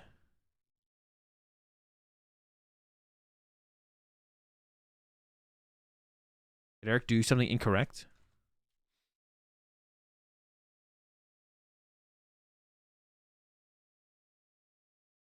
I think you're trying to resolve the ordinary rod. We're drawing one less card from Marnie the previous turn. Oh, who drew one less card from Marnie the previous turn? Eric? Oh, did Eric only draw 4 off? Wait, they drew 4 off their own Marnie?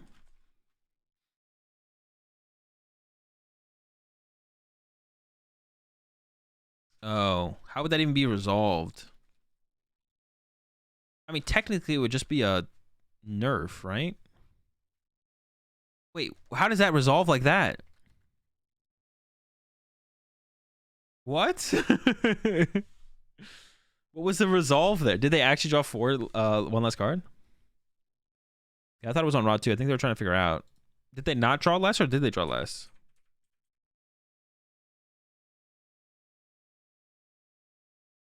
Okay, look at the prize cards. A Cincino. There is the triple or Mincino's prize, but there's quad Mincino from Eric. And one's a Rua prize. It should be fine. There's nothing really too relevant in either of the prize cards either. And Jose did prize a boss, but does play 3 boss. So, yeah, Mincino start here from Eric. Keep or call for family is on the way. Quick ball away the Drapion. Of course, not gonna be relevant in this matchup. I don't believe Eric plays the Echoing Horn, which you do see sometimes. Yeah, no Echoing Horn.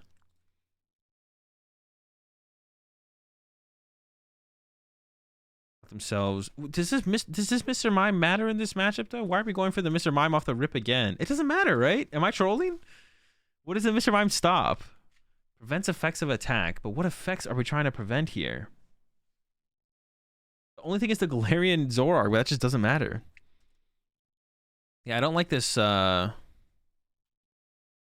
a big fan of this choice from Jose, to be honest, to keep going for this Mr. Mime. Are we going into immediate call for family here from Eric? Let's see. Slowbro? No, it doesn't stop Slowbro.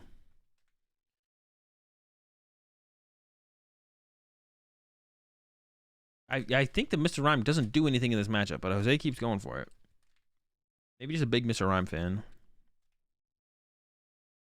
It does stop the Hisuian Zoroark, but you want them to attack with Hisuian Zoroark. Like, you don't want to take that away from them. You like actively want them to do that. So just 2 here from Eric. Looking for some basics. Found no basics. Maybe should have given up a Cincino there, to be honest. I think Eric should have discarded 1 card further and discarded a Cincino. Unless they prize. But they didn't prize one, though. Yeah, I think they should have, yeah. Here comes the call for family. The Manaphy grab. So definitely still playing around that. And then another Mincino. Not a ton here for Eric, but a really slow start from Jose. So another boss top deck. So I think it's 2 boss, Marnie, Research, Lugia V-Star in the hand here for Jose. So not great. There's a Lugia. No, it's just a Marnie boss, Luminian. I don't know why I thought I saw. So yeah, drawing into double Archeops, double discard off. This is going to be rough. I think definitely unlikely. All of Eric's Cincinos going to the bottom of the deck is not great either. Worker in the hand. I think I see a Zoroark as well and a Mightyena. Maybe a level ball.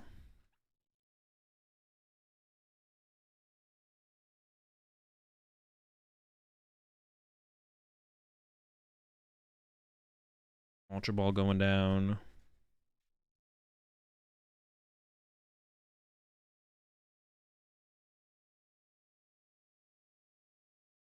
The Archeops get rid of the Fine Peak.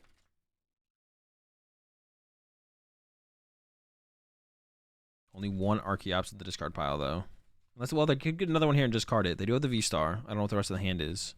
They are lining up another Archeops here. And they are going back in. Okay. They do lose a double Turbo Energy. But they can get... They're probably going to go with Luminion here, I would imagine. And then they will be able to set up the Lugia to attack. They go for the Raikou. Okay. I don't know if I like that. And now I would rather just go for Luminion here. Luminion is just better.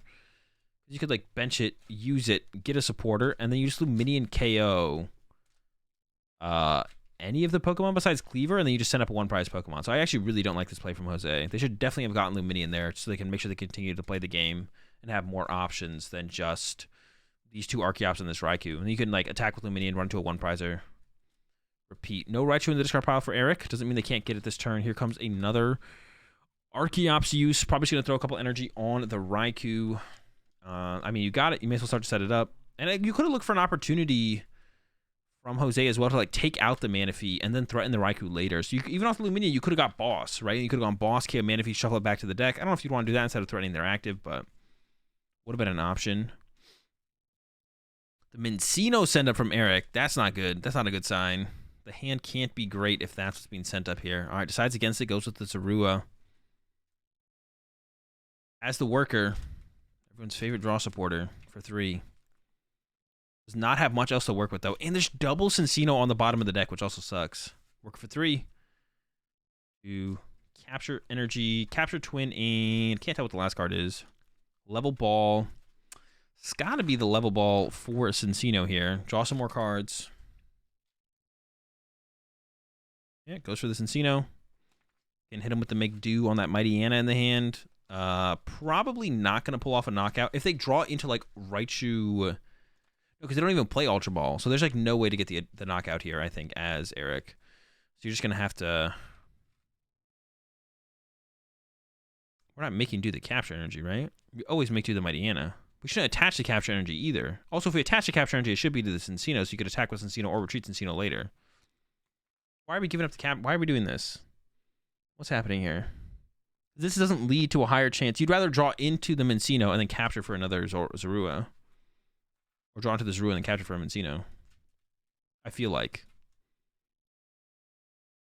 There's no way to attack this turn as Eric. Like, it's impossible to attack this turn with a Raichu.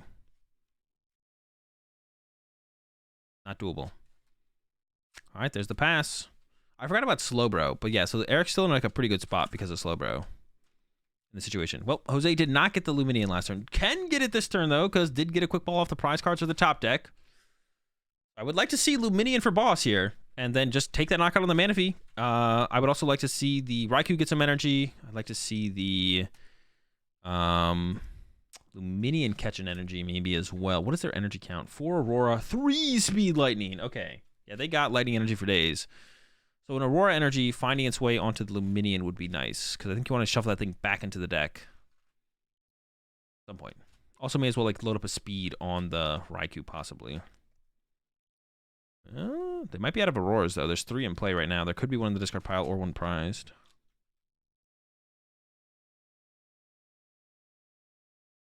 There's a speed grab. All they did is grab the speed. They could also like set up an Archeops at this point as well, I feel like. Yeah, they're going for that now. Yo, it's good to meet you as well, Tartarus. We got Worker, it's fine. As long as we have Worker, we'll be okay. I don't like that energy placement from Eric as well. Like, you don't want capture energy on Zorua. They're never a pivot. Like, you just want your energy on your Cinccino to make that a potential pivot at some point, maybe. All right, so it looks like we're going to hit him with the Bird Keep here from Eric. We're keeping... Or maybe we make do first to try and draw into a Serena. Or the Marnie, to be honest. The Marnie would see us the most cards. I don't hate that from Eric. Definitely trying to pull off the Raichu play this turn, though. There's actually not a whole ton of time left in this round either. There's only 13 minutes left. So the chance that they play out a game 3 is pretty unlikely. There's the Evolution Incense, though. Okay, so it's looking good for Eric. Once again, this capture energy on this Zorua, once again, like, is getting wasted because of where it is, but it'll be all right. Evolution Incense, grab the Raichu. I don't believe it's prized. And then quick ball it away. Still not too much to work with after that in Eric's hand, to be honest. Eric doesn't have too much else to work with, but it'll be all right, I think. See? Oh, doesn't have the Manaphy, though. I didn't even really think about that. There's no Manaphy in play here right now. For Eric. And actually eyes up the Appleton instead. Wait, we could see Ordinary Rod, shuffle the Manaphy back, and then quick ball for it, right? Okay, we could see that actually this turn. Yeah, I completely forgot about Raikou for a second, I'm not gonna lie. Oh, we have 2 quick balls in hand, actually. Oh, wait, have we not? Didn't we make do already? Am I trolling? Oh, maybe we haven't made do yet. I thought the dues had been made.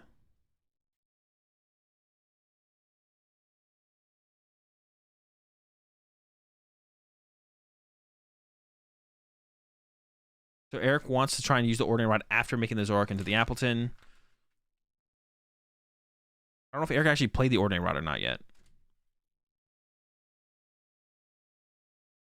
I think it was still in Eric's hand. I don't know. All right, Ordinary Rod happening. Get back Manaphy, but there's not going to be another good target here. I think it's just going to be the Manaphy. It's kind of unfortunate. You definitely want to try and grab something else here. I mean, the Minccino's not terrible. I don't even know if I'd grab it, to be honest.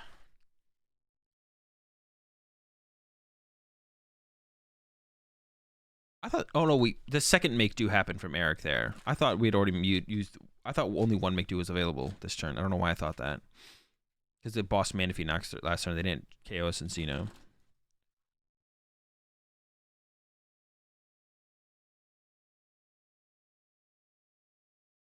All right, got double quick ball. I don't know if we're going to use both here. Wait. I thought they already used a make do. Am I trolling? I might be trolling. Rips the Manaphy, which is good, because now we can use a quick ball for a Zorua. If we want to. You don't even have to here, though, to be honest. We could just wait on the quick balls, I guess. Maybe I'm just trolling. All right, Appleton's online. We can go with a double turbo here, I think, as well. I think the KO is still happening. Was a Bird Keeper? Oh, was it? Okay. I guess I am just trolling. Yeah, double turbo gets a KO here. There is a lot of special energy in play. So Appleton gets the job done, and Appleton will continue to get the job done with how much energy is in play in the future. Yeah, and I don't think Eric actually needs to play a quick ball here. All the other cards in hand are pretty good. Getting rid of even energy there would maybe be the best thing to get rid of. But yeah, not actually getting that Zorua shuffled back in was a pretty big mistake there from Eric, because Eric could have turned the Zorak into what's it called first and then gone from there. Here we go, Luminian attack here from Jose. Love to see it. And then we'll probably send up the Mr. Rhyme, or what is it called? Mr. Galarian, Mr. Mime after that. Orange coming in from Archeops. So now Eric is able to just draw a prize card every single turn from here on out, which it might start to get tough. We've got to get some more Zoruas in play for sure here for Eric. But I think Jose is actually out of boss. I think there's actually 3 bosses orders in in Jose's discard pile now. Actually, no, I think I'm trolling with that. No, I could actually be correct with that. There's at least 2. All right, Zorua send up from Eric. Needs more Zoruas, though. It's a little bit short on Zoruas. We need to see... I think there's 1 Zorua in the deck. And then we need to see some more Zoruas. There's 1 prized, and that one's coming up in the next couple prize cards soon. But definitely needs to find the Ordinary Rod from Eric here soon. There's a Zorua. Could grab something else first and then quick ball away this other thing, to be honest. I think I'd rather see that happen. Just going to grab the Zorua, though. This has plenty of quick balls in hand, I think. Also needs to find a Zorak this turn. I don't think there's a Zorak in hand. I guess I don't know. I guess you go with the Appleton again, because the Appleton's like guaranteed an attacker that's going to be able to get an attack off next turn as well. You got making do a Serena. I mean, that seems fine to me. Could maybe thin out the hand a little bit more than actually use the Serena to draw cards, though.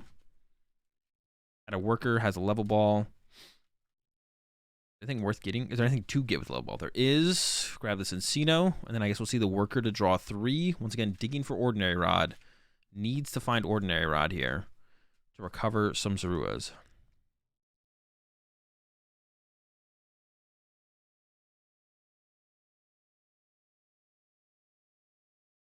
I don't even actually... It should be... No, it's not prize card. There's 2 energy and 2 Pokemon prized. All right, worker for 3.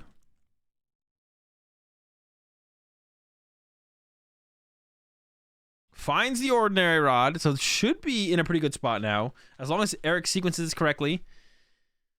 Zorak, so you get Zorak, you evolve to Zorak, you use the Zorak.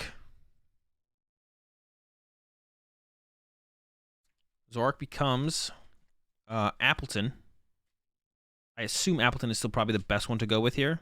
I guess you can see Eric grab something else, but I think Appleton is still probably the best because it threatens KOs on all the other Pokemon in play. We'll see what Eric grabs, but my vote's on Appleton. I don't know if anyone in chat thinks any different, but I think we're looking at some Appleton action coming up shortly. And then Ordinary Rod to get both Zaruas back. And then maybe even commit a Quick Ball or two this turn to put some Zaruas in play.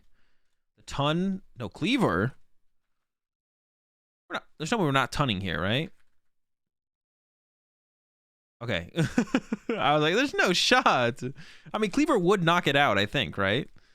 I don't know if we're ever doing that. Yeah, the Ton is just... No! I don't like that choice from Eric to not Ordinary Rod right now. Like, what if you get Marnied this turn? Then your Ordinary Rod's on the bottom of your deck. Actually, I don't know how many Zoroarks are left in Eric's deck. Eric maybe has to get like one Zorua and a Zoroark. Or maybe wants to see what they get off the prize cards first before they commit to Zorua or Zoroark. But I thought they had all their Zoroarks left. Like, they have 2 Zoroark left, which you only need 2 more Zoroark at this point from Eric. You go 1 Zoroark, becomes another Appleton, and then the next Zoroark becomes Slowbro, and you win the game with Slowbro. But I guess maybe if... Okay, never mind. Yeah, if Jose has boss here, you're going to need to recover the mana fee. All right. I like the play from Eric. It makes sense, yeah.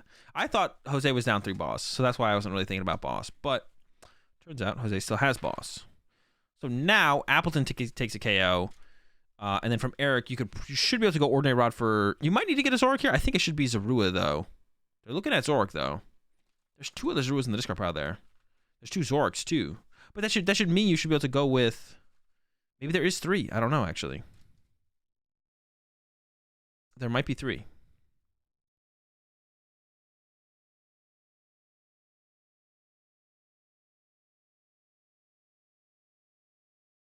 right, well, I said something to Eric. Eric is playing a little bit sloppy. It's not like too bad, though. All right, gets the mana fee out. Could get a Zorua in play as well. But this should... Yeah, I guess you don't need the others. You only need 1 more Zorua. Because if Jose takes another prize card, you just win the game with Slowbro. So I guess it's fine. All right. Okay. Maybe it is fine. Maybe it is fine to go with the Zoroark there, actually. I'm like kind of miscounting the resources. But actually, I think Eric's chilling here.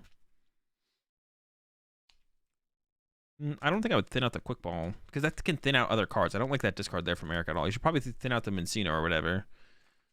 I think you want to be kind of aggressive with your thinning out, but you want to thin out the right cards. Oh, there is triple Zoroark left. No, I was right. There was triple Zoroark left. Because if you rod the thing, you don't need a 3rd Zoroark. So, but I guess the rule is not any better anyways. It seems fine. I think that's fine here. Grabs the Raichu, which is actually funny. They didn't use the Raichu the whole game. Although I do think Jose misplayed by like overextending their energy. Like, I mean, Eric's deck can probably get the Raichu when it needs it, but like nothing can actually KO a Lugia if it has 3 energy on it. Besides, nothing can KO a Lugia if it has 3 energy on it. Besides Raichu. So if you have double turbo energy on a Lugia, Appleton doesn't KO that. So Jose should have played their energy a little bit slower early to force Eric to have the Raichu. Because what if they prize the Raichu or can't find it and all they can find is the Appleton?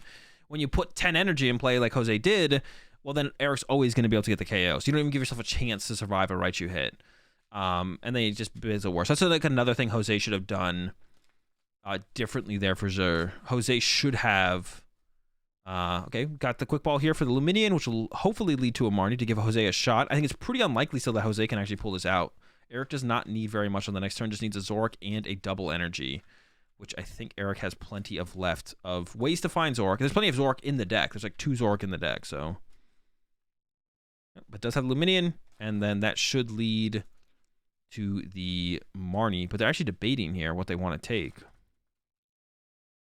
Or maybe they're just checking what's left in the deck. I think they're just checking what's left in the deck. They're not really doing a debate here. Yeah, there's always going to be the Marnie here. There it is. Yep, Jose's going to knock out the active. And then if Eric cannot... Oh, Archeops first? Okay.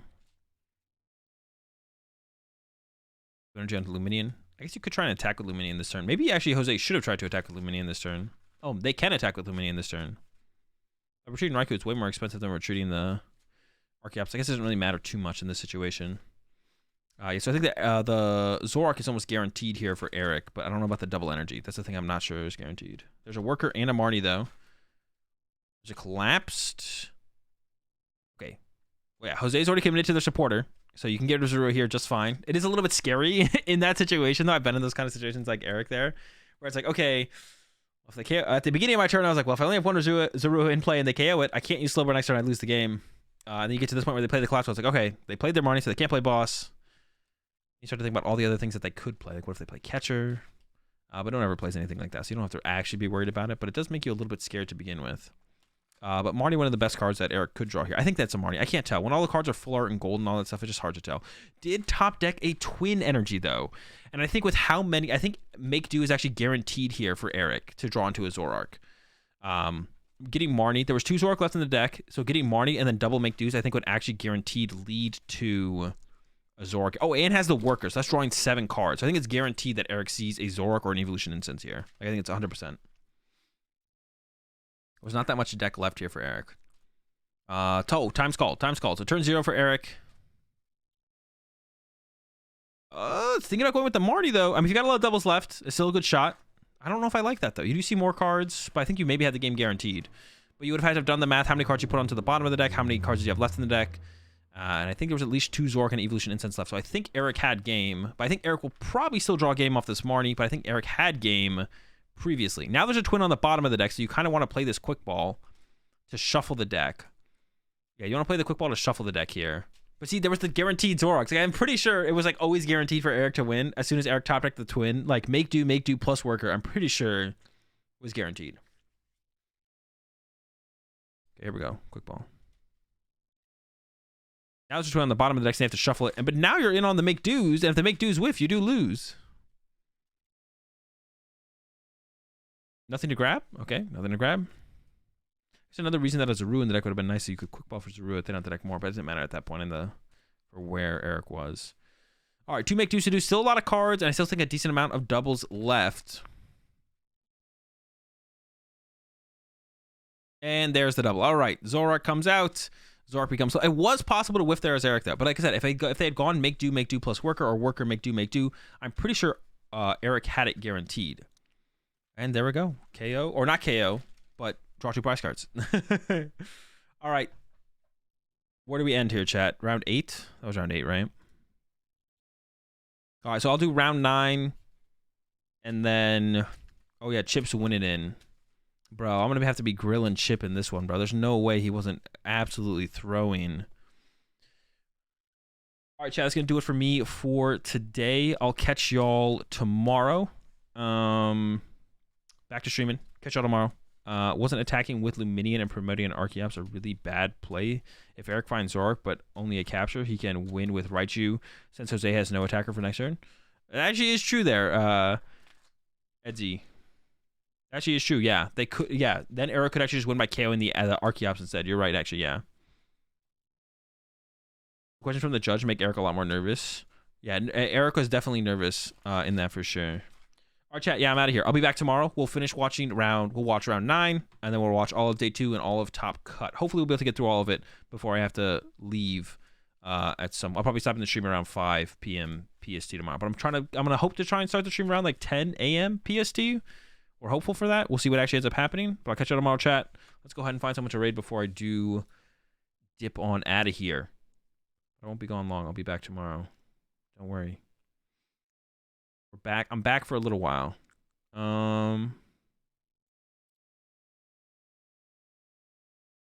Let's just go ahead and raid Sunny.